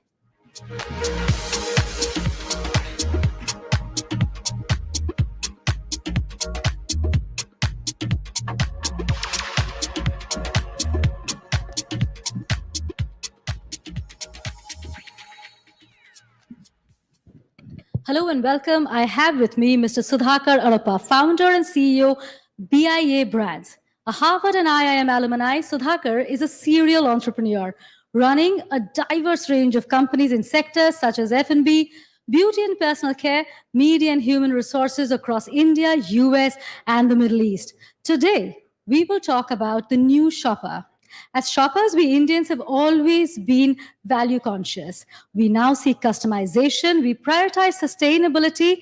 While we shop online, above all, we want a very seamless digital experience. So in effect, we're talking about the future of e-commerce in India, and who better than Mr. Sudhakar Arappa to dissect that for us. Thank you very much for joining us, Sudhakar. My first question to you will be about Q-commerce, quick commerce. It has been in the air for a very long time. There's been a lot of conversation in this summit itself about it. Do you think that quick commerce will be the death of e-commerce? Well, e-commerce is thriving these days, and quick commerce, as you call it, Q-commerce, is probably the new version of e-commerce there. If you look at the fundamentals of business there, the fundamentals of business are going to will remain the same. It is just that the way we deliver things are going to change. Now, quick commerce, is it going to be a sustainable thing? I would say yes and a no. Yes, because it is another form of commerce which will survive. But I think what I really think is that the definition of quick will change. Now, right now, the expectations of the consumer is that they are expecting everything to be delivered under 10 minutes. And if you say 20 minutes for a consumer, he's going to say, no, I can't wait for 10 more minutes out there. But the only thing is that if you want to deliver everything in 10 minutes, under 10 minutes there are certain categories like groceries and certain products where you can deliver in 10 minutes time, because India as a country is a very kind of a huge country where the density of the population is huge, which actually makes it actually India one of the few countries where quick commerce actually worked.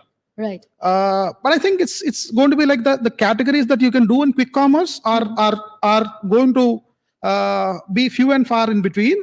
But majority of the categories, I think the definition of quick will change from 10 minutes to probably over 60 minutes or so, because not everything could be delivered in 10 minutes time. Is there a use case for quick commerce? Yes, there is a use case for quick commerce. But do you want everything under 10 minutes? I would say no. Can these companies deliver it sustainably? The unit economics are going to work out? I really don't think so. But I think things will change. So quick commerce will become not so quick commerce. If it has to be sustainable, I would say yes. Right. We've seen the impact that social media, the rise of social media has had on marketing of brands, especially we've seen its impact on the rise of private brands in India. What do you have to say about that? Well, social media, the influence of social media is all pervasive across all the sectors, and businesses are not an exception there. So the kind of influencer marketing and the influence of social media has risen phenomenally these days. These days, every celebrity is an influencer, every influencer is a celebrity. So I think as brands, if we have to survive, I think social media has become a potent weapon. And one of the advantages of private labels is that it is actually providing a level playing field for smaller brands to actually compete with the Unilevers and P&Gs of the world. Now, if for example, if I have to launch a brand 10 years ago, right? Now, if I'm launching I own a cosmetics company, right? So if I have to launch a cosmetics brand, right? You need to own a plant, you need to formulate yourself, you need to have a manufacturing plant, you need to have a quality control department, you need to control R&D, you need to take it. The whole ecosystem there, it is huge capital cost, and it is not feasible for a small entrepreneur to launch a company there.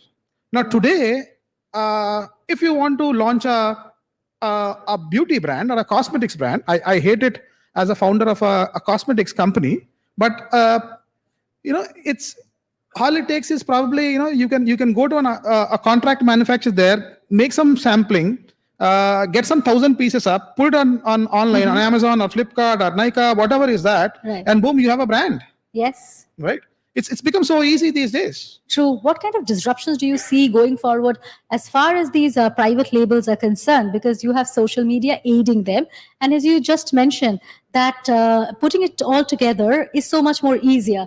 Every other person with the right capital can become an entrepreneur. I think like everything has its own advantage and disadvantage. The advantage is that you could build a company with no capital. If you have a great product, you could build a company with almost next to nothing in terms of capital there, which is an advantage. The flip side is that the kind of competition that is growing in the market, you go and check at any marketplace, whether it's in Amazon, Flipkart, Nykaa, any other category, there, Zepto or Blinkit, whatever. The kind of brands that are proliferating in the market are humongous, right? Yes. So that is aiding in huge competition there. Differentiation has become really difficult for us. Yeah. But that's the flip side. The positive side is that customers have a choice. They are spoiled for choice. They have a great products. Yeah. And at great prices there. So yeah, I think customers are making merry at this point in time, enjoying great discounts. Right. One conversation that we've been having since yesterday is about local Indian companies or brands, in our case, going global. What kind of role are omni-channels playing in this? Well, omni-channel, I'm a big believer in physical retail.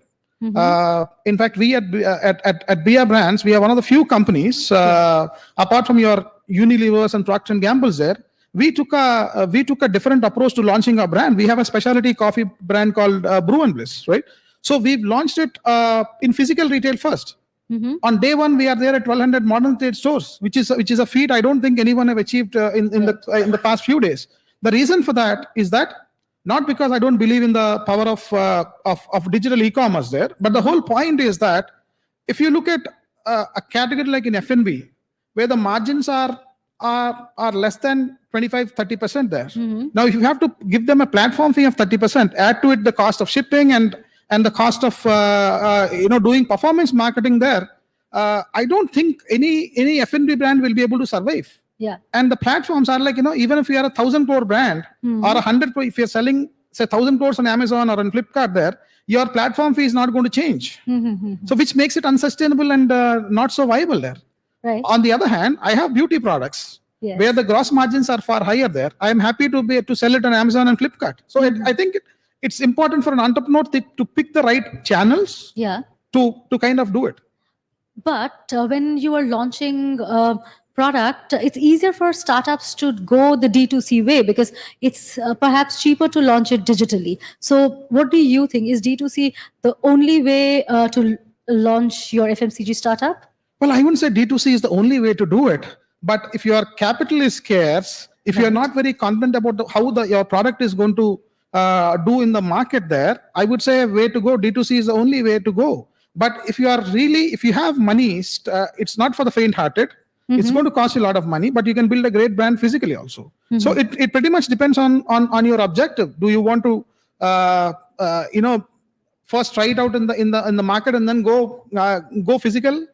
It's your choice. But I would say D2C is not the only way to launch your product. I think if you have capital, if you're confident about the product, I would suggest any brand to go physical first. Right. No brand has ever been built completely online.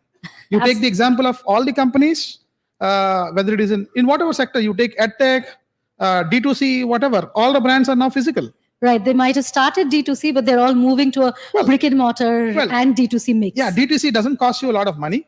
Yes. So it's easier to go D2C. But if you want to build a truly scalable brand of value, I think physical retail and omni-channel is the only way to go forward. Since you mentioned capital, we've seen over the years, despite global money movement, India has remained a sweet spot as far as investments into startups are concerned.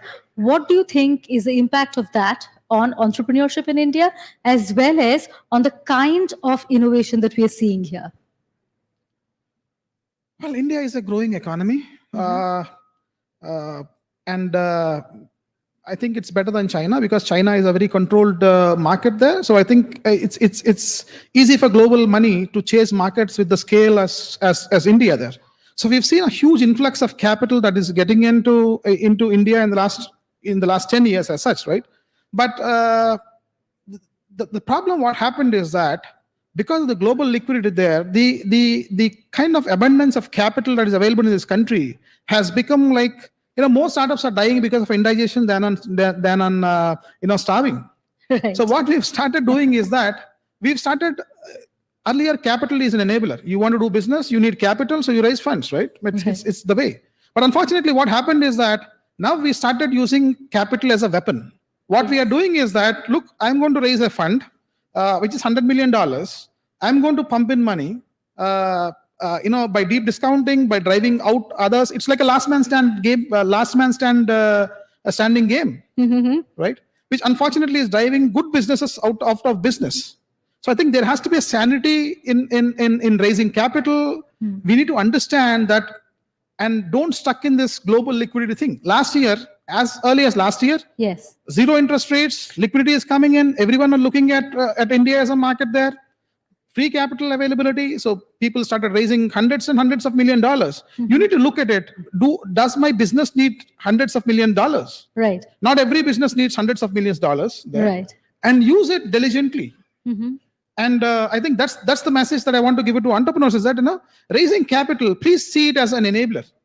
And do not weaponize capital, because ultimately it is going to hurt the ecosystem. It is going to hurt the other players. It is going to hurt the smaller players there. To provide a level playing field, I think we need to use capital diligently, and with I think there is also a bit of responsibility that is involved in raising capital there. I think we are getting there. Market teaches us a lot of things. Last year, there is global liquidity. Everyone is raising funds. Now today, people are asking tough questions. People are asking a lot more, getting into a lot more details than what they were doing earlier now. Now suddenly you see a scarcity there. Absolutely. Great talking to you, Sudhakar. Great conversations and wonderful phrases you've used. Weaponization of capital and how Q-commerce could be the death of e-commerce. Thank you very much. It was a pleasure talking to you, and thank you for taking the time out. Thank you, Sujata.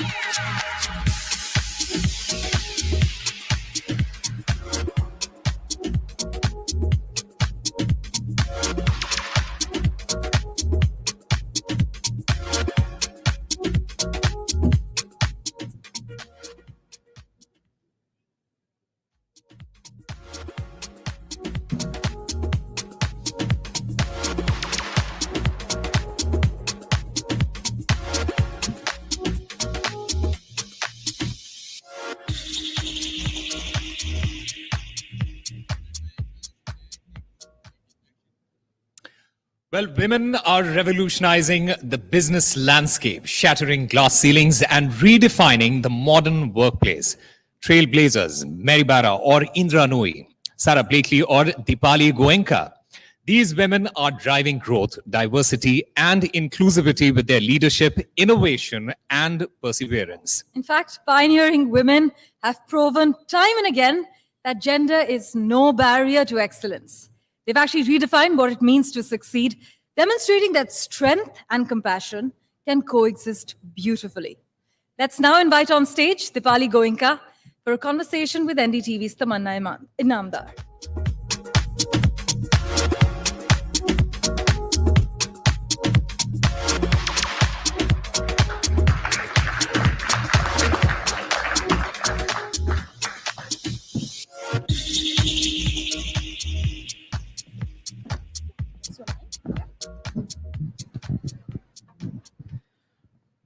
Welcome, Dipali. It's a pleasure to speak with you at the NDTV World Summit. And I think this is the absolute apt conversation, not just for the topic of the session, but in the context of what we're celebrating today at the World Summit, the India Century. But let me begin by saying, even though the topic of the conversation is women in business redefining the workplace, in a sense, it's a bit passé. Because women in the workplace is no longer new.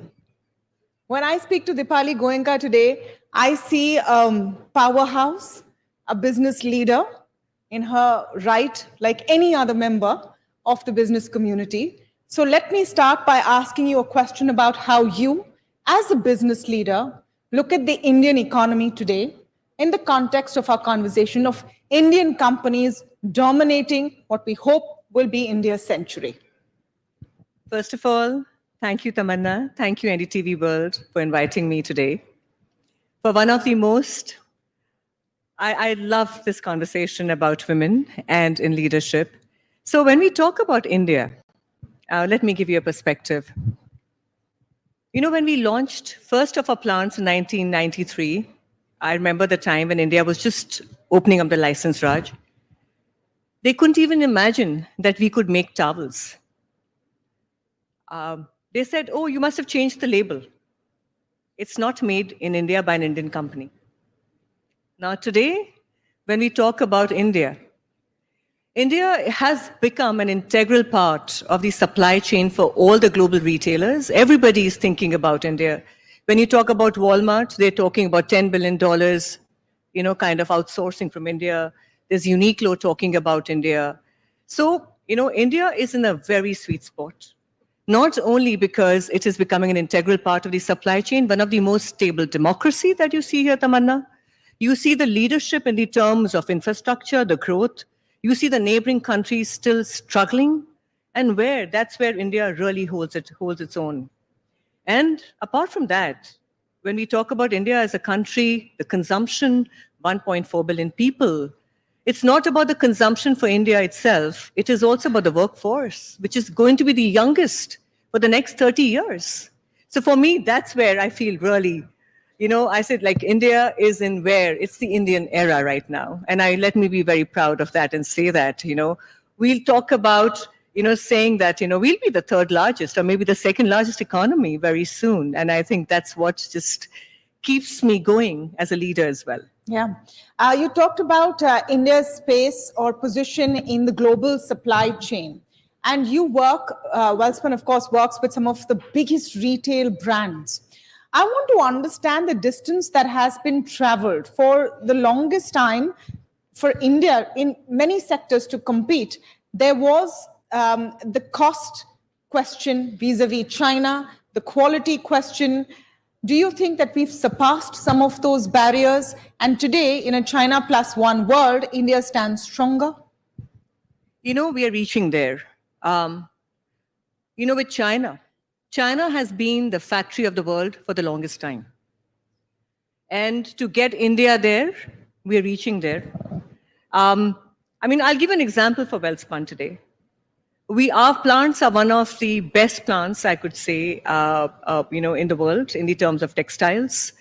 And it is not just about the machines, automation, Industry 4.0 that we can talk about, but about our people. Our people are trained in Industry 4.0. They are upskilled. You know, we are talking about women, you know, in diversity. We are talking about the entire supply chain with complete traceability, blockchain, and innovation. I think as India, as a country, as we evolve, we are absolutely there to offer the best in class. I'll give a small anecdote here and share that with you. Our flooring plant, which is in Telangana, I mean, you see these kind of wall-to-wall carpets today here. You see the wooden flooring. They were all made in China and the other countries, not in India. The entire supply chain was dependent to China. We completely indigenized the supply chain, and now 70% is outsourced from India. So there's this ecosystem. And Tamanna, let's not forget, when I talk about ourselves as textile industry as well, or the other industries, the MSMEs is the bedrock. And the kind of support that the government has, opened up for the MSMEs, I think that again is a great opportunity for India as a story and being an integral part of that supply chain as well. Mm. Right now, as a business leader, what in your view are the biggest headwinds and tailwinds? Let me start with the tailwinds. Of course, we are an economy growing at 7 to 8%. That's the easy bit. So let me come to you on the headwinds. Do you think the biggest concern right now is what's happening geopolitically in the space you are in especially? Absolutely, Tamanna. And I think a lot of people will agree that when you are in this scenario where I think the disruptions that can happen are going to be more than anything but geopolitical. I mean, today, I always say when people ask me about, my business and they talk about, what do you think about business? What do you think about the demand? I say, while India is growing and India has a great opportunity, And for us as well as an opportunity, I think it is humongous. But I must tell you that the Red Sea has been the biggest challenge today. And that again is an aftermath of the geopolitical situation that we are in. So the entire supply chain is in chaos. So your supply chain, actually, where it could have been 4 months or 6 months, had gone to 12 months. Because you're planning in advance, your working capital is over leveraged. You have to really plan when it is going to reach the shores of America. I mean, and how do you work backwards? So it is very, very chaotic. So let me tell you, while there are opportunities for India, because India is in that sweet spot, for us more so, because when I talk about textiles, the Xinjiang cotton is something which is now people are absolutely looking at that as a kind of a starter for any business. So Indian cotton is again into prime here. Everything is good, but again the supply chain, leveraging the entire the whole ecosystem in the terms of timelines has been the biggest challenge, Tamanna, today for me. We're speaking, Dipali, ahead of the festive season. For a lot of business and sectors, it's one of the prime seasons of the entire calendar year. A good idea and time to also do a consumption check. Yeah. What are the kind of wins you are getting in terms of consumption? Are you looking forward to a robust festive season this time? So I will say that it could be something where I will keep it. I remember, like when I saw the Q1 opening up for us this year, it was pretty slow. Q2 starts picking up, but when I see now we're right in the festive season, still it is just warmish, and that the shopping will happen in the last 1 week of the season. More so, I'll tell you, with the whole quick commerce that's come into play, the opportunities to buy 24/7, and there are a lot of great deals, the consumer is getting more savvier of what she's picking up, So I think now the season is about being 12 months. It's not just about the Diwali season. Okay. So I think that's something that you're seeing as a differentiation. The interesting thing I must also add on here is the digitization. When we talked about COVID and, where India was at 10% in the terms of commerce, e-commerce, today it is at 25%. And you see this economy in India taking it up more so rapidly. Whether it's quick commerce, it's a neighborhood, you're ordering your food, your best food, or you want anything. You can now order a dal, you can order your sargi. Karwa Chauth's just gone by. You could have ordered your sargi, just 5 hours ahead of what you want. So I think now this has become convenience. So either we call it, buy online, pay in store in America, where you can, order either online or go to the store to pick up, or, you order there or go, they can be delivered home. So this is the kind of convenience that the consumers are seeking, and more so the Gen Z and the millennials. Okay, so festive season, you're hoping will pick up, consumption will pick up, but we've been seeing a trend of premiumization. Are you seeing that sustaining? In a lot of spaces, you're seeing premium products get more attention, customers seeing more growth there. Are you looking at that trend? I'll tell you one thing. When economies globally are uncertain, the economies are in turmoil, there are two things, the two segments that do well. Either the cheap, the economic segment, or the luxury. And this is a trend worldwide. You would have seen last year as well, all the luxury brands, they did tremendously well. Yes. And so that's where the discretionary spends started kicking in. Or otherwise, it's the mass market that starts, the brands there, they start doing well, because this is where, it works. The middle segment tends to suffer there. Okay. Yeah. So you're still seeing that premiumization trend continue? Yes. Okay. Yes. Dipali, we've done a sort of a temp check of industry and where you see Indian business going. I want to come now to your story, because it's just fascinating. We're talking about women leadership here.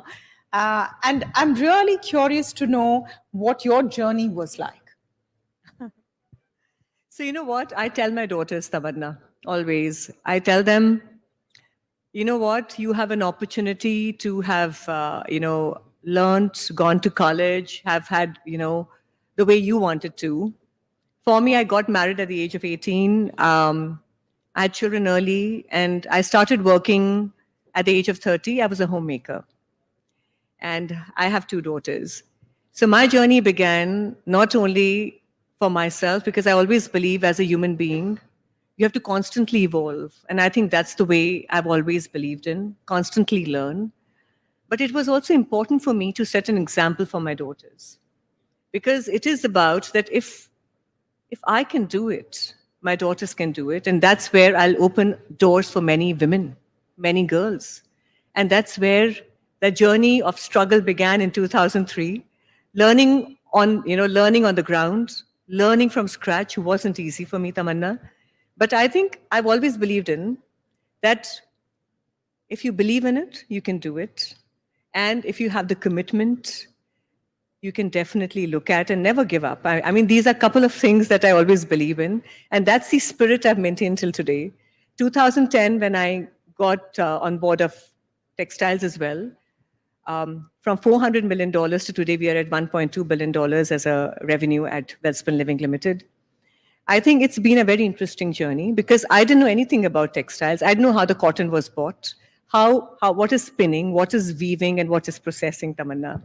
I learned everything on the ground, but I played on my strengths. And what were my strengths? Because I know as a consumer what a woman needs in a home product. And that was as simple as that. Then again, creating a company, creating an organization which not only does have, men, but women. Because in a manufacturing facility, primarily, they were just men. And from 8% to today, around 28% women. I think it's been an interesting journey towards diversity, towards innovation, and towards sustainability, and keeping the consumer at the core, and looking at analytics about what the consumer will buy. So I think it's been a very interesting journey for me so far. You know, that's so inspiring. I think a round of applause here for Dipali's journey and for you coming today and saying that when I started out, I did not know XYZ and I learned it. लेकिन दीपाली जी इसमें एक चीज है, चूंकि आप महिला हैं, तो मल्टीटास्किंग एक तरफ और एक अलग एनालिसिस लाना बिजनेस के लिए, ये आपके सामने वाले कितने जल्दी समझ पाए?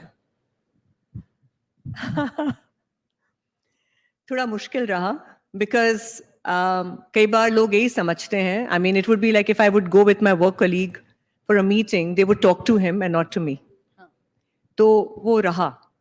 But मैंने हमेशा यही विश्वास रखा है कि अगर आप अपने आप पे विश्वास रखते हैं तो सबको बाद में आप पे विश्वास करना ही पड़ेगा. Because by the end of it, it's about the work that you do and the impact that you make. आपने अभी तमन्ना एक बहुत इम्पोर्टेंट चीज़ बोली, एंड ये सबके लिए एक बहुत, हम जब डिवर्सिटी की भी बात करते हैं, मैं ये बोलना चाहूँगी आपसे कि मैंने अपनी जर्नी तो आपके सामने रखी, बट अगर मेरे को ज़्यादा बहनें और ज़्यादा more women coming into workforce, it's not an easy journey, and there are a lot of women who will agree to that as well here.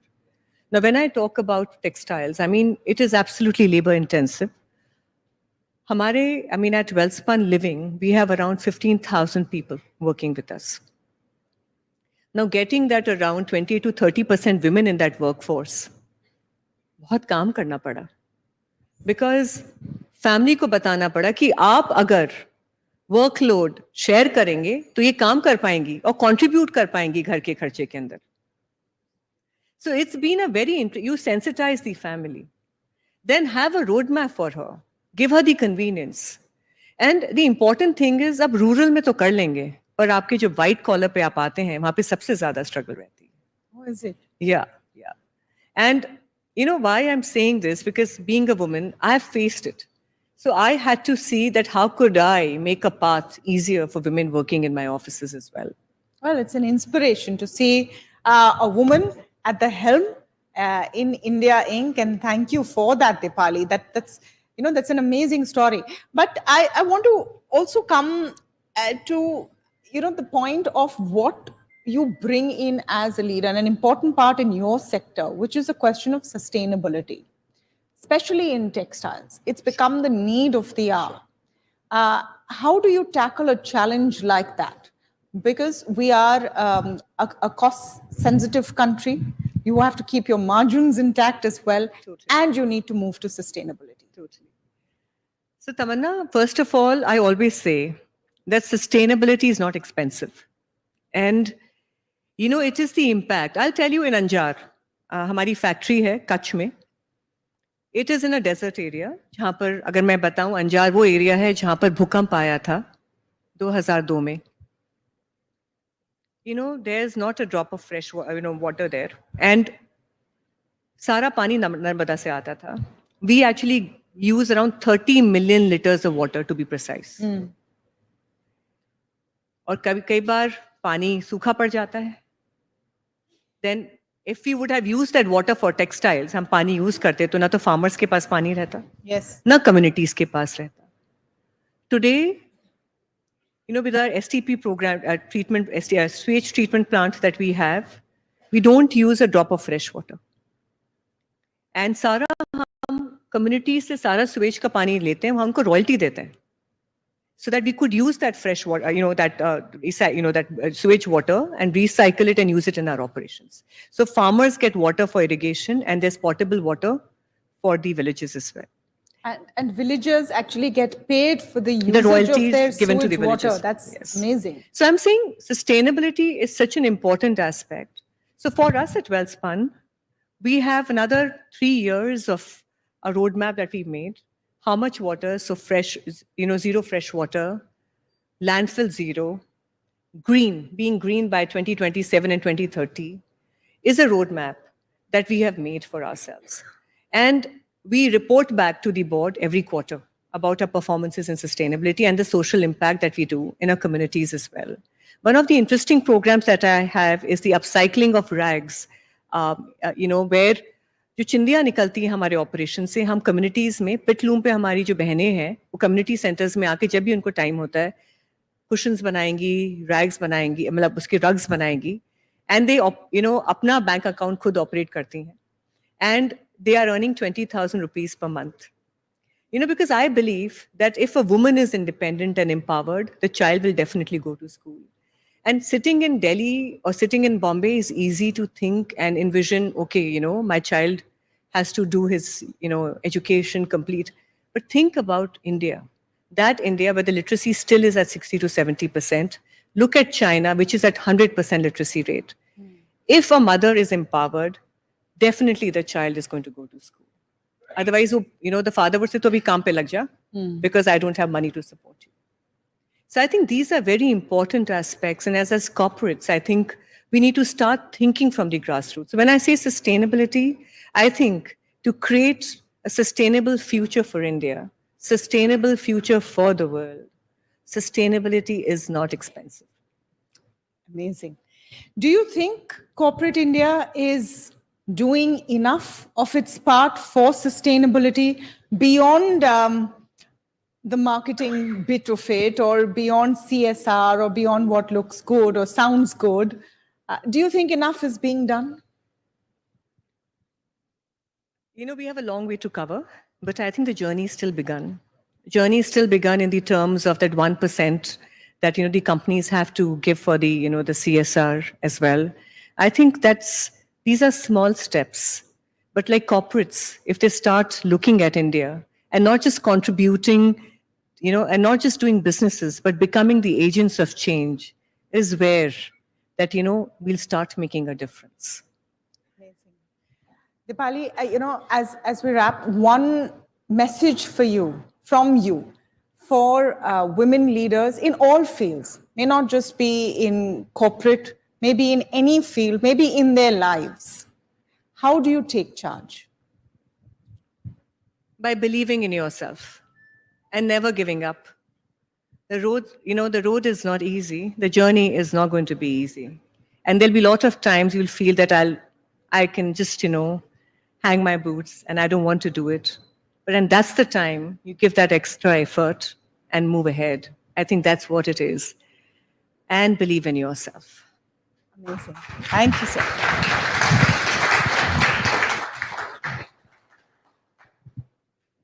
Amazing words there from Dipali Goenka. Thank you so much for joining us today.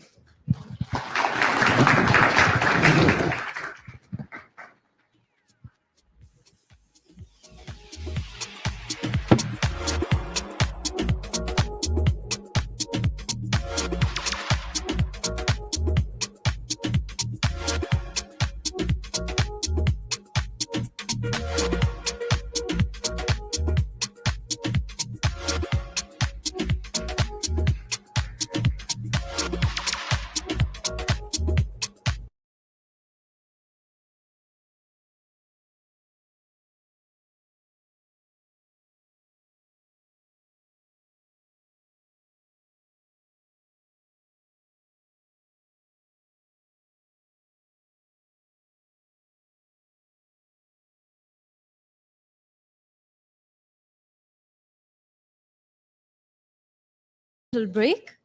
Well, ladies and gentlemen, you're watching the NDTV World Summit 2024, the India Century. We will take a very short tea break. We will be back with a lot more, including one of the world's most influential content creators.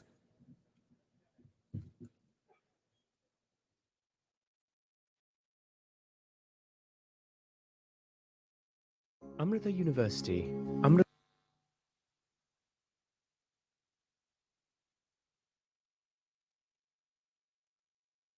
Amrita University, Amrita Vishwa Vidyapeetham, is a multi-campus, multidisciplinary university that has grown into India's #1 private university in less than 20 years under the guiding light of Mata Amritanandamayi Devi, affectionately known as Amma, the world-renowned humanitarian.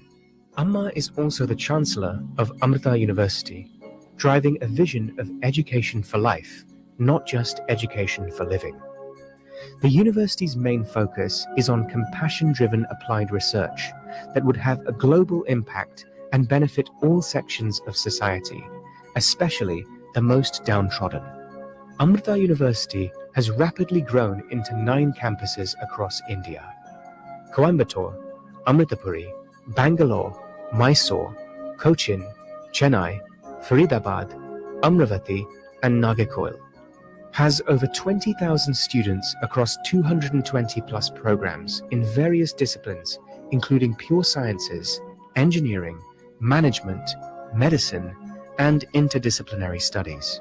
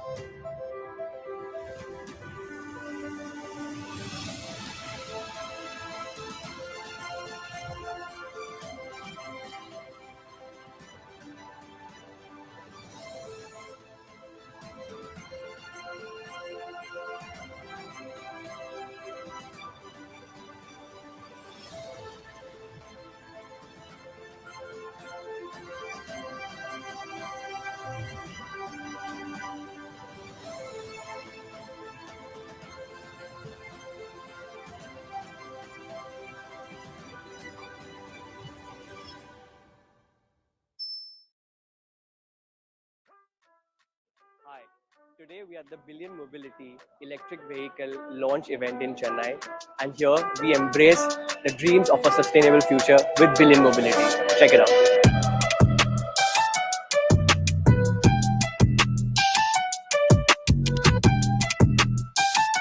So these state-of-the-art trucks not only are better for the planet, but it'll transform the way of Indian logistics forever. From 12 tonners, 14 tonners, all the way up to 55 tonners, we've got solutions for everything. From software integration to complete traceability, all fleet owners have total control over their fleets.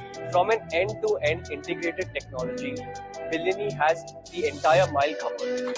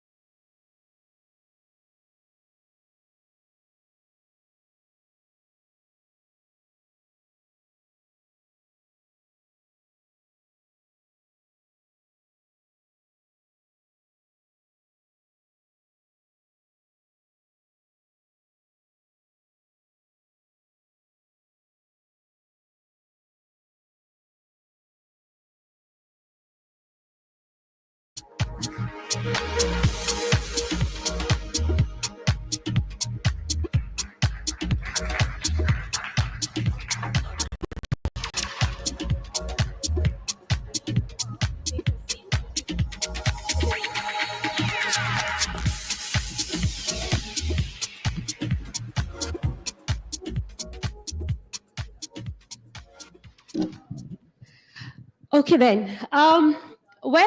We very often talk about a sky full of stars. When you look at this stage, it is a stage full of stars. And the reason I say this, because we have two rock stars, absolute rock stars of chess here with me, who were part of India's 45th chess gold medal winning team. There were 10 of them then there, and there are 2 of them here with us at the moment. Why do we say it was history made at Chess Olympiad? Chess Olympiad started in 1924, coinciding with the 7th edition of the modern Olympic Games that happened in Paris. It took 100 years for India to win gold medals. They came very close in 2022, clinching bronze, but that's as far as we had got. We also call it historic because of this stunning piece of stat. And I want to state this in front of all of you. From a total of 7,752 games, 7,752 games, yes, that was played by 1,870 players across 11 rounds over 13 days. These men and women clinched the gold medal. A big round of applause for them once again. Today, we are joined, sitting on my left is Vantika Agarwal, who claimed not 1, but 2 gold medals in her single and in her group, in her team game, team gold as well. On my extreme left is the rock star of Indian chess, Tanya Sachdev. We have known her since the time she was a teenager, featuring of NDTV. The first story we did, by the way, was when she was 10 years old. And here's what, I'm not going to be talking about her age today, but here Tanya sitting in front of you today, gold medalist at the Chess Olympiad. With them, we have chess legend Abhijit Kunte, who is a coach of the women's chess team. The men, I will admit, we have reached out to them, but they're playing tournaments all across the globe, and they have created some stunning piece of achievements even after the Chess Olympiad. Tanya, I'll start with the last moment, the final day of Chess Olympiad. मैं पढ़ रही थी कहीं पे, गुकेश ने कहा था, he said after you had finished the 12th day, almost you had known that you are going to be winning and you are going to be the gold medal winner. And उनके लिए काफी difficult था वापस जाके focus करना. It was very difficult to get back on the board, focus, knowing that you've already clinched the gold. Tell us, at that moment, what did it take for all of you to lift yourself, focus, get back on the drawing board, on the chess board, and, finish the final day? Ika, firstly, I want to say that my first video with NDTV when I was a little girl, it's still on YouTube somewhere, where more than chess, it's me dancing on that video. So it goes a long way back, and dancing never really worked out for me. But chess continued. Coming to your question, I think for the men's team, it was a very different narrative compared to the women team. They ran away with it. They were unstoppable.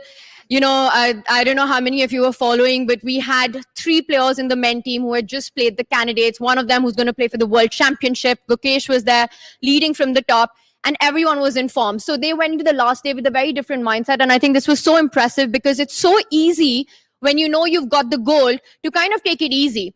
And, you think you'll be solid on every board. A draw is good enough. But these guys went on to even win the final round and, clinch it in style. For the women team, it was, for us, it was a different narrative because, so we had 7 wins in a row and we lost the 8th match to Poland. Now, the story goes even further back than the last moment because we were exactly at this place in 2022 at the Chennai Olympiad as well, when we had a fantastic run, but in the final moments, We had one loss and then we came back from it, but it was the last round that took the gold away from us. The ghosts of these past, they're always in your mind. And it's very important to block out the noise. We managed to come back from the loss against Poland. And then eventually, going into the last match, we knew that we needed to win this. So it was not a situation where if we held every board, if we draw, we'd be given the gold. So we had to earn and sweat it out in the last match. And the team really delivered on that day. Before that as well, we beat China. We won the last match. And I remember just when it finished, Harika was the last game to finish and Abhijit was there with her. And she has been also, I got into the team since 2008 and I've played every Olympiad. She's been on the team since 2004 and played every Olympiad. And I think you could see it on her and we all felt it, that this is something that we worked towards, not that year, not 2 years ago, not since Chennai, but 16 years for me and even longer for her. So having done that job in that moment, I think we all felt probably more emotional than we ever have because it went far beyond than winning the gold. It was a lifetime journey for a lot of us on the team. And I don't think any of us could have imagined it finishing better than standing side by side with the men team, winning a historic gold. Only 2 countries before us have done that at the Olympiad, that they won the men and the women together. People have been talking about this for generations, that chess started in India. And then obviously there's been this big boom in India and the biggest talent is coming out. But doing this, having this performance, I think it really established that, the future of chess is not India. That is the present and the future of chess. So very special moment. And Tanya, what really stands out for me, for all you heroes of the country, when you win a gold medal and not silver, not bronze, that is when Indian national flag is hoisted on the soil of another nation. And that's a big moment for all of us. We keep recounting what Abhinav Bindra did, what Neeraj Chopra did, and what you guys have done lately. It is pretty special for all of us. Abhijit, coming to you, chess is a very individualistic sport. Now, when we talk about a team, we know that the women's team had a lot of ups and downs. How difficult was it then for a coach to hold them all together and help them vault to that performance on the last day? I think the problem was 2022 because we were in the same situation and we Right. lost to USA that game. We had a very good team this year and we were very close. Kazakhstan was there with the same points, but they were playing against America, which was a strong team. And we were playing with Azerbaijan. So we had a very good chance to win. But it was just that players should not get burdened with winning the gold. That was the main idea. And luckily, we had 2 junior players who were not in the team that year, Divya and Vantika. So it was a good thing. And I am very happy that they played very well that day. It was a clean win, 3.5 half. And there was no burden. Okay, initially, before the match, there was some tension. But once the game started and they got their positions, it was all happy moment for me as a coach. Because when I see the position, it was very easy. Before I come to Vantika, I'll have to ask you a question about what you just mentioned, young people. 6 of the 10 are below the age of 22. क्या आप कहेंगे कि भारतीय chess में एक generational shift हो चुका है अभी? Yes, definitely. Because when I became the national champion in 97, I was the youngest national champion at the age of 24. And now if you see the Olympic gold medal winning team, which is below 21. Right. 6 place below 21. So ये बहुत बड़ा change है. Second thing I will say is that, Indian women team was always very strong, but somehow we were not winning the medal. I took the job of being the coach of the team since 21. And I think most of the tournaments, Tanya was part of the team. And we could start winning the medals. And that confidence has helped the team that now coming without a medal, it's like a failure. And now I think the team has grown so much that not winning gold itself looks like a failure. I think ये जो अभी ऊर्जा बनी है team में, वो सबसे important है. Right. Vantika, to you, double gold medalist at the chess Olympiad, one your single gold and one team gold. Can you go back to being the simple girl from Sri Ram College of Commerce who graduated a few years ago? That ordinary girl. Is it possible for you to live that life once again? I think I still feel like I'm the same girl from Sri Ram College, but it's such a proud moment for me and for our entire Indian nation and our team to, win double gold. And for me especially, I'm so happy that I could perform for India. I mean, when the team needed me the most, I could win some games. I think my games against Kazakhstan, Poland. I mean, Poland was not so good, but Kazakhstan, Azerbaijan, USA. So I think we all delivered when the team needed, and it just feels so amazing to win the gold. Vatika, medal jeete aap us din. What did you do after the medal win? What did you do with the medal? Who all did you go and show? So after we won the medal, we were all so happy, and then we.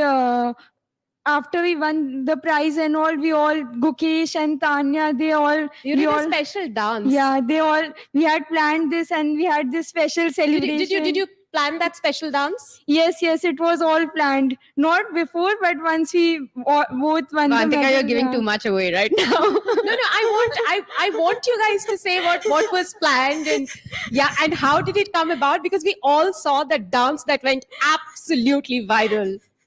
Yeah, it was very well done. I think Gukesh. बहुत बढ़िया choreography भी था. Yeah, I think it was your idea, Tanya right? choreographed.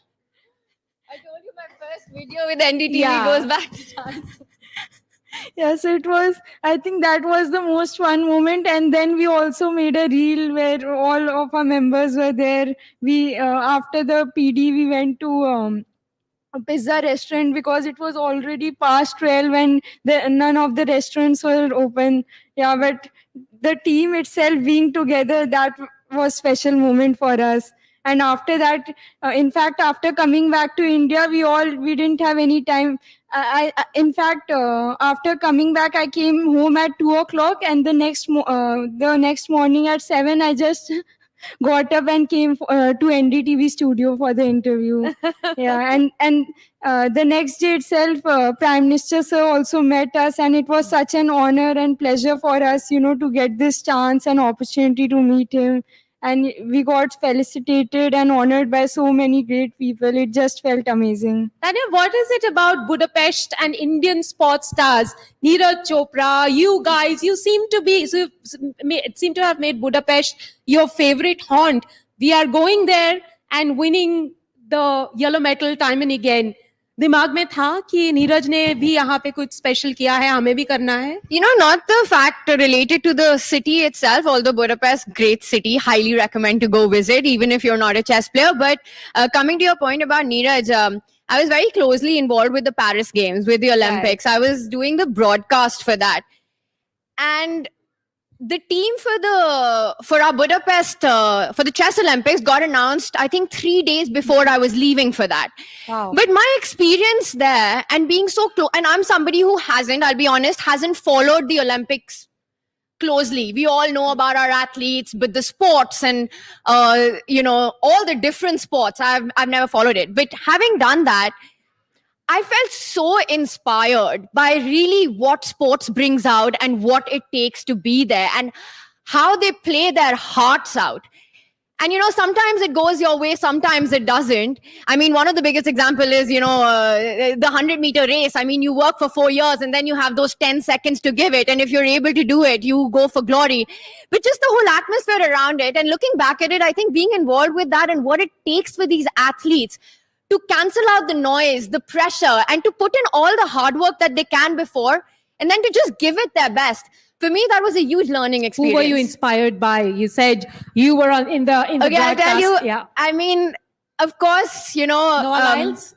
Sorry? Noah Lyles? Simone Biles, actually. A huge Simone Biles fan. I think, she really shows one of the most incredible, I think, things that I feel that chess has taught me, and I could see it, is just this ability to stand back up again. Coming back to the 22 chess Olympiad, you suffer this heartbreaking moment. And let me tell you guys that, the 22 Olympiad was a historic moment for us. India had never won a medal before that. Winning the bronze in that was in itself, if someone at the start of the tournament told us you're going to win the bronze, we would take it with both hands and jump on it. But the way the tournament went, we didn't win the bronze, we lost the gold in that one. And I think it took us, at least it took me months, and we could not feel any celebration. So, just getting back up there, one of the biggest lessons with sports, and just to go back and do it all over again.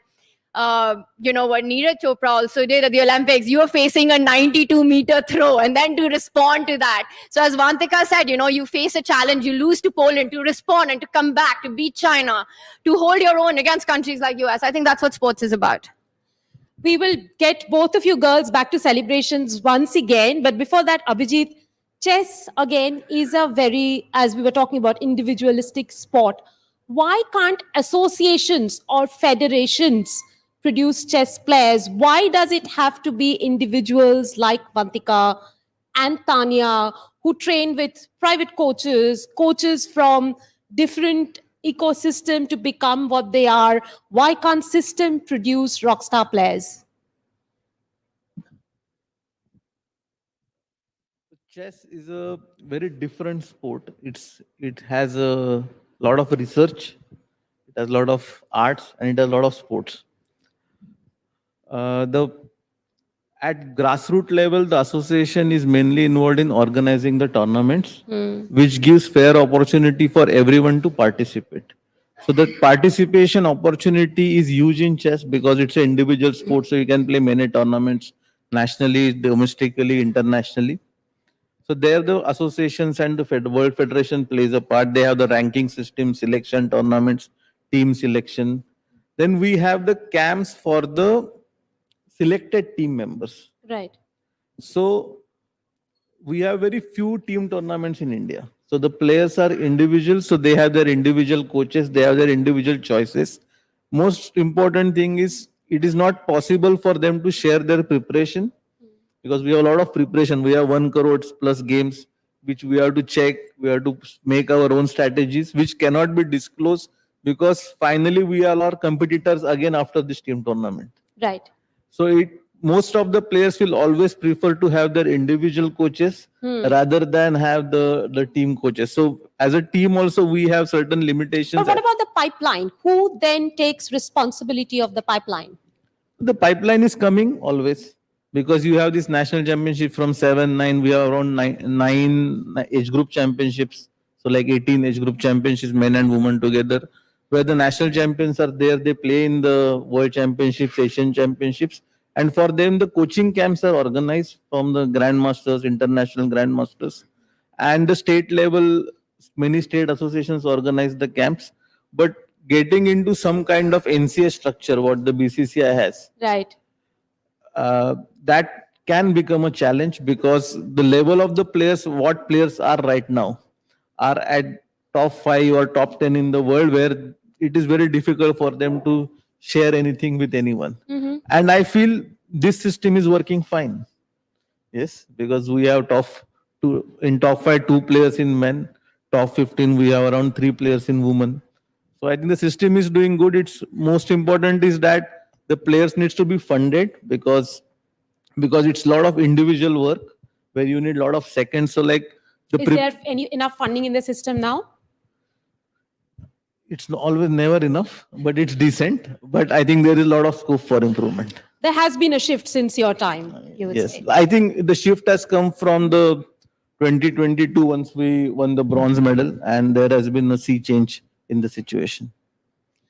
We will go to the audience for some questions, but before that, Vantika, have you been a part of the Chess Olympiad?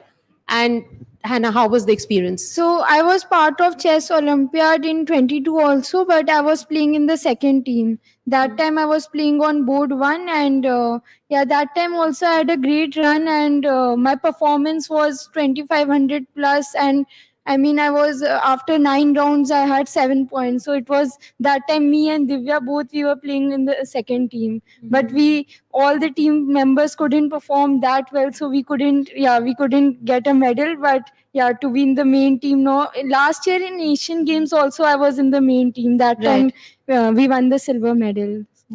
Tanya, chess has an IPL-like tournament in India. Has it really impacted the system in terms of producing the kind of players that we expect? I think you're referring to the Global Chess League? Yeah. Yeah, definitely. I mean, it's one of the things that Indian chess has been missing is a league which gives opportunities to players to play as a team, for many of them to, for chess to become a viable career option, and for young people to take up the sport. Initiatives like the Global Chess League go a long way. So it's sort of harbored around NBA. You've got that in basketball, and then you've got the IPL here. It's huge for the ecosystem. It's only in its second year, and we were all in London right now. For that, it's already grown a lot from first season, and I think next season they're looking at 8 teams. But I want to just quickly hit upon what you asked Abhijit earlier, Rika, because I think that's such a big point about the support for players and about really what athletes go through at that time, and this whole pipeline thing that you mentioned. Now, I got into the team in 2008, and it's 16 years later that another girl from Delhi, Vantika, got into the team who had a brilliant performance, a brilliant run at the Olympiad. In those 16 years, we still don't have a player from Delhi who's made it to the men's team, for example. And yeah, the dream is that I hope we don't have to wait for another 16 years for another player from Delhi to come up and perform at this level. And I think, I'm going to say this, but I think the state government has a huge role to play in that. Delhi, that way, is one of the hardest cities to be an athlete in. And it's a difficult thing for me to talk about because it's really a sport that I have dedicated my life to, my career to. And there's a reason why we see so many grandmasters after grandmasters come out of Tamil Nadu, or young players to come out of, let's say, Maharashtra or Andhra. Or why does every girl in Hyderabad want to play badminton? Because she's seen a Saina Nehwal, she's seen a PV Sindhu. You see her, you be her. Exactly. And, unless the state comes forward to really recognize the sweat and the hard work that players put in for years, and I want to say blood, but in chess there's not much blood going on, I'll be honest. Unless state recognizes its own, the effort that goes into it, how are you going to inspire the youth to take up a profession seriously? So I think my colleague a big Osama is support with the audience, and he will get you some questions as well. Yes, Osama, over to you. Rika, I'm rightly here in the audience, and I'm pretty sure there are a lot of questions coming from the audience, and I can see a lot of raised hands here. But before I go to them, I have a very quick question for all the three of you. Just give us a sense of how Vishwanathan Anand, as a mentor, is for all of you, and who among the three of you have beaten him the most number of times? I think the last bit is the easiest to answer in that. 0 would be the whole number on that. But, to that story, I'll just quickly say that I got into chess. My moment of being inspired to take chess up as a profession happened in Delhi. Vishy was giving a simul. I think it was for NIT, who was one of his sponsors for many, many years. I was one of the youngsters. I was 9 or 10 years old. I think it was at Siri Fort. And just watching him, he was playing with about 20 young kids. I was the only girl there. And I looked at him and he stood across from me. And, I was like, when I grow up, I want to be like him. And that was my moment where I felt like this is so cool. Obviously, I don't even come anywhere close, but that inspiration moment was close enough for me to be a part of this incredible team. So he has a huge impact on all of us. My name is Barkhat Rehan. I'm a great fan of sports. So what are the initiatives taken by Modi government, like Khelo India? Has it really helped you guys?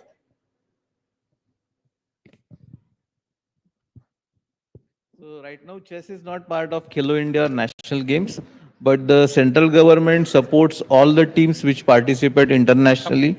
The training camps are supported by the central government.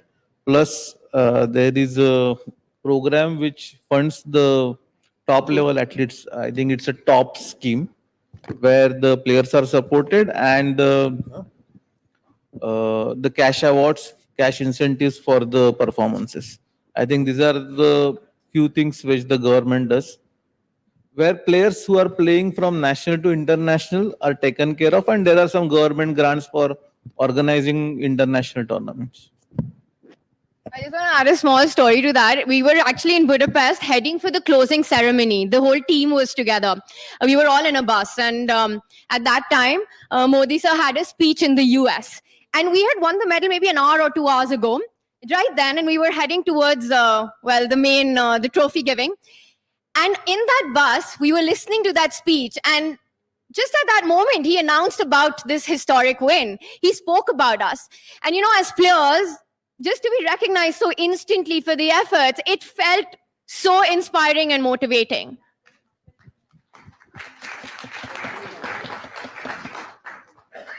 Okay, taking from the positives of yours and being women, I wanted to ask you about the fate, what happened to Vinesh Phogat.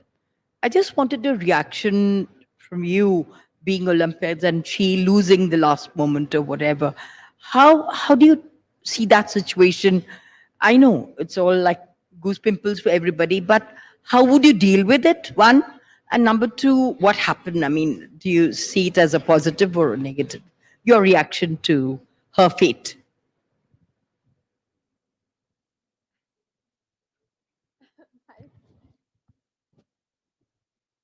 Yeah, it's a tough question, Again, I was covering the event. I was not covering. I was an anchor for a Geo at the time for the Olympic Games, and I still remember we were sort of getting ready for the day of her finals, and her bout against Sasaki Yu, I think it was, who she beat in the pre-quarter finals. Someone who hadn't lost 80 bouts straight. And it was just a very heartbreaking moment to see what happened on that day. I'm not the best person to get into the technicalities of wrestling as a sport and everything that it takes. But as an athlete, I think one can completely feel that pain of having gone through, reached that moment, and then it being taken away. So, it was very difficult. Ma'am, if I can just add to fill in to what she said, I was at the Paris Olympic Games, of course, covering it. And on the day when she had secured her, almost guaranteed a medal, so all athletes have to go through a media zone at the end of their their sport. So that day, on the penultimate day, she went through it, walked through it, through the mixed zone, and she said, "Kal baat karungi sabse gold lekar." When it did not happen the following day, she could have had the opportunity of missing out. Vinesh Phogat, being Vinesh Phogat, came and said, "Bad luck, did not happen. Sorry." So we all said, "You do not have to say sorry. There is nothing to say sorry about. It is a sport, the technicality that did you in, nothing to say sorry about."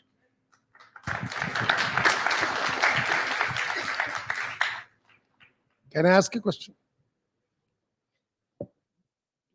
Coach,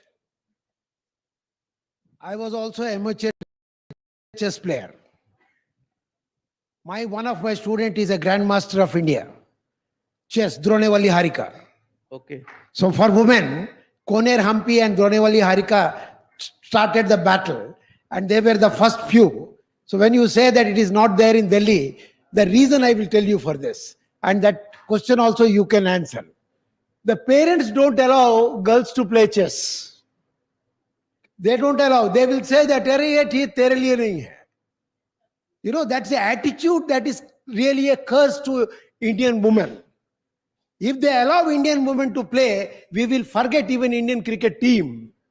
We don't allow, because we are, from the day one we want to dominate. So I want an answer from you. Thank you. So we have two parents here of the women children. I think they can answer better, but I think the mindset is changing.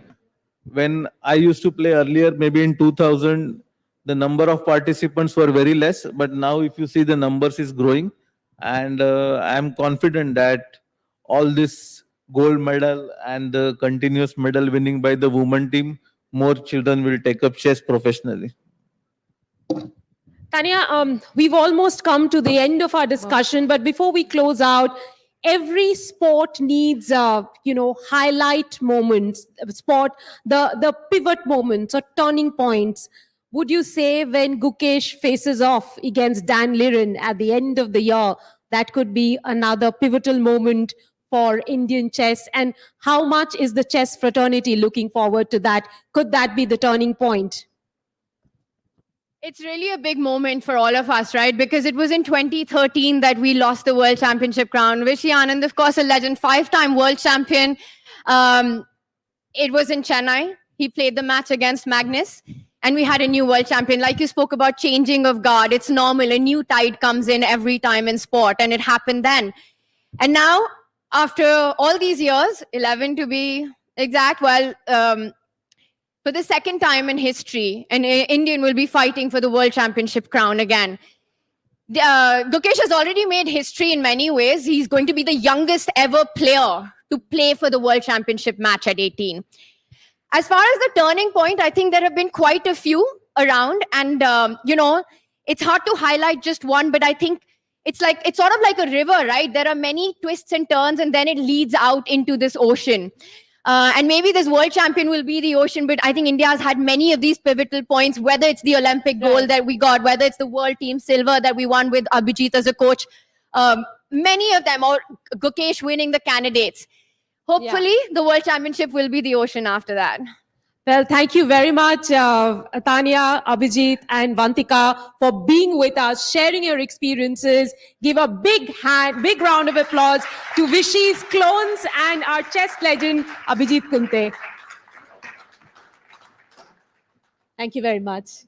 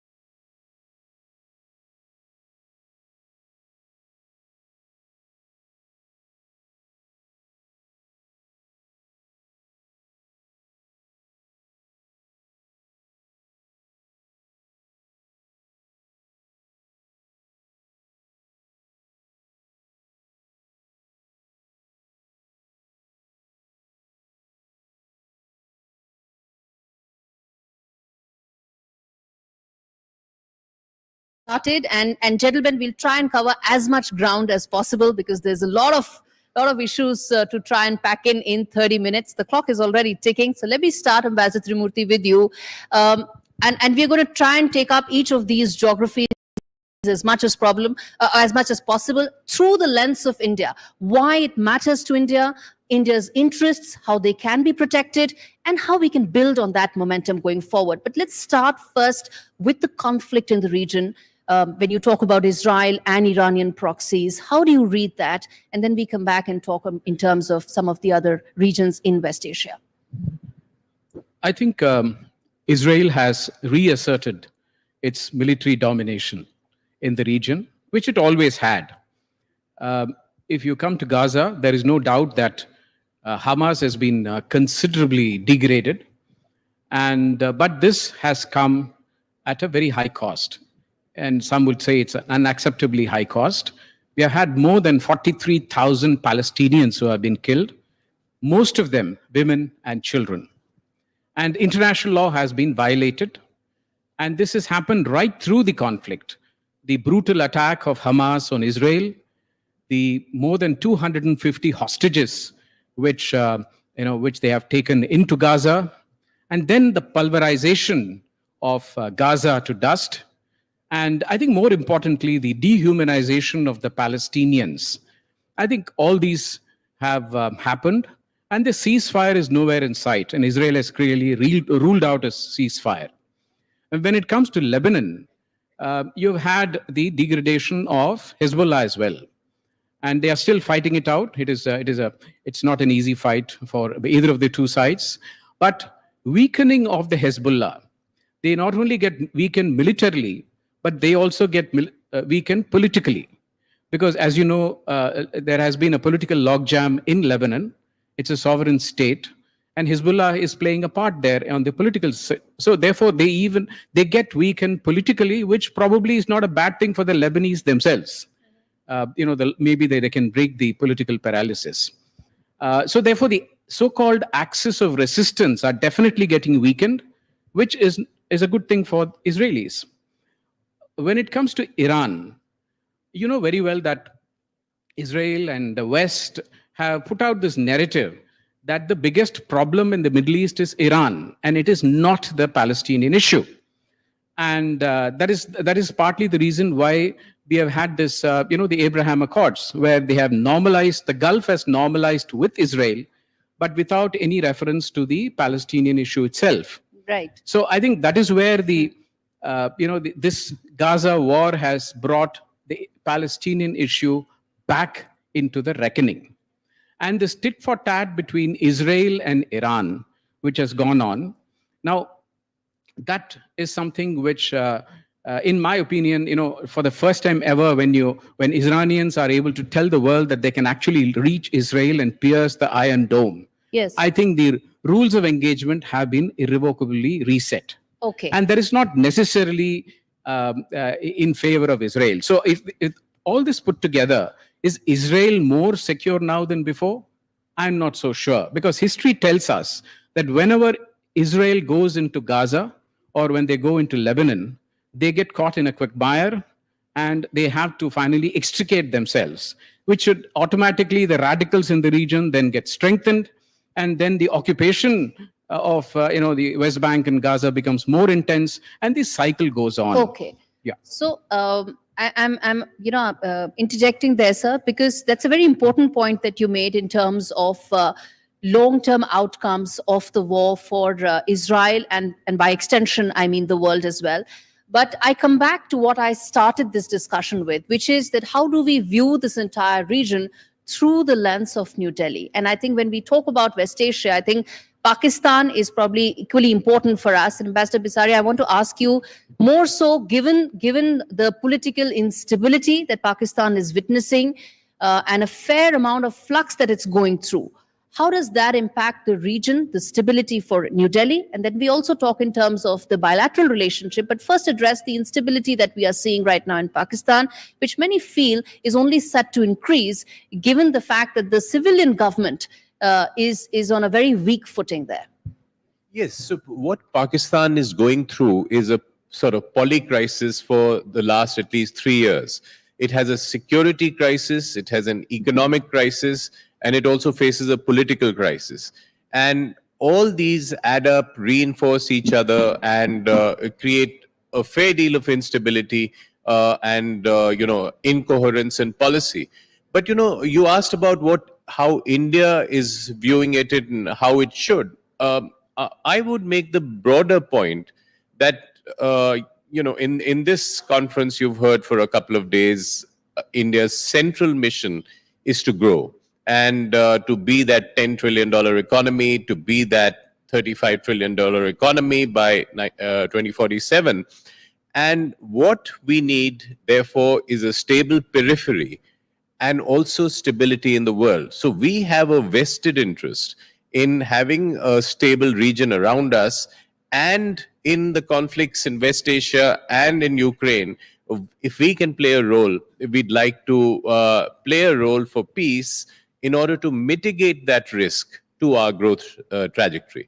Now, Pakistan itself, when we look at the region, we see Pakistan and China as two abnormal countries with whom we've had adversarial relationships. But the instinct to stabilize those relationships is strong. And we are talking in a month when we are doing both of them. So, Exactly, the Prime yes. Minister will be having a meeting with his Chinese counterpart. And the External Affairs Minister was in Pakistan. And it was a small step, but a message that we are willing to consider stabilizing this relationship. The deal breaker always is terrorism. So if there is terrorism in Jammu and Kashmir, that breaks the deal. But our instinct is to go and engage and move forward in this relationship. Then there's been a lot of talk about, I would say, expectation around the India-Pakistan bilateral relationship. Dr. Jaishankar spoke to our editor-in-chief yesterday on the fact that there isn't much right now, given that it was a very specific visit to which he went to Pakistan for. But as someone who understands the dynamics very well, is it just a case of more expectations around than actual movement on ground? Or do you think this could pave the way for more possibilities in the future? It does pave the way because both sides tried some expectation management, because in both countries, the narrative runs away with the media on every small development. But the point they wanted to make was, can we make a small step forward, create conditions for that larger rapprochement which we could possibly have, but build that trust? And I think that small step was made. It was no insignificant signal from India that Minister Jaishankar himself went to Pakistan. So I think the attempt is to try and stabilize that relationship, if not normalize it. And it plays into the larger story of India's foreign policy, that we want to stabilize the neighborhood. We want to be the rising tide which helps all the neighbors. And we also want to be an advocate and force for peace in the conflicts in the world, whether it's in Ukraine or in Gaza. If India can play a role, it will. In fact, on that note, let me bring in Ambassador Romer into this conversation, sir. Two important threads that I want to ask you. One, on the fact that the role that New Delhi can play on a day when Prime Minister is in Kazan, he is meeting President of Russia, and President Putin has said in the past that if at all anybody that he trusts for the Ukraine conflict to be resolved, Prime Minister Modi is one of them. Also, there are voices that suggest that if at all West Asia conflict can be potentially resolved, New Delhi must play a larger role. In those contexts, I must ask you, sir, how do you see India's role and also the responsibility it has in the region? Well, that's a very good question. And first of all, let me just tell you, I'm delighted to be back at the World Summit and with a very, very distinguished panel here today. I'm reading a book called On Grand Strategy by John Lewis Gaddis, a Yale professor and a grand strategist in foreign policy. And he has an Aesop's tale about the fox who knows many things and the hedgehog who knows one big thing. The one big thing for strategy in the Middle East that the United States has been advocating now for several years is a brand new architecture of regional security in that area. That's based upon, of course, the United States being one of the anchors of that partnership, but also so that we can spend more time in the Indo-Pacific. So we spend more time growing our economy. So we can spend more time with our European allies, managing the China relationship, battling terrorism. And so this new strategy in the Middle East is dependent upon the Abraham Accords and reaching out to other Arab states for peace and prosperity. It is based upon a normalization of trade and relations with Saudi, and it's based upon a strong Israel. Now, India can play a very, very important role in putting together this new architecture for a regional cooperation and security. India has 9 million people in the diaspora up in the Middle East. They have a strategic interest there. They're engaged more and more in maritime security. Their economy, is one of the panelists, the ambassador was just talking about how India is more and more engaged in the world economy and therefore more involved in trying to make sure there's peace and stability in the world and oil prices don't spike. We're involved now more in the corridor leading up to the Middle East corridor that India could greatly profit and benefit from. And Mr. Modi has reached out to the United Arab Immigrants with more and more trade where they can invest in India and their economy. So India is right in the middle of many, many important things in the Middle East. So it's in their strategic interests to do more than diplomacy. Now, their superpower right now is diplomacy because they can open so many doors in the Middle East. They can talk to Iran. They can talk to Israel. They can talk to the Palestinians. They have a good relationship with many, many different people in that region. And they seem to be looking at the resolution of the Middle East in many of the same ways that the United States is. There needs to be a secure ceasefire. There needs to be an exchange, release of the hostages. Yes. There needs to be a secure settlement, a peacekeeping group coming into the area, probably Arab-led. There needs to be a reconstruction effort at some point in that area, probably led by Europe, but also the U.S. and India could play a very important role in the rebuilding of Gaza. And then finally, I just say that there needs to be a moderate, prosperous economy in Gaza, long-term, that is politically stable and politically moderate. Those are the goals that the United States and India can work on together to bring a new architecture and regional security arrangement to an area where China is growing quicker and faster. Absolutely, Ambassador Romer. I'm going to come back to you with the questions or concerns that many have in terms of American leadership.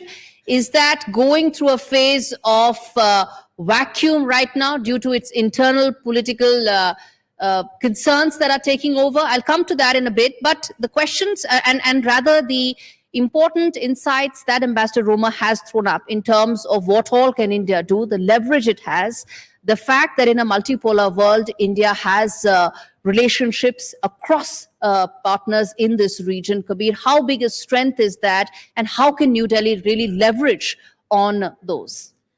Thank you so much. I think this, India has an impeccable sort of outreach in the region, right? And I know there are a lot of views on when you're using the term mediation on trying to solve or resolve issues in West Asia, but it doesn't have to be like we don't have to use the word mediation. You can just incubate some conversations, you can exchange messages, you can try to do an outreach on behalf of one another to just send across messages on what kind of thinking is taking place, especially where there are vacuums, right? One of the most difficult things to do, especially in a conflict like we are seeing in West Asia, is to fill vacuums. Sometimes, states take longer to fill a vacuum. Sometimes the official sort of channels take longer, and non-state entities are faster and more nimble these days, thanks to social media and so on and so forth, to come and sort of, push through their narratives. So there's this incredible sort of outreach that India has, as mentioned previously, with the Palestinians, with Israel, with the Arab world, and specifically with Iran. That certainly should be on offer from the Indian side. Again, as I would just like to repeat that it does not mean it's mediation. I think there are whole different components that mediation requires, but incubating that conversation, that's certainly what India can successfully do. I think in a situation that's deadlocked, just making any progress, that itself is the right direction for the world to move in. Dr. Awad, come in there in terms of what all can New Delhi do, and what I asked Kabir as well, that the next steps that New Delhi can sort of take in this region to really try and play. Mediation is a strong word, I agree with Kabir on that, but to be able to break the deadlock in any manner possible. Thank you. I think India, I always advocate that India is the #1 stakeholder in the region in terms of the diaspora security, in terms of the food security, in terms of the oil security. So the natural extension of India into West Asia, apart being Pakistan has been on only after the partition, India was a natural extension to this part of the world. So therefore, the cultural exchange between India and the Arab world goes beyond millenniums. So we have seen the travel of the Arabs into India and to Kerala, and how St. Thomas came to India and spread Christianities and then Islam. We have a very strong bonds in India. So therefore, India can play a role. But does India, like the rest of the world, have a voice to speak when it is the ball in the American court? It's nothing. Nobody is able to do anything because nobody is stopping the carnage. Is a total genocide happening in Gaza, where not a single word in the world are able to even pass a bottle of water to them. So all this. Okay, India, as we don't have an Israeli representation, I will have to come in there to just say that let's try and stick to more facts. So the simple reason that we had the Israeli ambassador yesterday on the panel, and in fact, there was a conversation I had with him, and he said that this war can only end when Israel can have long-term peace. And that cannot happen right now, given the fact that it's fighting a 6-front, 7-front war due to the presence of Iranian proxies on several factors and several geographies. So that's what the Israeli version has been. And they've been saying, they've been very clear that there's been no concept of collective punishment. The reason why I'm reiterating that is because if there's no Israeli representation, let it not drift in a manner that we do not represent the other aspect of this discussion as well. It's a nuanced debate, and it's only fair to the audience that they should get the other side. Go ahead, Doctor. No, I think you're right in your answer, because if it is, that's true. Because for Jews in the world, they have been prosecuted all over the world for a millennium.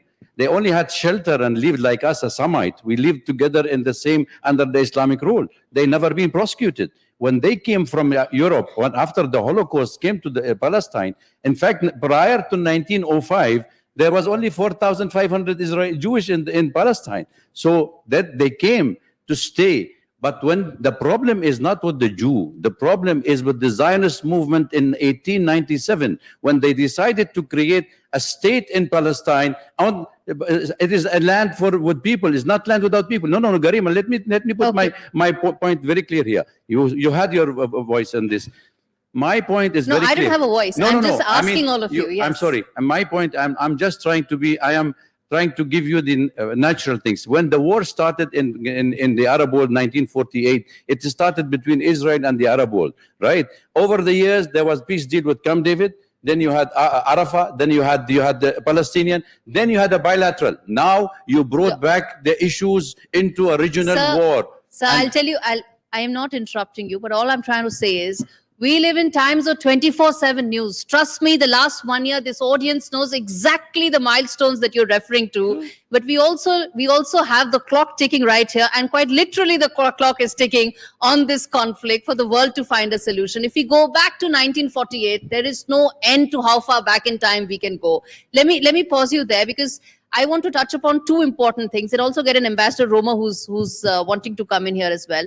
Quickly, a question, Ambassador Tirumurthy, which is that as things stand right now, it doesn't look like this conflict is going to end soon, because that's how the positions are right now. In that context, if this war were to continue for some time, how do you see it impacting India and India's interests? See, I think the most important thing which we need to look at is the day after. And now for the day after, you have to have a day, and then comes the day after. And what is the day you're looking at? You're looking at a ceasefire. And ceasefire, as you know, has been ruled out by Israel in Gaza as of now. And so therefore, there is no ceasefire, and it's going to continue for some time. The day after is the one which will really determine how the countries are going to be impacted. And this involves a political solution. Now, the question is, a military solution is being found for whatever the Israelis think that there is a military solution now. But we need to transition to a political solution. And only then can you have security for Israel, which is they are desperately seeking, and also a certain element of stability in the region. Because after all, we have ambitious plans, and you've just heard what India would like to do. And these ambitious plans can take place only when there is security in the region. And that will not come without a political solution. Whether it is a two-state solution or a one-state solution is a different matter. And there, I'll just take just a few seconds.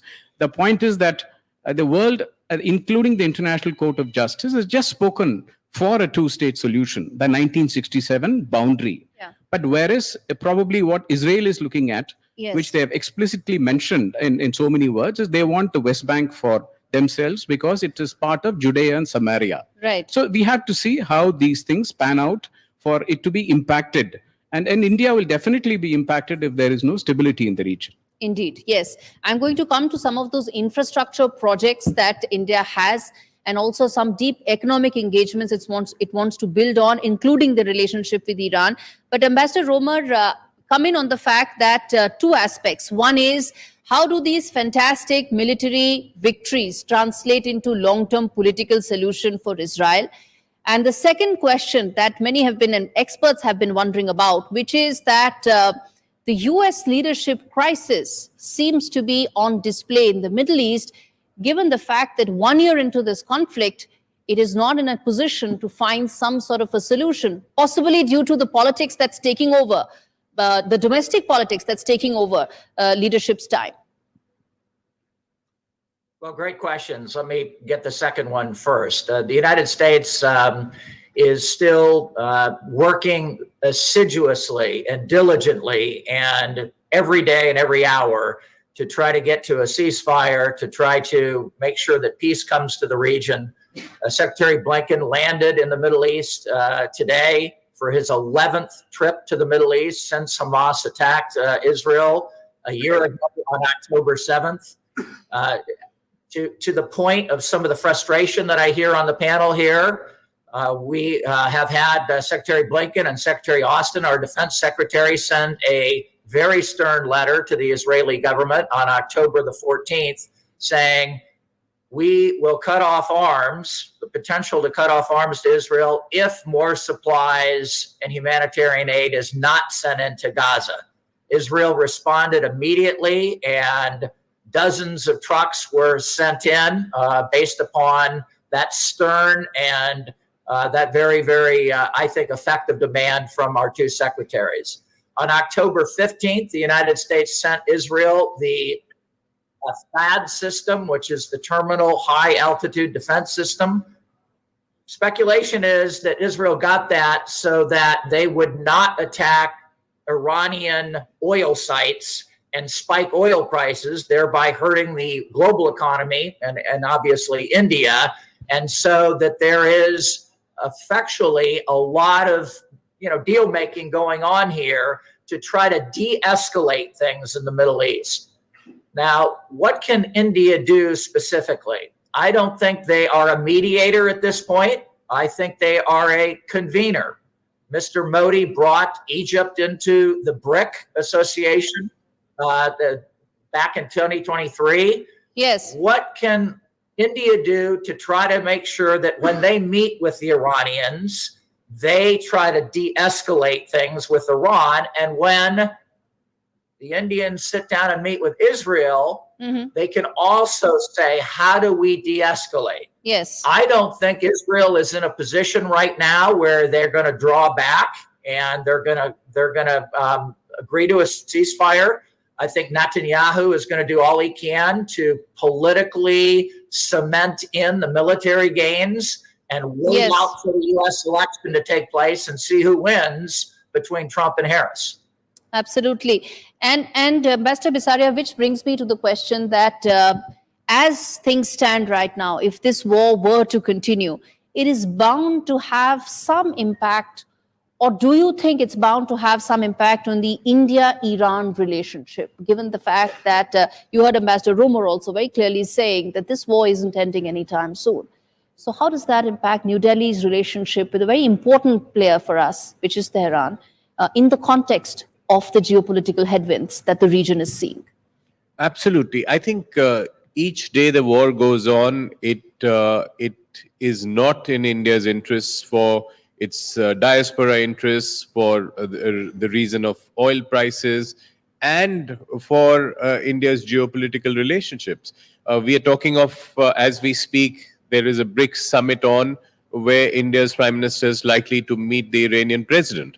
And India is balancing those relationships in West Asia with relationships with both sides. So it does put pressure on India, and the more serious a war situation becomes, the tougher it is. But I think India's positioning will be that if we can play a role in peacemaking, we will.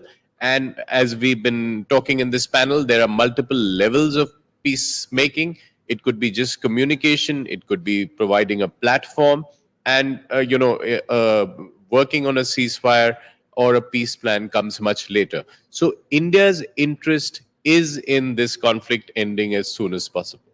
All right. Can I say one final thing? Sure, Ambassador Romer, quickly, please. Yes. Yeah, quickly. Not only can India play an important role in convening and possibly in peacemaking, but when I served as U.S. ambassador in New Delhi, we worked closely with India to invest in and try to bring peace to Afghanistan. And India did that. They did rebuilding of the parliament. They did women's empowerment training. They did economic investment and road building in Afghanistan. So when we get to the phase of rebuilding Gaza, India brings very important experience and interests and credibility. That's a very important point you made. And I wish we could talk more in terms of what happens next, rebuilding of Gaza. Another issue that I wanted to touch upon in detail was IMEC, Kabir. Dr. Awad, I wish we had time for that, but I end with what I started. The clock is ticking quite literally for this conflict as well, for the world to find a solution. Thank you so much, gentlemen, for joining me on this session. We're going to come back and talk more on this maybe at a later time. But right now, this is all the time we have. Thank you so much.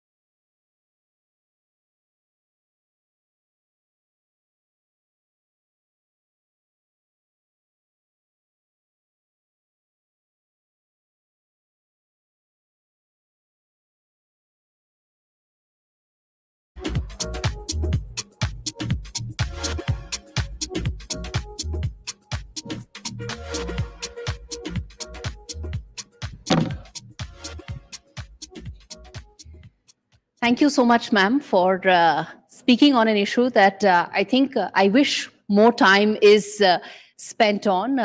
In fact, let me do a brief introduction. Darshana Ramesh Govani, she's the founder and trustee of the Kamla Ankibai Kamandiram Govani Trust. Darshana, ma'am, thank you so much for speaking on an issue that I feel more time and more space needs to be given on. And let me start by asking you, in terms of the role that philanthropy can play in terms of shaping our society, किस तरह से क्या भूमिका निभाई जा सकती है philanthropy की, जो हमारी society है, हमारे समाज में कितना कितना अहम है उसका role? First of all, thank you for having me. Thank you, everyone. So, as I told you, that first of all, whatever we do in life, we have to be very sure. So, if we are doing a social work or if we are trying to connect somebody with us, we have to be honest to ourselves. और मैं जैसे कल मोदी जी ने कहा कि हमारी मातृभाषा हिंदी है, so I want to do this summit in Hindi. बिल्कुल बिल्कुल. इंग्लिश और हिंदी, मुझे लगता है हम देश हमारा हिंदुस्तान है तो हमारी भाषा भी हिंदी होनी चाहिए. जी. तो जो आपने सब्जेक्ट बोला है कि किस तरह, तो पहली चीज आपको कनेक्ट करना बहुत जरूरी है. जब तक आप सोल कनेक्ट नहीं करते हो, आप किसी के साथ काम नहीं कर सकते हो. और ये बहुत वीकर सेक्टर्स हैं जिसको एम्पावर करने के हम सबको बहुत मजबूती देने की जरूरत है. आज हम सब ब्लेस्ड हैं कि हमारे पास सब कुछ है, पर ऐसे बहुत लोग इस समाज में हैं जिनके पास बहुत कुछ नहीं है. सो ऐसे सेक्टर को स्ट्रॉन्ग करना, ट्राइबल सेक्टर है, जैसे हम ट्रांसजेंडर्स के साथ काम करते हैं, सेक्स वर्कर्स के साथ काम करते हैं, HPV वैक्सीन पे बहुत काम करते हैं, जो कि मेजर इशू है आज की तारीख में. हर एक इंसान, हर एक 3 घर छोड़कर आपको मालूम पड़ता है somebody suffering from cancer, किसी को कैंसर हुआ है. तो रेडियोलॉजी जब 1960 में मेरे नाना डीन थे, तब कोई रेडियोलॉजी समझता नहीं था. जैसे I spoke to you and I told you कि रेडियोलॉजी किसी को समझती नहीं थी कि कैंसर भी कोई बीमारी हो सकती है हमारे देश में. पर जिस तेजी से ये बढ़ रहा है, तो मुझे लगता है हमें हमारे बच्चों को HPV वैक्सीन देना और ऐसे लोगों को जो अफोर्ड नहीं कर सकते उन्हें दिलाना बहुत जरूरी है. जी. और ऐसे कौन से क्षेत्र हैं जिसमें आपको लगता है ज्यादा ध्यान देने की आवश्यकता है, क्योंकि फिलैंथ्रोपी एक बहुत बहुत वास्ट चीज है. आपके दिल के करीब ऐसे कौन से एरिया हैं जिसमें आपको लगता है ज्यादा काम करने की जरूरत? सबसे ज्यादा ट्राइबल एरियाज जो बाहर के क्षेत्र हैं, जैसे मुंबई सिटी की हूँ मैं, दिल्ली मुंबई में तो काफी लोग हैं जो सोशल वर्क के लिए काम करने के लिए तैयार हैं, क्योंकि बहुत इजी होता है कि हमारे बच्चों का जन्मदिन है तो चलिए आज सोशल वर्क कर लेते हैं, आज एनिवर्सरी है तो चलिए कुछ अच्छा कर लेते हैं, आज मेरे फादर इन लॉ का बर्थडे है तो चलिए कुछ डोनेशन कर देते हैं. पर ये हम हमारा रोज क्यों नहीं कर सकते? अगर हम इतना कुछ सोसाइटी से ले रहे हैं तो सोसाइटी को दे क्यों नहीं सकते? हम इसको डेली मतलब डेली पर मंथ, जैसे हम इलेक्ट्रिसिटी बिल भरते हैं अपनी नीड्स के हिसाब से, शॉपिंग जाते हैं, तो थोड़ा सा हम सोसाइटी को गिव बैक क्यों नहीं कर सकते? तो मुझे लगता है कि बाहर, जैसे यूपी में सोनभद्र है, अयोध्या है, अयोध्या में हम डेवलपमेंट खोला और वहाँ पे 99 को सक्षम बनाया. जी. तो उनको भी HPV वैक्सीनेशन या कैंसर अवेयरनेस कैंप्स के बारे में कोई नॉलेज नहीं है. अब हाथ लगाने जाओ तो वो भागती हैं, हमें कोई बीमारी नहीं, हम एकदम ठीक हैं, डायलॉग रहता है. नहीं है कि भयंकर बीमारी को भी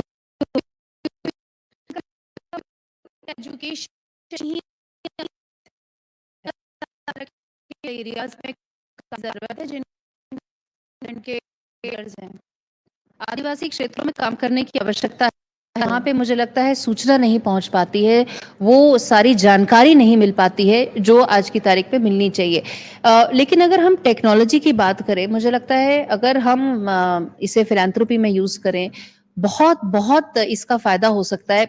मेरे को जो समझ में आ रहा है, पहली चीज तो ये कि जितने हम साधन लगा रहे हैं उसका क्या रिजल्ट निकल के आ रहा है, ये टेक्नोलॉजी के माध्यम से पता चल सकता है. पर इसके अलावा और क्या क्या तरीके हैं जिससे हम टेक्नोलॉजी को यूज कर सकते हैं? टेक्नोलॉजी ने अपना बहुत अच्छा काम किया है और बहुत ज़रूरी भी है. जैसे पहले हम जब डोनेशंस करते थे तो बड़े बूढ़े कहते थे एक हाथ से करो दूसरे को पता ना चले, पर अब जमाना बदल गया है. जब तक आप दूसरे हाथ को बताओगे नहीं, आपकी जनरेशन कुछ सीख नहीं पाएगी. अब गूगल का जमाना है, तो टेक्नोलॉजी इज वेरी इंपॉर्टेंट, बहुत ज़रूरी है. जैसे आज हमें कोई ब्रांड लॉन्च करना है तो हम इंस्टाग्राम, फेसबुक, यूट्यूब यूज करते हैं।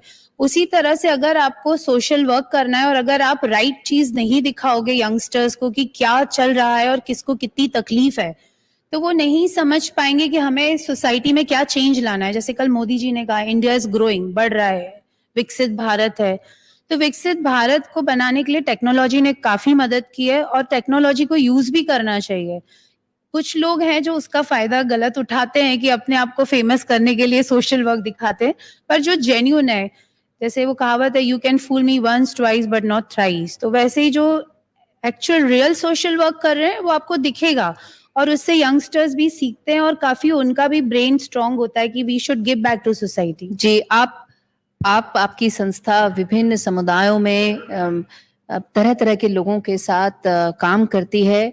आपको क्या लगता है कि जो इस देश की विविधताएं हैं, इस देश की जो विभिन्नताएं हैं, उसका क्या असर पड़ता है हमारी फिलैंथ्रोपिक अप्रोच में? क्योंकि वन साइज फिट्स ऑल नहीं चलेगा यहाँ पे। तो आप बताइए, आपका क्या अनुभव रहा है? देखिए, जब हम लोग ट्रांसजेंडर के साथ काम करते हैं तो उनकी अपनी काफ़ी नाराज़गियाँ रहती हैं कि हमें कोई समाज में रिस्पेक्ट नहीं देता है। और सच्ची बात है कि अब वो वैसे नहीं रहे कि रोड पर बेगिंग करें या भीख मांगे कि आप हमें 2 पैसे दे दीजिए। वो भी एजुकेट हो रहे हैं। काफ़ी हमारी फिल्म इंडस्ट्री में अगर आप देखेंगे तो बैक डांसर ट्रांसजेंडर है। दे लुक मच नाउ, बहुत सुंदर दिखते हैं। तो उनकी नाराज़गी है कि उनको राइट्स नहीं मिलते, उनको गवर्नमेंट नहीं मिलते हैं, जिसके उनको हेल्प करना चाहिए। क्षेत्र में लोगों को काम मिल रहा है तो उन्हें भी एक अपॉर्चुनिटी मिलनी चाहिए। वर्कर्स हैं, वो भी एक बड़ा अहम है सोसाइटी का। उनको देख के हम लोग हमेशा मुंह फेर लेते हैं कि उनकी मदद करें, उनके लिए एक काम कर रहे हैं, शौक कर रहे हैं। एक औरत होने के नाते हमें ये समझना बहुत जरूरी कि अभी से ये काम कर। ये बात सही। ये जो है तक ये स्टिग्मा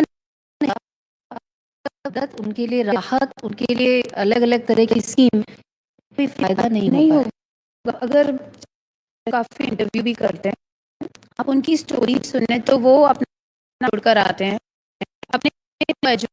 अपने बच्चों को पढ़ा रहे हैं, अपने बूढ़े माँ बाप का ध्यान दे रहे हैं और उनको पता भी नहीं है कि वो शहर में क्या काम कर रहे हैं। एक वुमन एम्पावरमेंट जो वो अपने घर को एम्पावर कर रहे हैं। हम उससे देखते गलत नजर से। माँ दुर्गा की मिट्टी के लिए भी हम उनकी मिट्टी घर की यूज करते हैं। और सप्तशती के भी रहस्य में दिया हुआ है, अगर आप सप्तशती से यहाँ पर किसी को भी थोड़ा पढ़ते हो तो अगर पढ़े भी तो रहस्य में, तीसरे रहस्य में ये दिया है कि एक रूप माँ का, एक रूप औरत का, भगवान का सेक्स वर्कर भी हैं, जो अगर नहीं हो तो हमारी सृष्टि पूरी नहीं है। और मेरा ये कहना है, मैं एक मेरी डॉटर है, एक मदर हूँ मैं, कि अगर वो नहीं है तो मेरी डॉटर, किसी की भी डॉटर सेफ नहीं है। सो वो भी एक इम्पॉर्टेंट कम्युनिटी है जिसके लिए करना चाहिए। हम उनकी एफडीज करते हैं। सरकारी जो अभी योजना आई है उस योजना के तहत हम पोस्ट ऑफिस से उनकी एफडीज करते हैं कि उस एफडी 3 साल बाद जब मैच्योर हो तो वो अपना बिजनेस कर सकें। आखिरी प्रश्न मैं आपसे पूछना चाहूंगी, इस देश की युवा शक्ति के लिए कैसे युवाओं का योगदान बढ़ाया जा सकता है परोपकार के लिए, फिलैंथ्रोपी के लिए? किस तरह से उनकी ऊर्जा को जोड़ा जा सकता है ताकि इस काम में ज्यादा अलग अलग तरह की थॉट प्रोसेस आ सकें और नई ऊर्जा आ सके? ये सब आपके अपने संस्कारों पे निर्भर होता है। आप जैसे अपने घर में अपने सर्वेंट से बात करेंगे वैसे आपके बच्चे बात करेंगे। Charity begins from home. अगर आप अपने घर की बाई को दीदी बोलेंगे तो आपके बच्चे दीदी बोलेंगे। अगर आप उनकी तकलीफ समझकर उनको हेल्प करेंगे तो आपके बच्चे हेल्प करेंगे। तो जो कुछ हम करते हैं उसका रिफ्लेक्शन हमारे बच्चे करते हैं। अगर आप सोशल वर्क करते हैं, जिस तरह से आप अपने लिए हर महीने इलेक्ट्रिसिटी बिल साइड करते हैं, शॉपिंग के लिए एक बजट बनाते हैं, वैसे अगर आप सोशल वर्क डोनेशंस करेंगे तो वो लेगेसी आपके बच्चे लेकर जाएंगे कि नहीं, हमारी सेविंग से ये पैसा करती थी, जो भी अमाउंट हो, हर इंसान अपने हिसाब से कर सकता है, वो बच्चे सीखेंगे।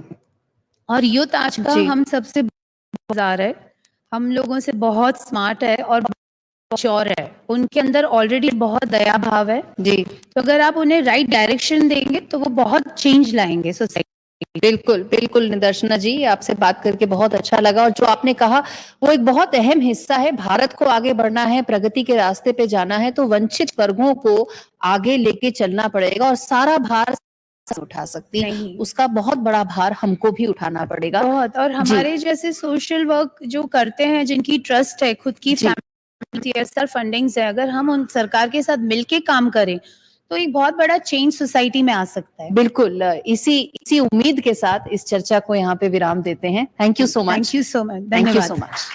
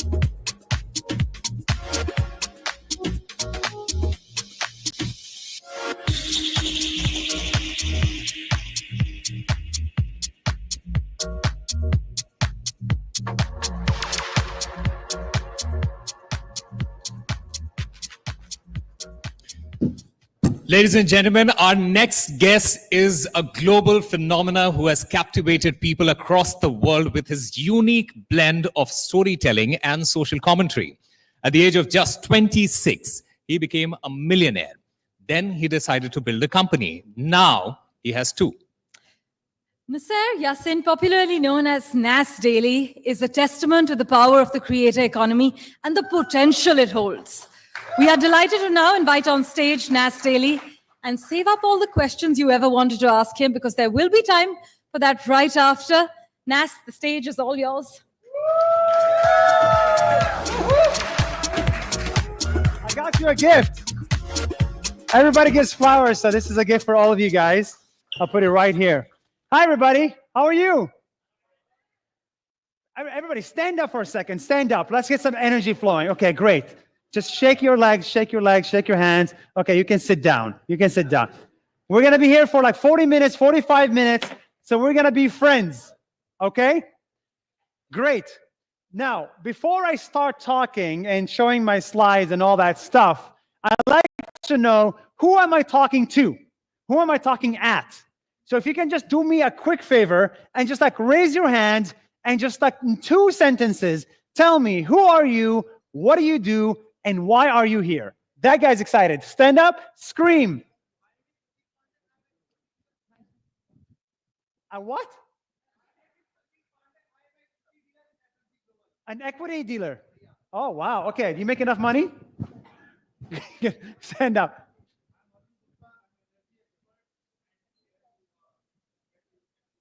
Energy expert. Very cool.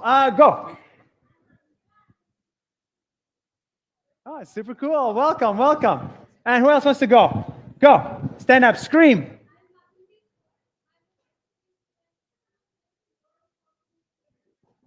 How to do influencing. I don't know how to do influencing. I can teach you how to do content creation. If it influences, that's good. If it doesn't, we tried. Let's do 2 more. Go. What kind of content creator? Fashion and lifestyle. Okay, very cool. Go. You work for a Japanese EV charging company. Do you speak Japanese? You speak Japanese? I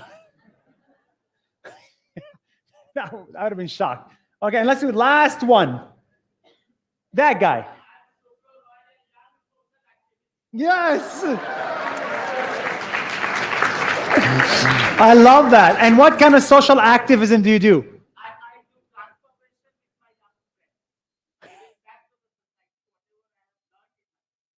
Okay, so like education.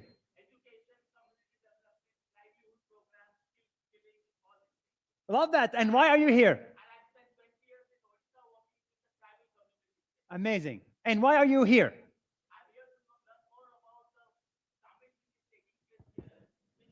Check.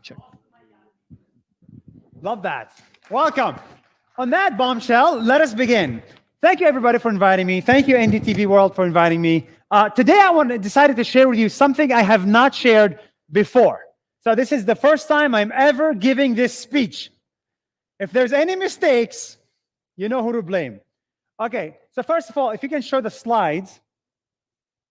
Today, I decided to talk about the 5 lessons I learned from 8 years of building NAS Daily.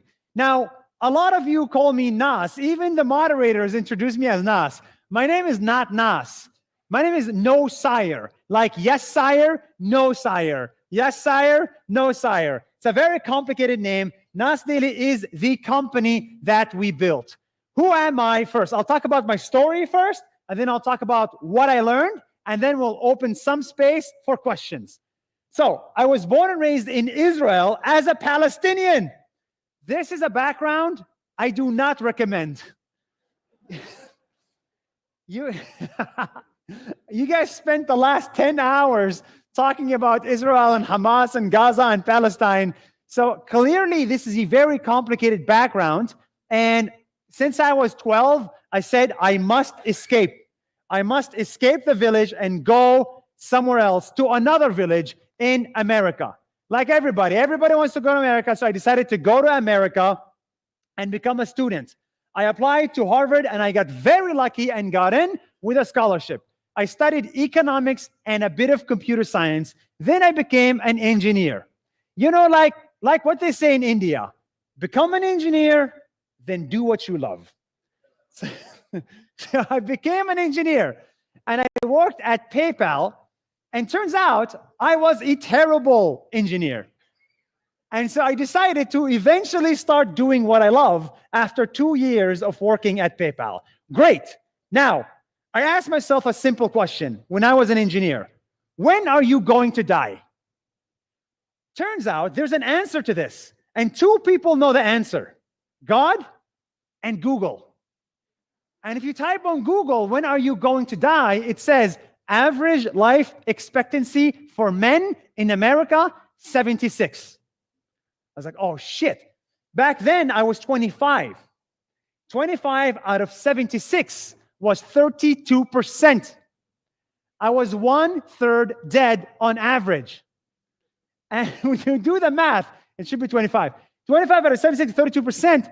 I was 1/3 dead on average, and I have not done what I love yet. And I think a lot of people here can relate. In America, it's 76. In Japan, the life expectancy is 84. I think in India, it's like 65 or something. So it really depends on where you live.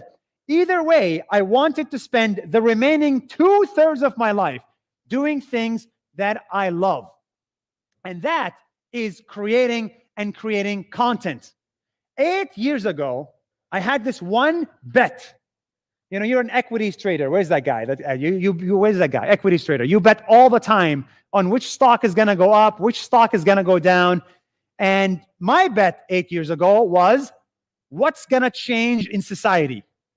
What's going to change in society? 8 years ago, I said videos are going to change society and social media are going to change society.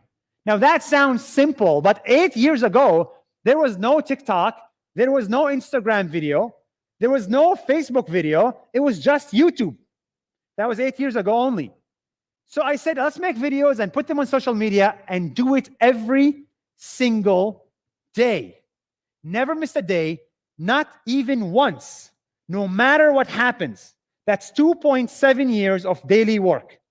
Even if I was sick, even if I had to go to the hospital, even if my mom went to the hospital, I had a plan on how to make a video that day. I took this so seriously. Every video was 1 minute long. Nobody has 45 minutes to listen to me talk. So I don't know what the hell you guys are doing here. But on the internet, you only have 1 minute. And so we made these videos, and 1,000 videos later, 1,000 days later, it blew up. it became one of the biggest social media pages in the world, with over 70 million followers and 30 billion views with a B. That is, thank you. To be clear, the population of planet Earth is 7 billion. So it's as if every person on the planet watched 5 videos. Now, of course, it's not like that, but it is hundreds of millions of people that have followed the Nas Daily language, the Nas Daily, in 14 different languages. Nas Daily Spanish, Nas Daily Hindi, Nas Daily Japanese, Nas Daily Arabic, Nas Daily Russian, Nas Daily English that you know. And this became Nas Daily. Now we are a company of 100 people based in Singapore, Dubai, New York, and some in India. And today I decided to come and answer a simple question. Why the hell did Nas Daily succeed? Why me? Why now? Why this? And how can you? No questions yet, bro. Let me finish. The equities guy really wants a question. Why did Nas Daily succeed? This is what I want to try to answer. And I'm going to answer this through 5 lessons that I learned in the last 8 years. Are you with me? Great. Okay. So the first thing I discovered over the last 8 years is that the individual has incredible power. The power of the individual is unbelievable. What do I mean by that? What I mean by that is that people love people. People don't love objects. People don't love flowers. They don't love institutions. They don't love things. People love people. And when it comes to media, this is especially true. Look at this example. Tucker Carlson is an individual. Fox News is an institution. When Tucker Carlson left Fox News lost millions of followers. He built his own new channel on Twitter or X and built his own Fox News because people love people. There is no affiliation, there's no affinity necessarily to Fox News, but people love the guy. And so that is so interesting when you think about content. When you put a human in front of the video talking, you get 10x more engagement. No matter how annoying the presenter is, like me, when you add a human, people love the human or hate the human. But at the end of the day, you want a human. If Nas Daily was just a voiceover with text on screen, I wouldn't be here today. So the main reason that Nas Daily succeeded is people love people. Now, how does this apply to you? Think about your company that you're building, or your media organization, or your project, whatever it is. Put a person in front of it, either the customer, or the CEO, or the founder, or the investor, or the employee. Elevate the status of people. And if you look at this, this is Nas Daily's Facebook page. Look at how many people there are. The mission statement, bring people together. The cover photo, a lot of people. The profile picture, a lot of people. For God's sake, do you even know what Nas means? People. Nas means people in Arabic. Raise your hand if you speak Arabic. Do you agree? Is it correct? Does it mean people in Arabic? Great. It's not fake news. Nas means people in Arabic.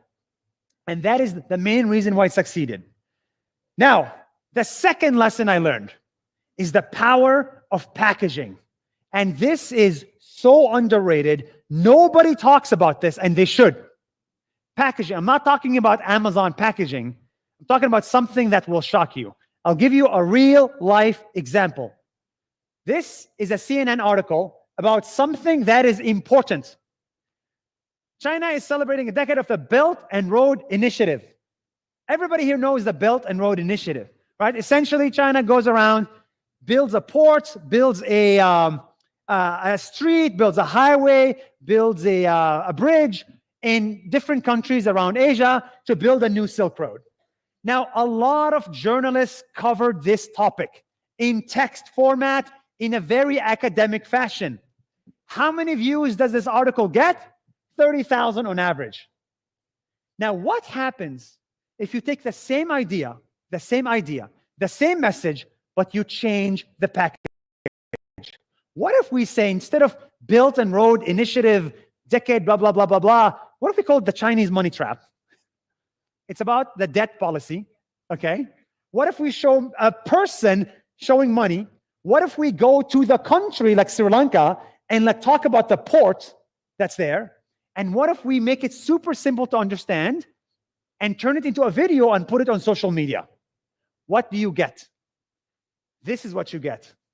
52 million views, 64,000 comments, 344,000 likes, just in English. Together, this simple video got more than 75 to 100 million views globally. So much so that the United States government reached out to me and they were like, we want more of these videos. I was like, I didn't make it because of that. We didn't end up working with them, to be clear, but even governments started to notice this. It's the same message, different packaging. So what does that tell you? In 2024, we should all adopt and embrace and hug and kiss videos. Forget pictures. Forget text. If you want to reach the masses, you gotta do it in 24 frames per second. If anything, we live life in video. Our eyes see in 24 or 30 frames per second. So why are we not communicating per video? If my speech today was just text, 2 of you would read it. The remaining would not read it. But because my talk today is in video, you're paying attention. So I cannot stress the importance of videos. But the third thing I cannot stress enough is the power of social media.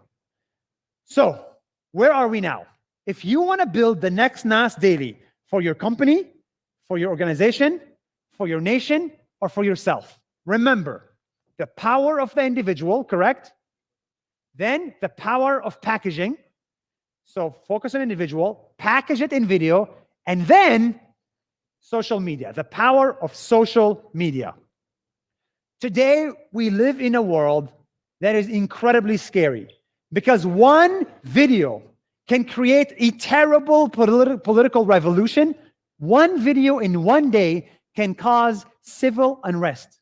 One video in one day, or one video in one day can create a health revolution. The question is, which video is it going to be? And who's going to make it?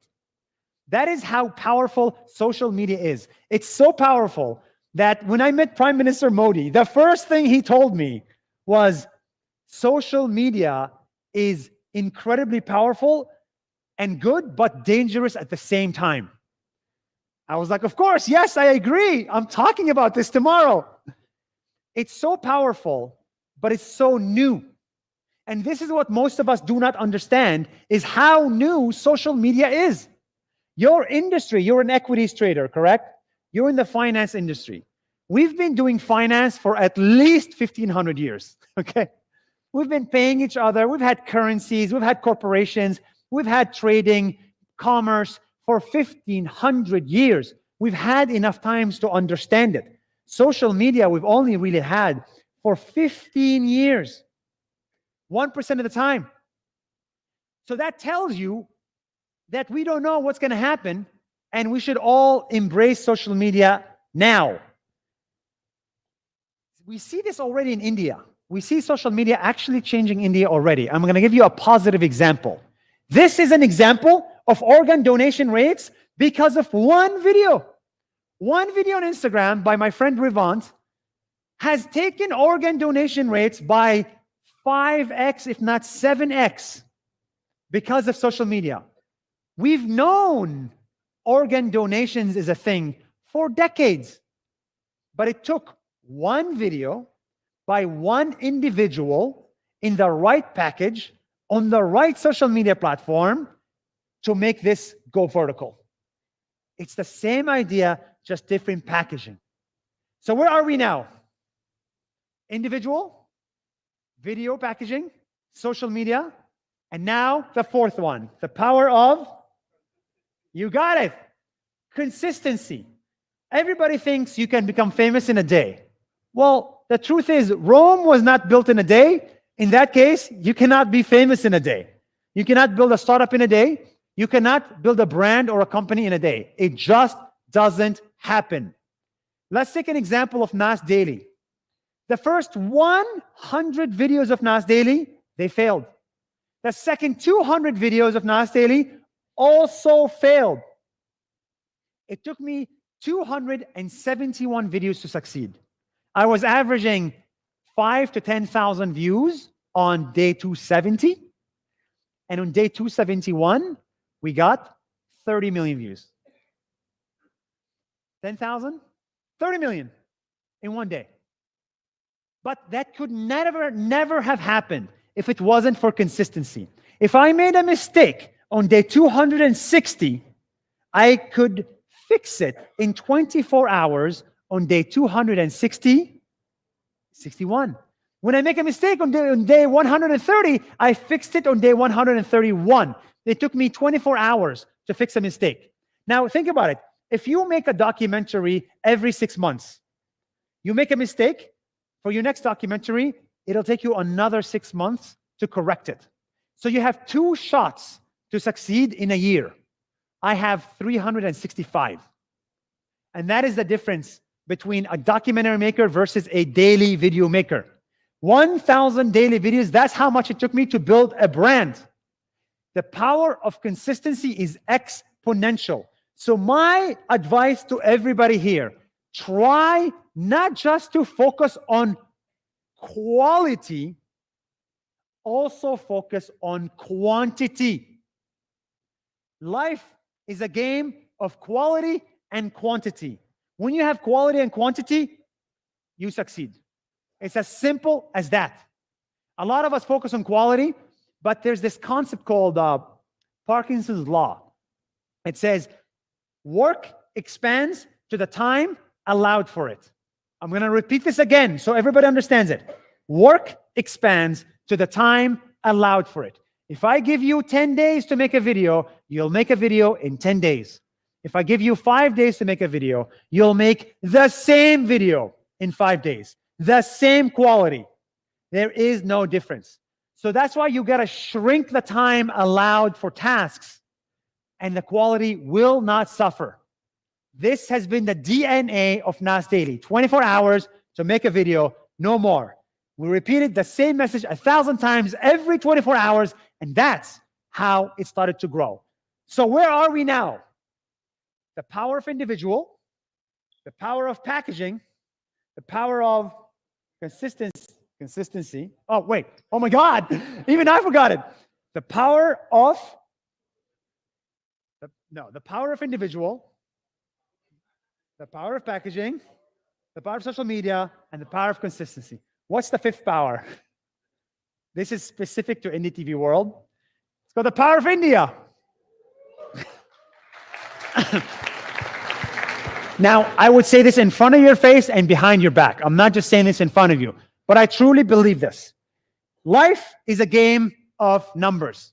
The world of content is a game of numbers. Simple as that. Number of followers, number of views, number of impact, number of videos, numbers. Okay? And when it comes to numbers, India wins every game. Okay? Like for some reason in India, there are no small numbers. Nobody has 10 followers. Like the minimum is like 1 million and above. In India, nobody has like 1 million votes. It's like 700 million votes. There's no like 10 customers. It's 10,000 customers. So it's almost always that India has the law of large numbers on its side. But what does that mean? That means there is no social media without India. Ask any content creator right now in America, in Denmark, in Germany, in Israel, in Singapore, what's your number one country? If you make content in English, what's your number one country? Odds are it's India, simply because of the number of numbers. So this is important because now we can leverage this massive number of people to tell the story of India through social media. Out of the 1.34 billion people, There are at least 30 million NAS dailies. You know, the best export, the best way to build soft power, and the most affordable way to build soft power is through content. And it's also through food, like Indian food in America or Thai food around the world. Yes, you can build soft power through food, but with India, you can build soft power through content. And it's not just Bollywood. It's through Facebook videos, Instagram videos, YouTube videos, from India to the world. This is why I am so excited about the things that NDTV World is doing. This is India's attempt at building its own image and distribution and soft power to the world through content. And I really cannot wait to see it succeed because the world needs it. So, going back to my original question, why the hell did NAS Daily succeed?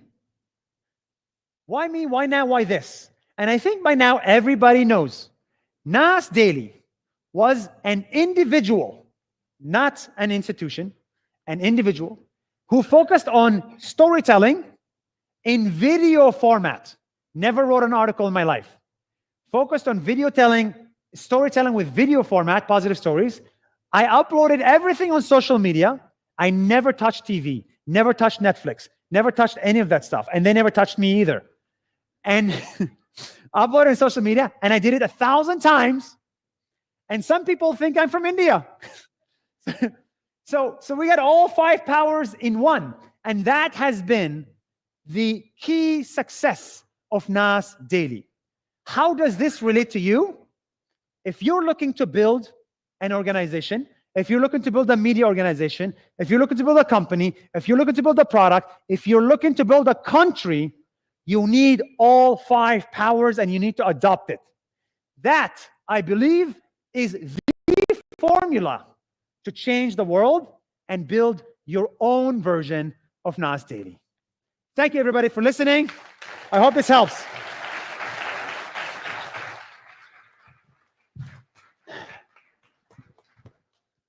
Thanks, Nas, for such a great session. And now we'll go to Nas. For the same. Nasir. Of course, we fondly would love to call you Nas as well. Nasir, thanks a lot. And now, as I said, we'll go to Nas. And let's hear from you. If you have any question, please raise your hand and we will start with finance guy. Finance guy, yes. Good evening, sir. But before you ask a question, I have one request, guys, one request. Make the question hard, difficult, sensitive, borderline inappropriate. Okay? Do not ask, what's your favorite color? Yeah. Is your question hard? Yeah. Is it sensitive? Yeah. Okay? Okay. We're all going to pay attention. Go. Sir, tell me one thing. What is the emotional attachment of social media? Actually, I saw Speed had no knowledge about cricket. When he started to talking about Virat Kohli, then he got so fame in India. So what is connection of emotion in social media? Okay, that was not a hard question or sensitive, but what is the question? I think, so he's talking about that. He's talking about a creator, iShowSpeed. Oh, iShowSpeed. Right? Okay. Are you talking about iShowSpeed? Yeah, he's Okay. talking about iShowSpeed. Okay. So he's mentioning that he, in one of his videos, talked about Virat Kohli. And in his words, iShowSpeed doesn't have knowledge of cricket. So why is he talking about Virat Kohli and garnering views? Is that what your question is? He got a lot of fame in India. Got it. Great. Well, it goes back to the first thing I said. People love people. You know, you could talk about anything and I'll listen to you if I love you. You know, I mean, if I have a kid and my kid is telling me about, physics, even though he knows nothing about physics, I'll listen. You know, I love the kid. You don't follow NAS Daily because you want travel videos. You follow NAS Daily because you like the style and you like the individual. And that is the beauty of content creation. You know, when it comes to careers and a job, when I was an engineer, I was an engineer. You know, I wanted to talk to the CEO about product. They were like, what are you doing? You're an engineer. I wanted to talk about the mobile app. They said, what are you doing? You're an engineer in the back end. So you always stay in your lane. When it comes to content, you don't need to stay in your lane. You can literally jump lanes like an island changes, weather. You can one day you can talk about cricket. The next day you can talk about politics. The next day you can talk about your girlfriend. It doesn't matter. And so that's exactly what Nas Daily does.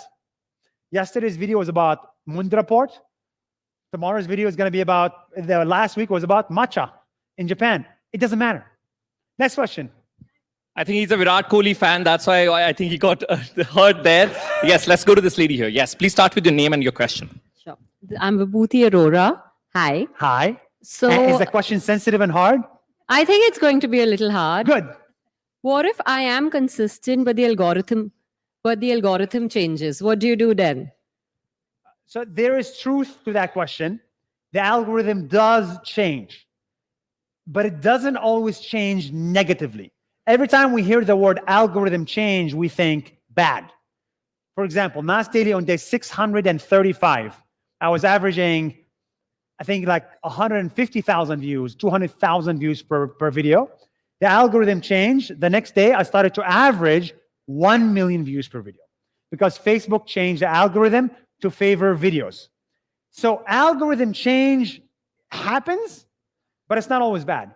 What I think what's going to happen in the future is algorithms want content that gives meaningful social connections, content that's positive. Instagram does not like politics. Facebook does not like politics. Politics provided a headache to Zuckerberg. He doesn't want it.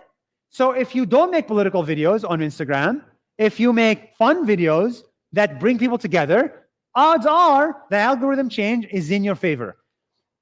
I'm going to guess the reason why the videos are not working is because you're focusing on quantity, not yours, but somebody. I did not say the videos are not working. I will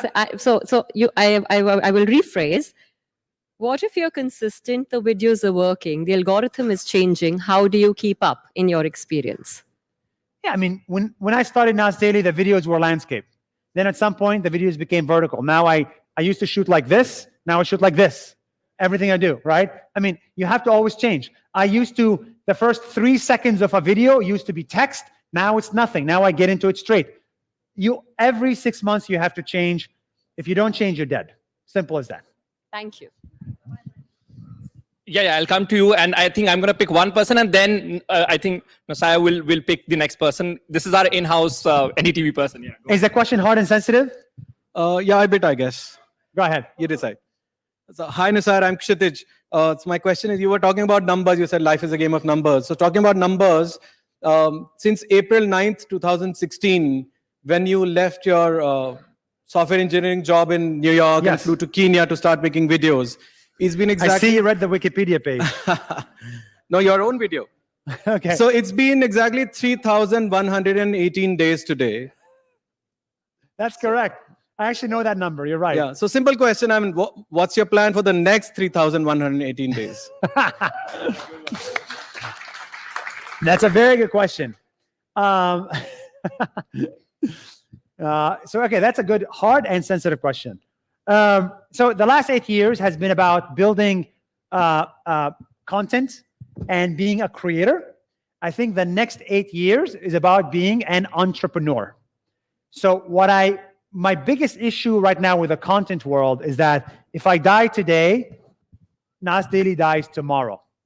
That's a terrible feeling. Same if you're a lawyer. If you're a lawyer and you die today, no one is going to do law practice tomorrow. I'm only interested in solving this thing. How can I make something bigger than myself and my life? For that, I have to build a company. So my next goal for the next 8 years is to build a 1,000-person company.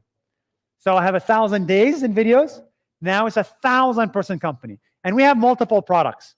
We have a hotel in Dubai. We have a technology platform, Nas.io. We have a social media agency with brands and governments. We have an academy. We have a summit. We have like 5 product lines. And together, they are the things that will continue to live even if I die. As you can tell, I think a lot about death. Thank you. For the next question, we're going to do the same smile task. Please raise your hand. Show your brightest smile. I want Nasaya you to pick one of them. Okay, she really thinks it's hot and sensitive. Lovely. Okay, you better we'll deliver. go to her. Please start with your name, ma'am, and then the question. Borderline inappropriate too. Oh, wow. Everybody's listening now. Yeah. You were talking about positive stories, how important for you is to create responsible stories, especially when you are a role model for a lot of youth, how right it is to put a breakup story on video, especially when everybody is watching you. Will youngsters mimic this? And it's very insensitive. That's my question. I like to hear that. Thank you. Thank you. So let me give context to everybody. I've never been asked that question. Thank you. So I had a 6-year relationship, and everything in my life is public. How much money I make, who I date, what I do, everything is public. There are no secrets. And you know, my girlfriend was a big part of the videos. And then at some point we broke up. And then I said, instead of making, you know, a post saying we broke up, we're going to make a 13-minute long video.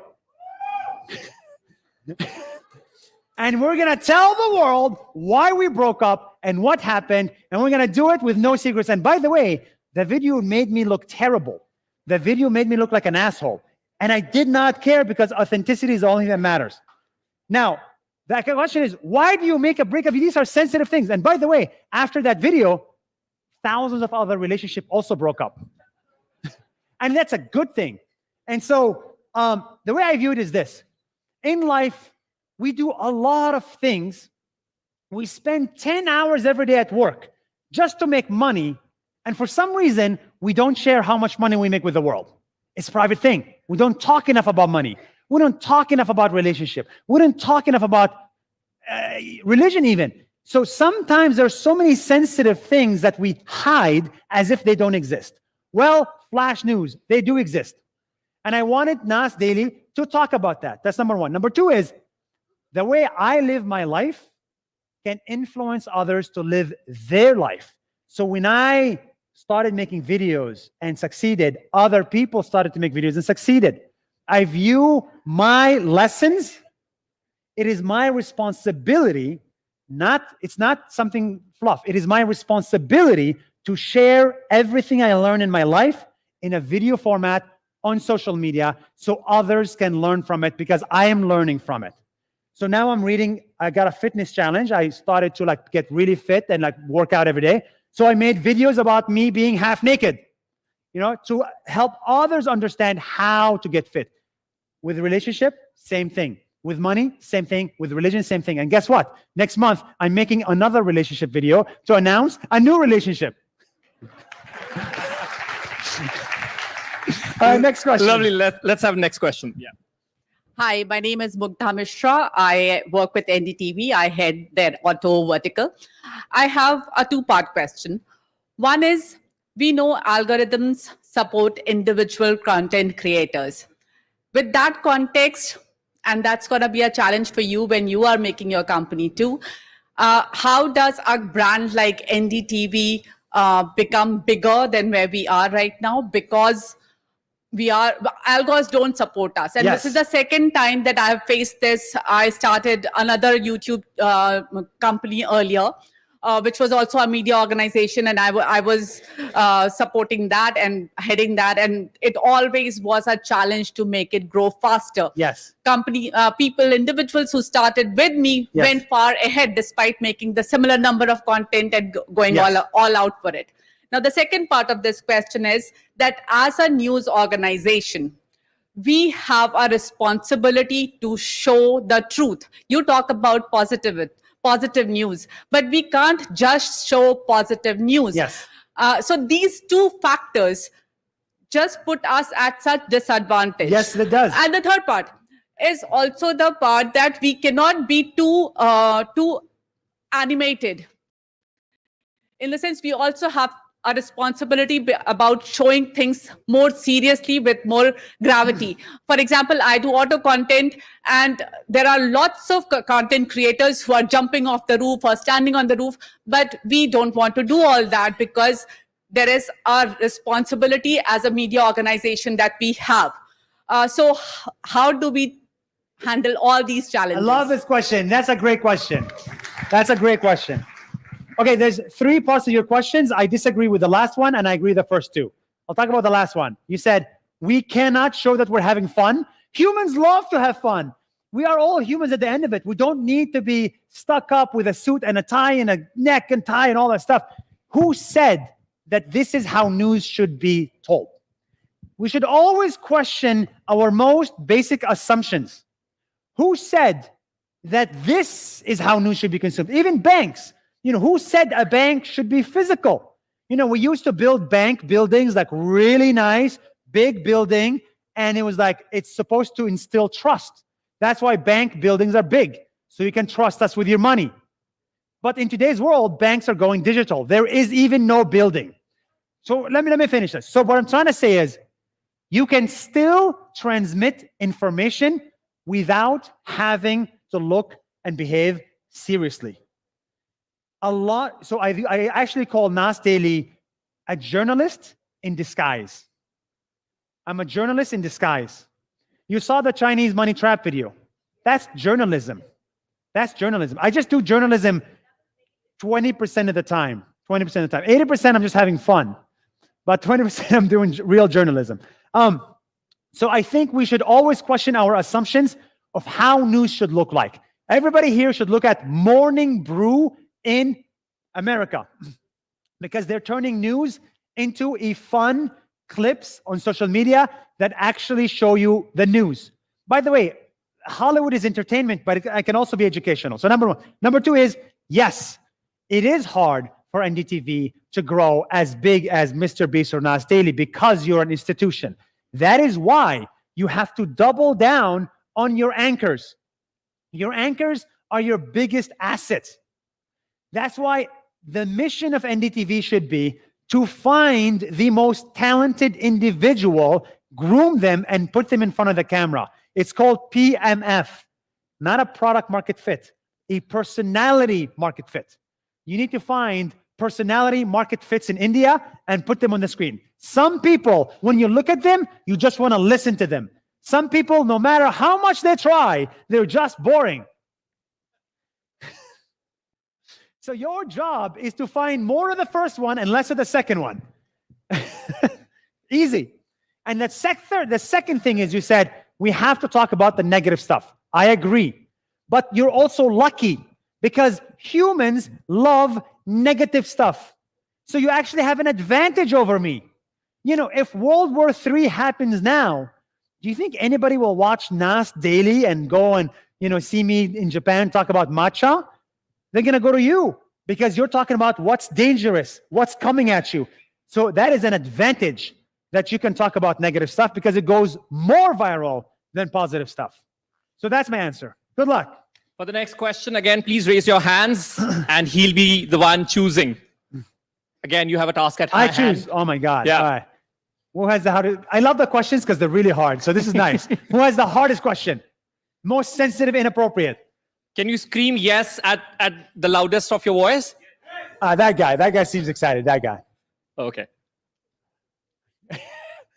That table has like a lot of. Go ahead. Please start with your name and then the question. Hi, Nusad. This is a bit sensitive when you say, so as you're a Israeli citizen of Palestinian origin. Let's talk about that. Do you think it's just you can say it like yes or no, that the kind of success you have and with a sort of political opinion, if you were more sort of had a different political opinion, you think you would have been successful this way? This is bit hypothetical, but yeah. So you're saying, oh, that's a great question. So you're saying, did I succeed because of my opinion? Right? It's a hypothetical. Yeah, I mean, hypothetical. the If I had kind a of different political you have a different, it's well known. I saw the video you made, and it's understandable. But I'm just saying on the flip side, if you had a different political opinion, if you're a sort of bit of activist, and because you come from the Palestinian community, would you have been this much successful? So, my friend, I succeeded despite my political opinion, not because of it. And you have no idea how difficult it is because of this thing. So, Israel is 8 million people. The Muslim world is 1 billion people. Okay? There's 200 million people in Indonesia, 200 million in Pakistan, 100 million in Egypt, 100 million in Libya and Tunisia, another 100 million in Bangladesh, 200 million in Bangladesh, right? if I just make what is popular and I just be like, oh, yeah, you know, free Palestine, I'm with everybody, then I would literally gain followers. I would succeed more. I would not need security. But that's not what I believe in. You know, I believe that the truth is a little bit more nuanced, that it's not black and white. It's actually gray because, unfortunately, I spent 30 years studying and living this conflict.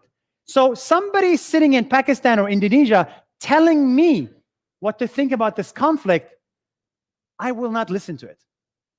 And because of that, my political opinion, which I made very clear that we need 2 states for 2 people, but also we need to free Palestine from Hamas, from radical, from terrorism. I'm not for that at all. And I think Israel should exist.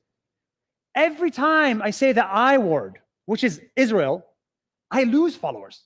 Every time I say the I word, which is the country I'm from, I lose brand deals. So I succeeded despite being canceled more than 10 times because the videos are just so damn good that you're willing to listen to somebody from Israel even though you hate Israel so much. Absolutely. And the lesson here, I think for everybody is, there's this amazing picture of one guy standing and there's like 10,000 people and the guy says, you are all wrong. And I want everybody to think about this picture. You are all wrong. Think about this. What are you willing to stand in front of 10,000 people that disagree with you and tell them you are all wrong? What is something you deeply believe in that is deeply, deeply unpopular? And for me, it's the Israel and Palestine conflict. But for you, it's something else. For you, it's something else. And it is a great exercise for every single person sitting here. What is something you deeply believe in that everybody around you disagrees, yet for some reason, you still believe in it? And I think that is what you should make videos about. Hi, sir. My name is Osama, and you spoke about not looking towards Netflix and not looking towards TV for creating content. You also didn't look at me, so. But in case if Netflix looks towards you, or if TV looks towards you, would you be open to that idea, telling your story through those mediums? That's a very good question. Not very hard, but I'll tell you how we think about it. It's all about numbers. So if a TV comes to me and says, I want you to spend 2 months of your life to create a travel show with us, and we're going to launch it on Discovery Channel, there are 2 questions I have to ask. How many people are watching this? How much money are you paying me for this? Okay? So the truth of the matter is, the views are going to be a lot less than social media, and the money is going to be a lot less than social media. So you're like, okay, well then it makes no sense. It's all about opportunity cost. So at this point, we have so much attention on social media that it does not make sense to go to TV unless you get something like Netflix, which promises you 100 million views in, let's say, America. You're like, okay, America for me is strategic. 100 million is a large number. This is worth it. But for the average person, the average creator that's successful, TV is not the next step. Maybe Bollywood, but Bollywood promises you more attention. So Bollywood promises you 500 million views or 300 million views. For example, I actually was in a Bollywood movie. No one knows this. I was in a Bollywood movie. Does anybody know which Bollywood movie I was in? No. Okay, Janu. I was in Okay Janu for 10 seconds. And actually, it was like a 1 day of work.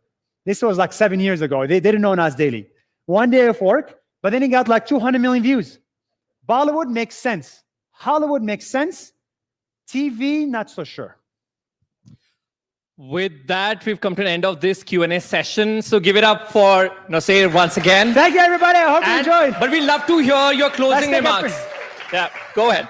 I want to say, thank you, everybody, for listening. Did you enjoy? Bye-bye, India. Thank you for having me.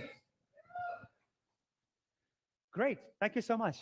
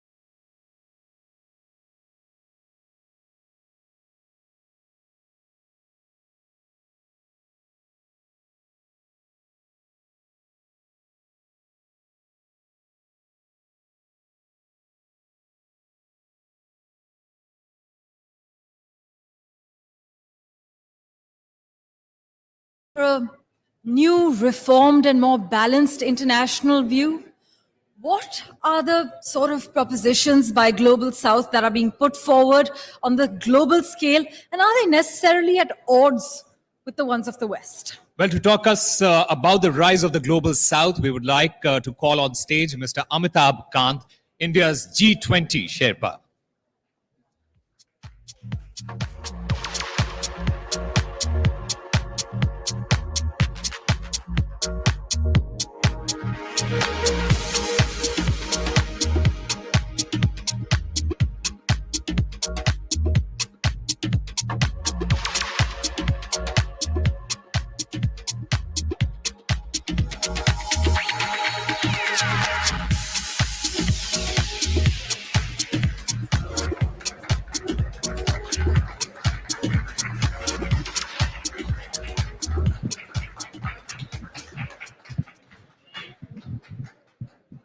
Ladies and gentlemen, can I please ask you to have your seats? We've got possibly the best speaker this evening with us right here, Amitabh Kant joining us. And we've got a lot to talk about. So we'll just request everybody to be seated, and we'll get started in just a few moments.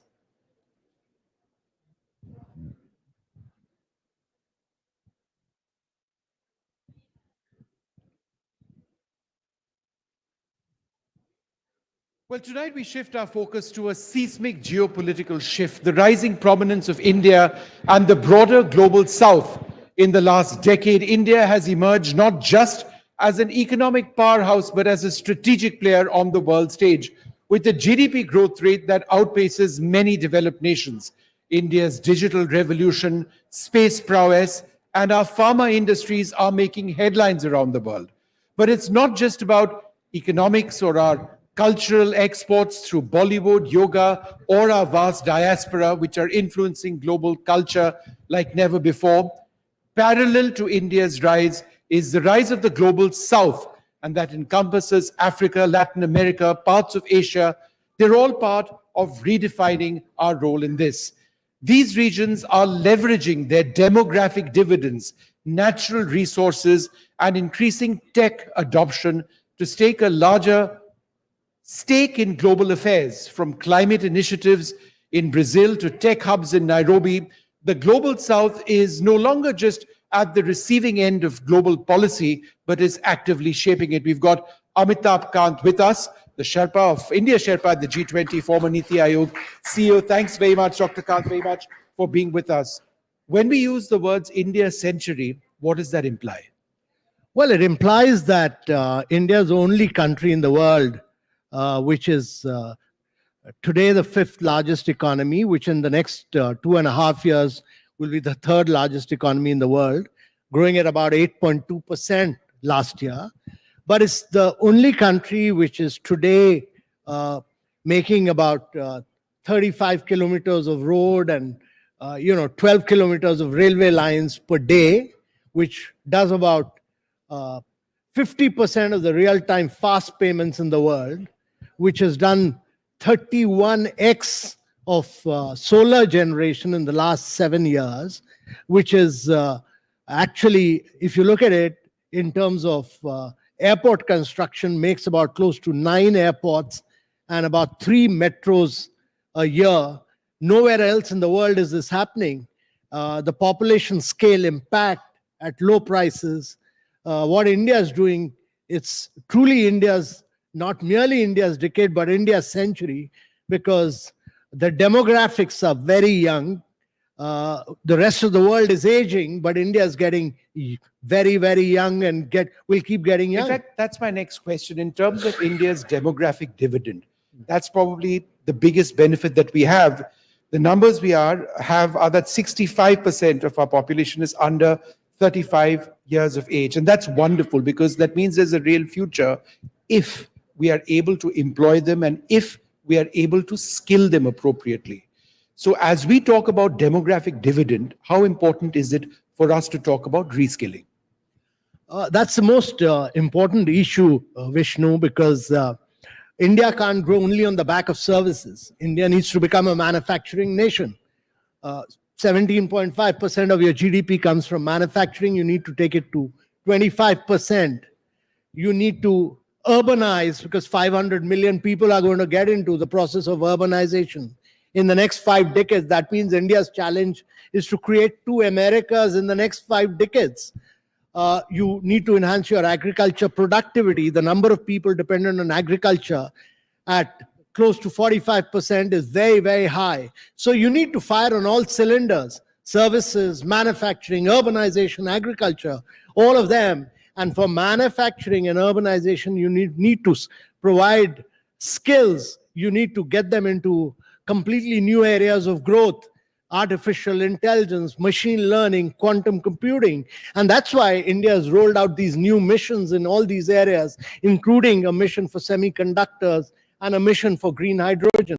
All this is critical for India. We'll talk about these missions because they're absolutely essential to this conversation. But it just strikes me that when we speak about Atmanirbharta in India, it doesn't necessarily have to be just a stereotype or a cliche or another way of saying make in India. It's qualitatively different for a couple of reasons. And one which we don't talk about is that today in manufacturing, we can talk about the defense sector. We had Baba Kalyani here yesterday. We are making in India, but we are also making for the world. Not only are we making for the world, we are able to produce items, whether it is pharma, whether it is defense items, to the same standard at a cost-effective price, and as well as anybody in the world. So Atmanirbharta isn't just about India, it's about India and the world.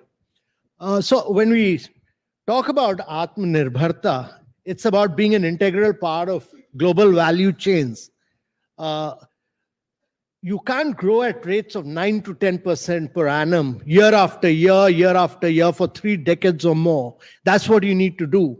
So we must understand that when we're talking about becoming a Viksit Bharat, we are talking about becoming a $30 trillion economy in 2047.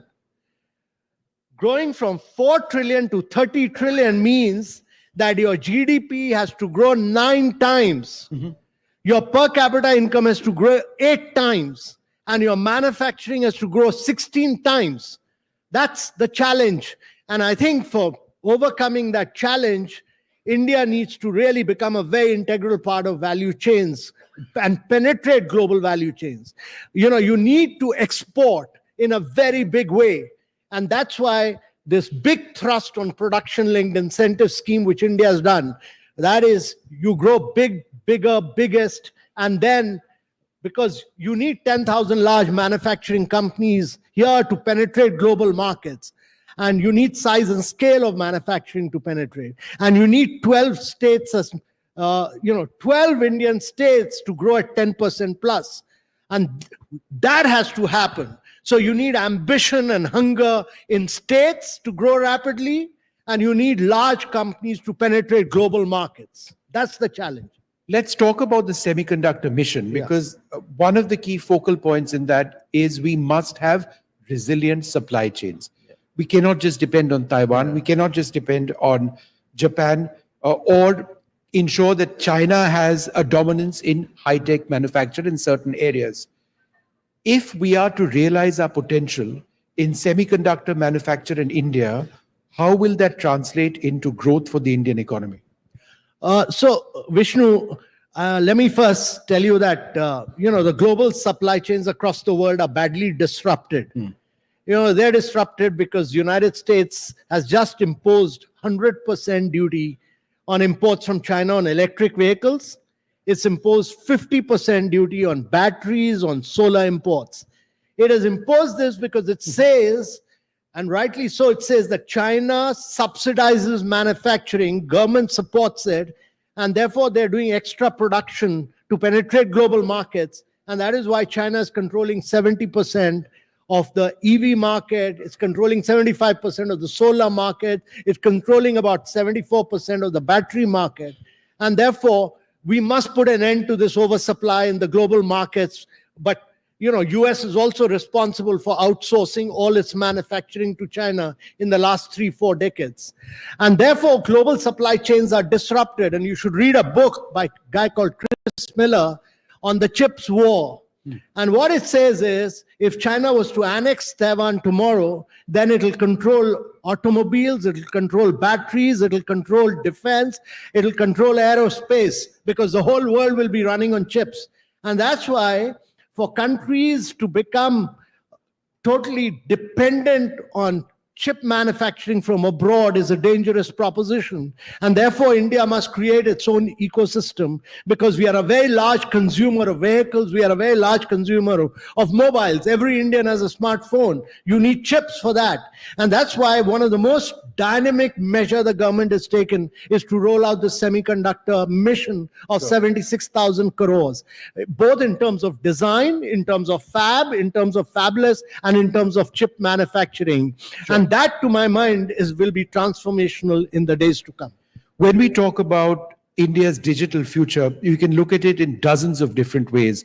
Digital commerce, ease of living, etc., etc. I want to firstly focus on 6G being a reality around the world and in India in a finite amount of time.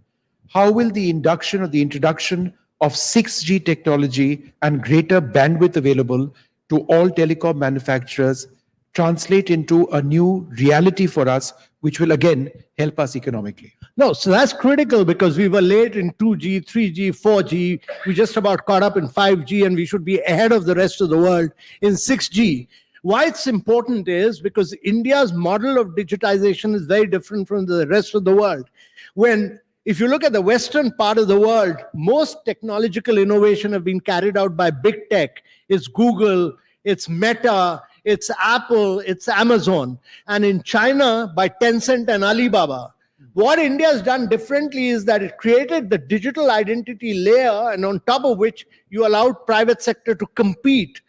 So Paytm competes with Amazon Pay, Phone Pay competes with Google Pay. Everybody's competing in the marketplace. So we created what we call as open source, as open API, globally interoperable model.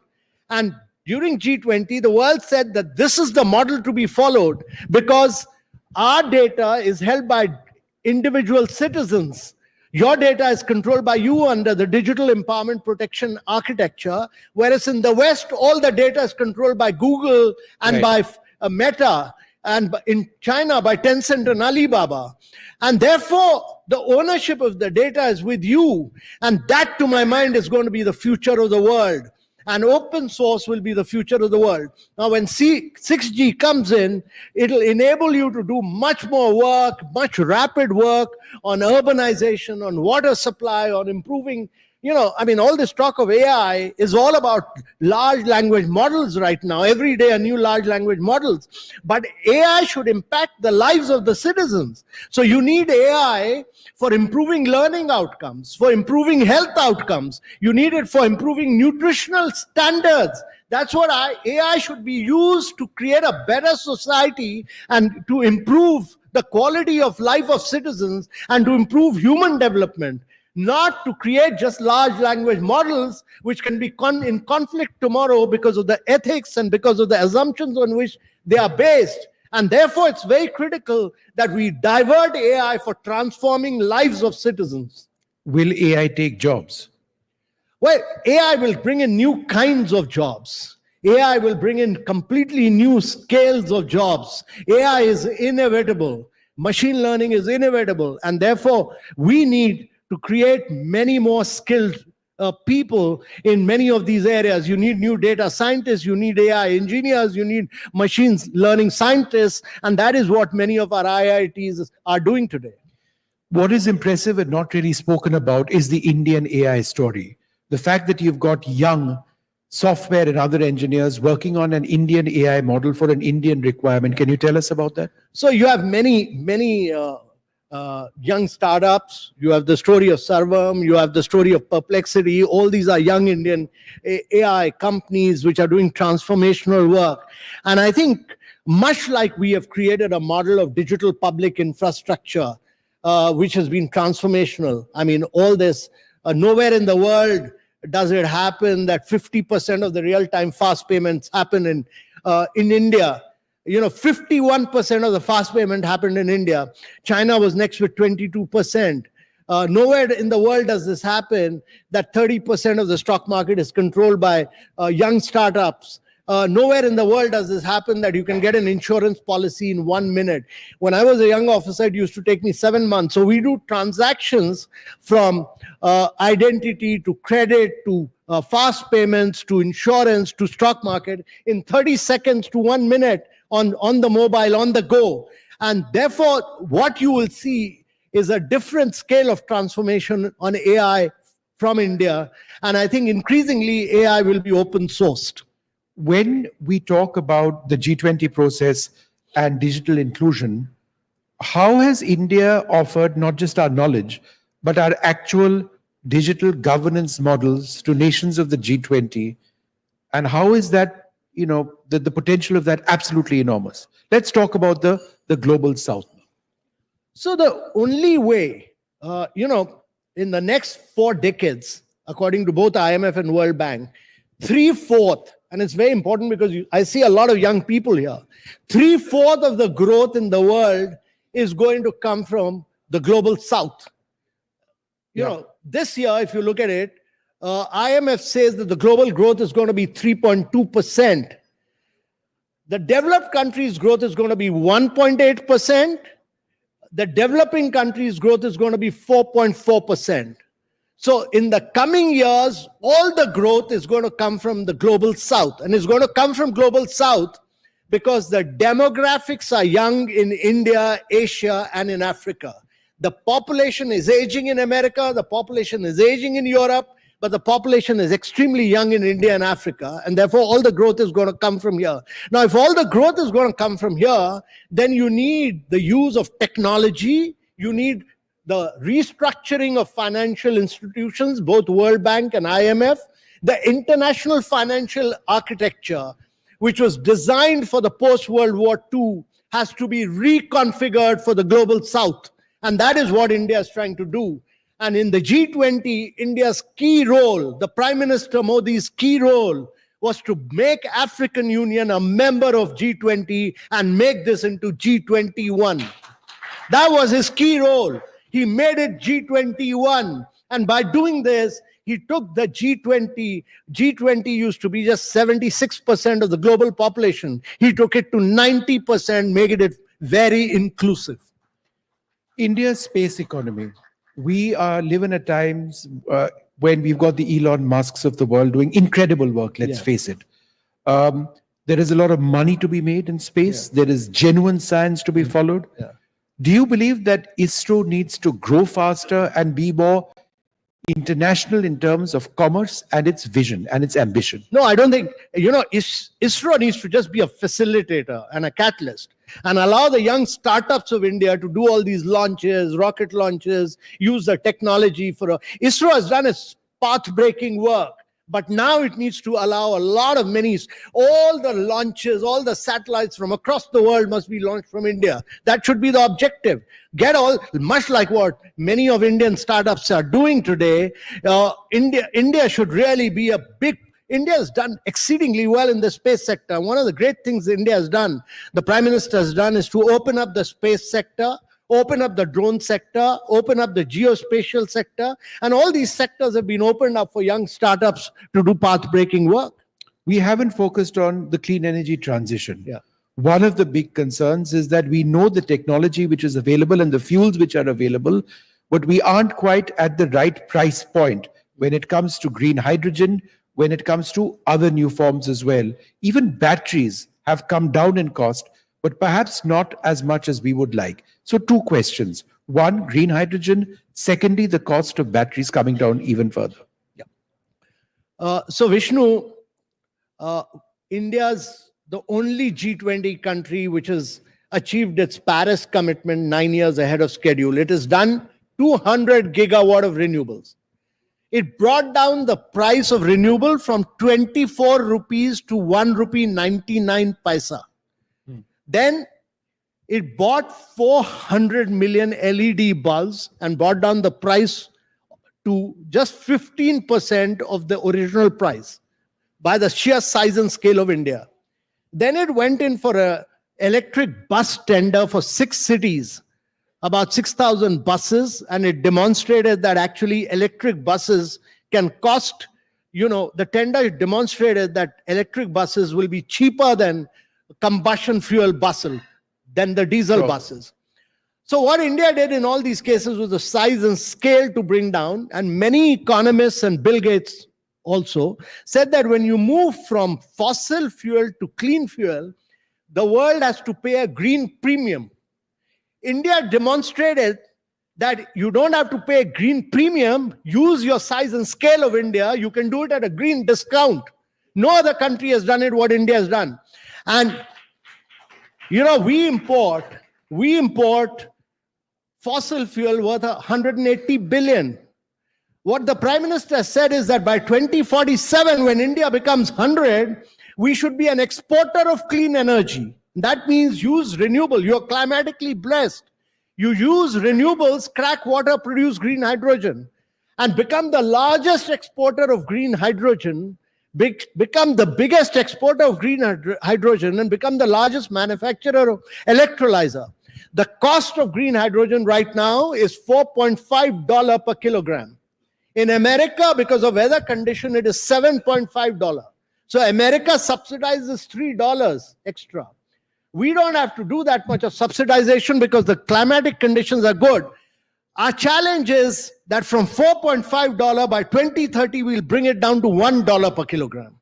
Use the size and scale of India to bring it down from 4.5 to $1 to become the biggest producer and exporter of green hydrogen. That is what India will achieve. One final question, and in a sense, it goes back to how we started, the India century. The India century can also be premised on fundamental problems which exist in the world today. Structural changes. If you look at the economy of the United Kingdom, the economy of Europe, if you look at the fact that there is a war which is raging, if you look at the fact that West Asia is in crisis, is this an opportunity for India? So look around the world, the 3 big challenges, big power conflict is right center stage in Europe. Europe was responsible for World War I. Europe was responsible for World War II. And you are seeing a conflict there for the last 3 years. 45,000 people have died in Europe. 350,000 people have died in Middle East. Middle East is up in flames. And second, global value chains are disrupted. Third is the emergence of new force of artificial intelligence, machine learning, huge enhancement of production productivity, but you need international cooperation to have some pro-innovation regulations on that. To my mind, this is a huge, huge opportunity for India in all these 3 areas of growth. This is going to be not only India's decade, but this is going to be India's century. Well, there you have it. You hear it from Amitabh Kant, passionate in everything that he speaks about, and he backs it up with a great deal of data. This is an incredible opportunity for India to actually make our mark. The fundamentals are there. They're staring us in the face, from space to clean energy transition to so many aspects of our economy that he's touched upon, and indeed premised on strong governance, can take India to a level which perhaps we can only, or we did once dream about. It can be a reality. As always, Amitabh Kant, a pleasure speaking to you. Thank you very much, Vishnu. Thank you. It was a great pleasure.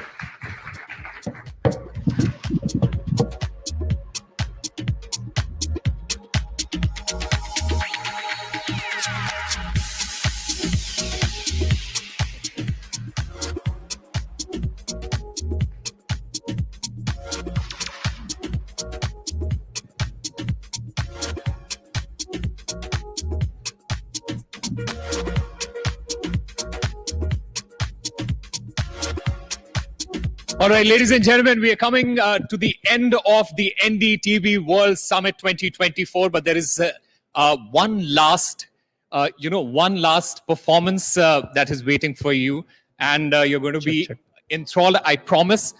In the meanwhile, I thought me and my friend Arun, why don't we just go around and speak to you guys while we set up in the meanwhile. Yes. And I in fact had an idea that look. Every channel has its channel has its tagline. Yeah. So I was thinking, why not ask people around here what should be the tagline for our new channel NDTV World? Yes, and before that, I would also like to tease what the performance is. Of course, you'll have Emmy-nominated singer Shilpa Rao perform in front of us. So the performance is going to be magical. Some of our hit tracks are going to be performed here. So please stay with us as we prepare the stage for this magical performance. Stay with us, and Osama and I will also come to you to chat with you and to have a sense of, let's say, feedback, and at the same time, what you've thought, which is finding a tagline for NDTV World. Absolutely. Who do you want to go to? Does anyone want to give a tagline for NDTV World? Here. Yes. The world's new order is World NDTV. The world's new order. That's a good one. That's a good one.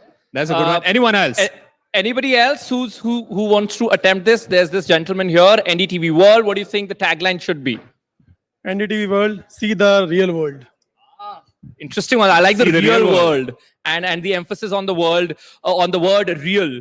At the same time, you guys have attended so many sessions. Let's also talk about how did it really go? We have a social media star here, Shubhankar. How are you? I'm good. कैसे हैं आप लोग? बहुत बढ़िया. आपने कौन सा session देखा और कौन सा आपको बढ़िया लगा सबसे? यार मुझे शिल्पा राव मैम का सेशन देखना था because I'm a huge fan. तो I believe उनको सामने से देखना एक अच्छा एक्सपीरियंस रहेगा. और अभी तक जो आपने देखा उनमें से कुछ स्टैंड आउट किया? Unfortunately, I was a little late. We had a session with ma'am. एक podcast हम कर रहे थे. So after that, she requested. So that's really interesting. So we are just asking around people that, NDTV World, what should be the tagline? What do you think? Yeah.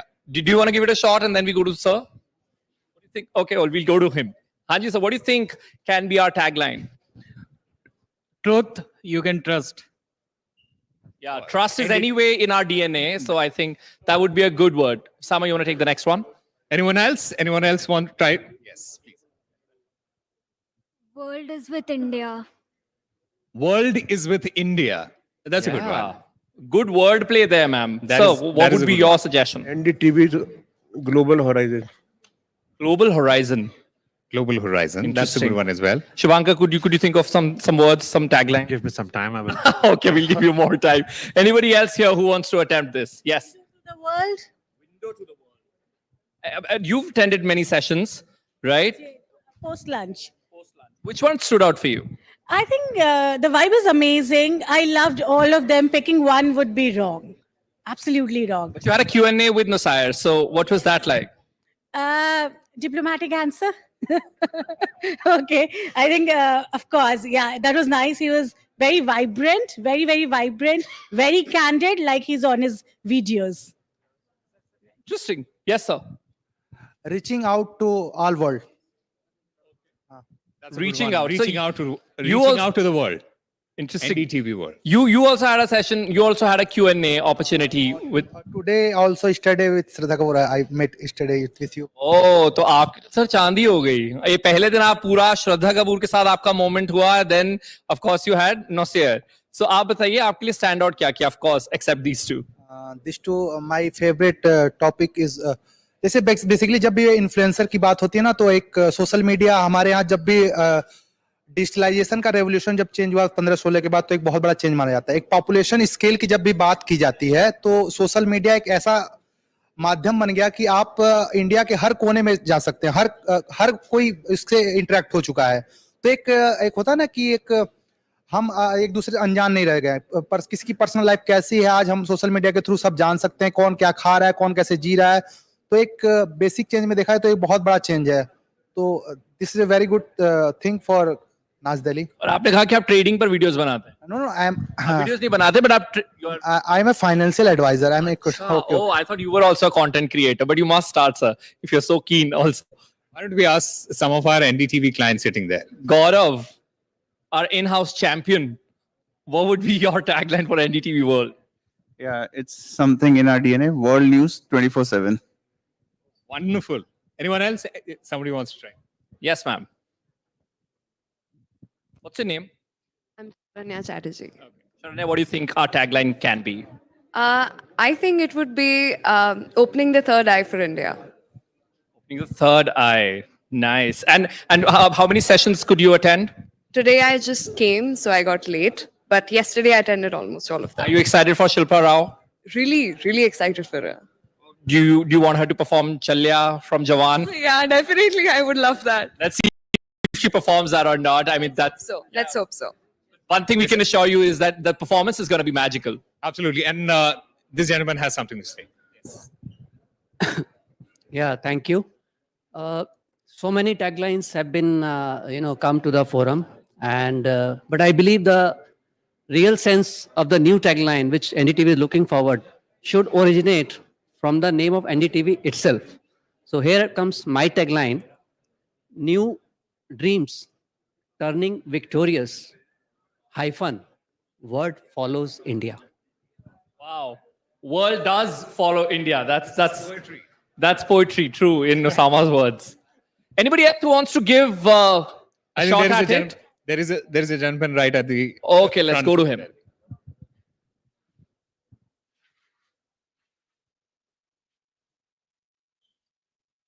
Yes, आप क्या tagline देना चाहेंगे और आपका experience overall experience कैसा रहा है? Yeah, the tagline would be NDTV World Summit, Emerging Economy, Boosting Startup Ecosystem. And जो सेशन की बात करें हम, तो Amitabh Kant sir session was very good. He talked about the startup, the role of a startup, and we should focus our startup and, we should encourage our startup in space technology. The space sector, especially geospace sector, lots of startup are doing good in the space sector. And the sir also talked about, we introduced G21. We included African Union last year, and our Prime Minister did very well last year, and he included African Union last year. And we are also having G20 Brazil this year. And I am also into all the task force of G20 Brazil, and I am the one who made all the policies of G20 Brazil as an official representative of India. Very nice. Thank you very much. Yes, sir. Please. Great sessions. I think the session with Nas was extremely relevant in today's times, and how he explained it was very simple and was relevant. And what makes it successful? Everybody has to be on social. So I think that half an hour was really well spent. And the session with Arkan sir was awesome because he gives you data to back his claims and his suggestions. So it was really nice to be here. The tagline I think could be "Your planet, your time," or "The globe for you." Something like that. I think the planet is key because we represent not just the world, it's the planet. Thank you. You talked about, you talked about social media. What if somebody doesn't like social media or doesn't want to be on social media then? Well, that's okay if you don't want to read the newspaper or don't want to read the headlines. That's up to you. But then I think to be relevant, to be engaged with life, and to have a vibrant life, you have to be inclusive in nature, not exclusive in nature. Thank you. All right, we have a lot of hands here. Yes. Okay. Very good evening, sir. Arun Gupta. And tagline for the NDTV World is NDTV World Unlocked.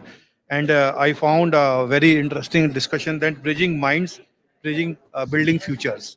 So this is the tagline I would like to suggest. And all the session from the last 2 days, it was fantastic. No match, I can say. But out of all, the best one that I found with the YouTube content creator and Noisar, and yeah, all the 5 key messages he is given. So I am definitely like to embrace myself. And thanks for this big event by the NDTV India. So thank you so much. Great thought there. We have a gentleman here as well, Osama. Yes, sir. What would be your tagline? My tagline would be NDTV, your voice through our eyes. That would be the tagline. And yeah, that's it. And which was your favorite session, sir? So I think I started with Kareena Kapoor watching, and I've thoroughly enjoyed all the sessions. Nas was definitely with a lot of energy on the floor. And anything that stayed with you when it comes to, they talked about a lot. I mean, Kareena Kapoor Khan also gave us a lot of great answers. Anything that stayed with you? Or her dialogue maybe when she said, "Main apni favorite hu." Yeah, I think that's a great dialogue overall.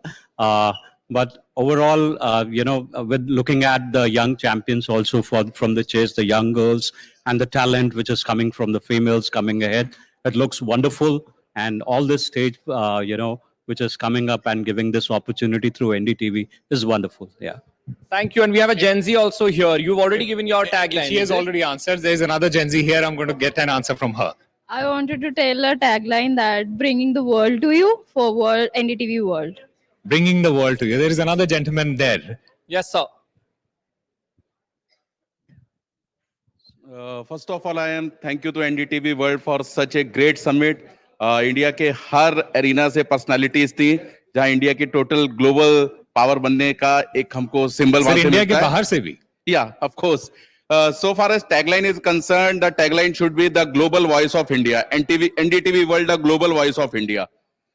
So far as session are concerned, Amitabh Khan ji is such an inspirational personality. I am a big fan of him, from Make in India to Atulya Bharat to Niti Aayog. और आज उन्होंने एक message दिया कि as per IMA जो 3/4 of development है, growth होगा, वो ग्लोबल साउथ से होगा. तो this is a big message for our country as India is going to the leader of global south. And once again thank you for such a beautiful, such articulated session. Thank you NDTV. Thank you, sir. Yes, we have a lot of hands here as well. Raised there.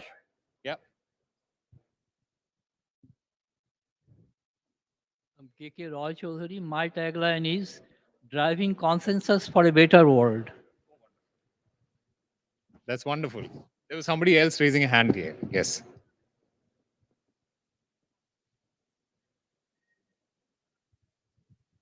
Thank you for this opportunity. My name is Manish Agarwal. I am from Gurgaon.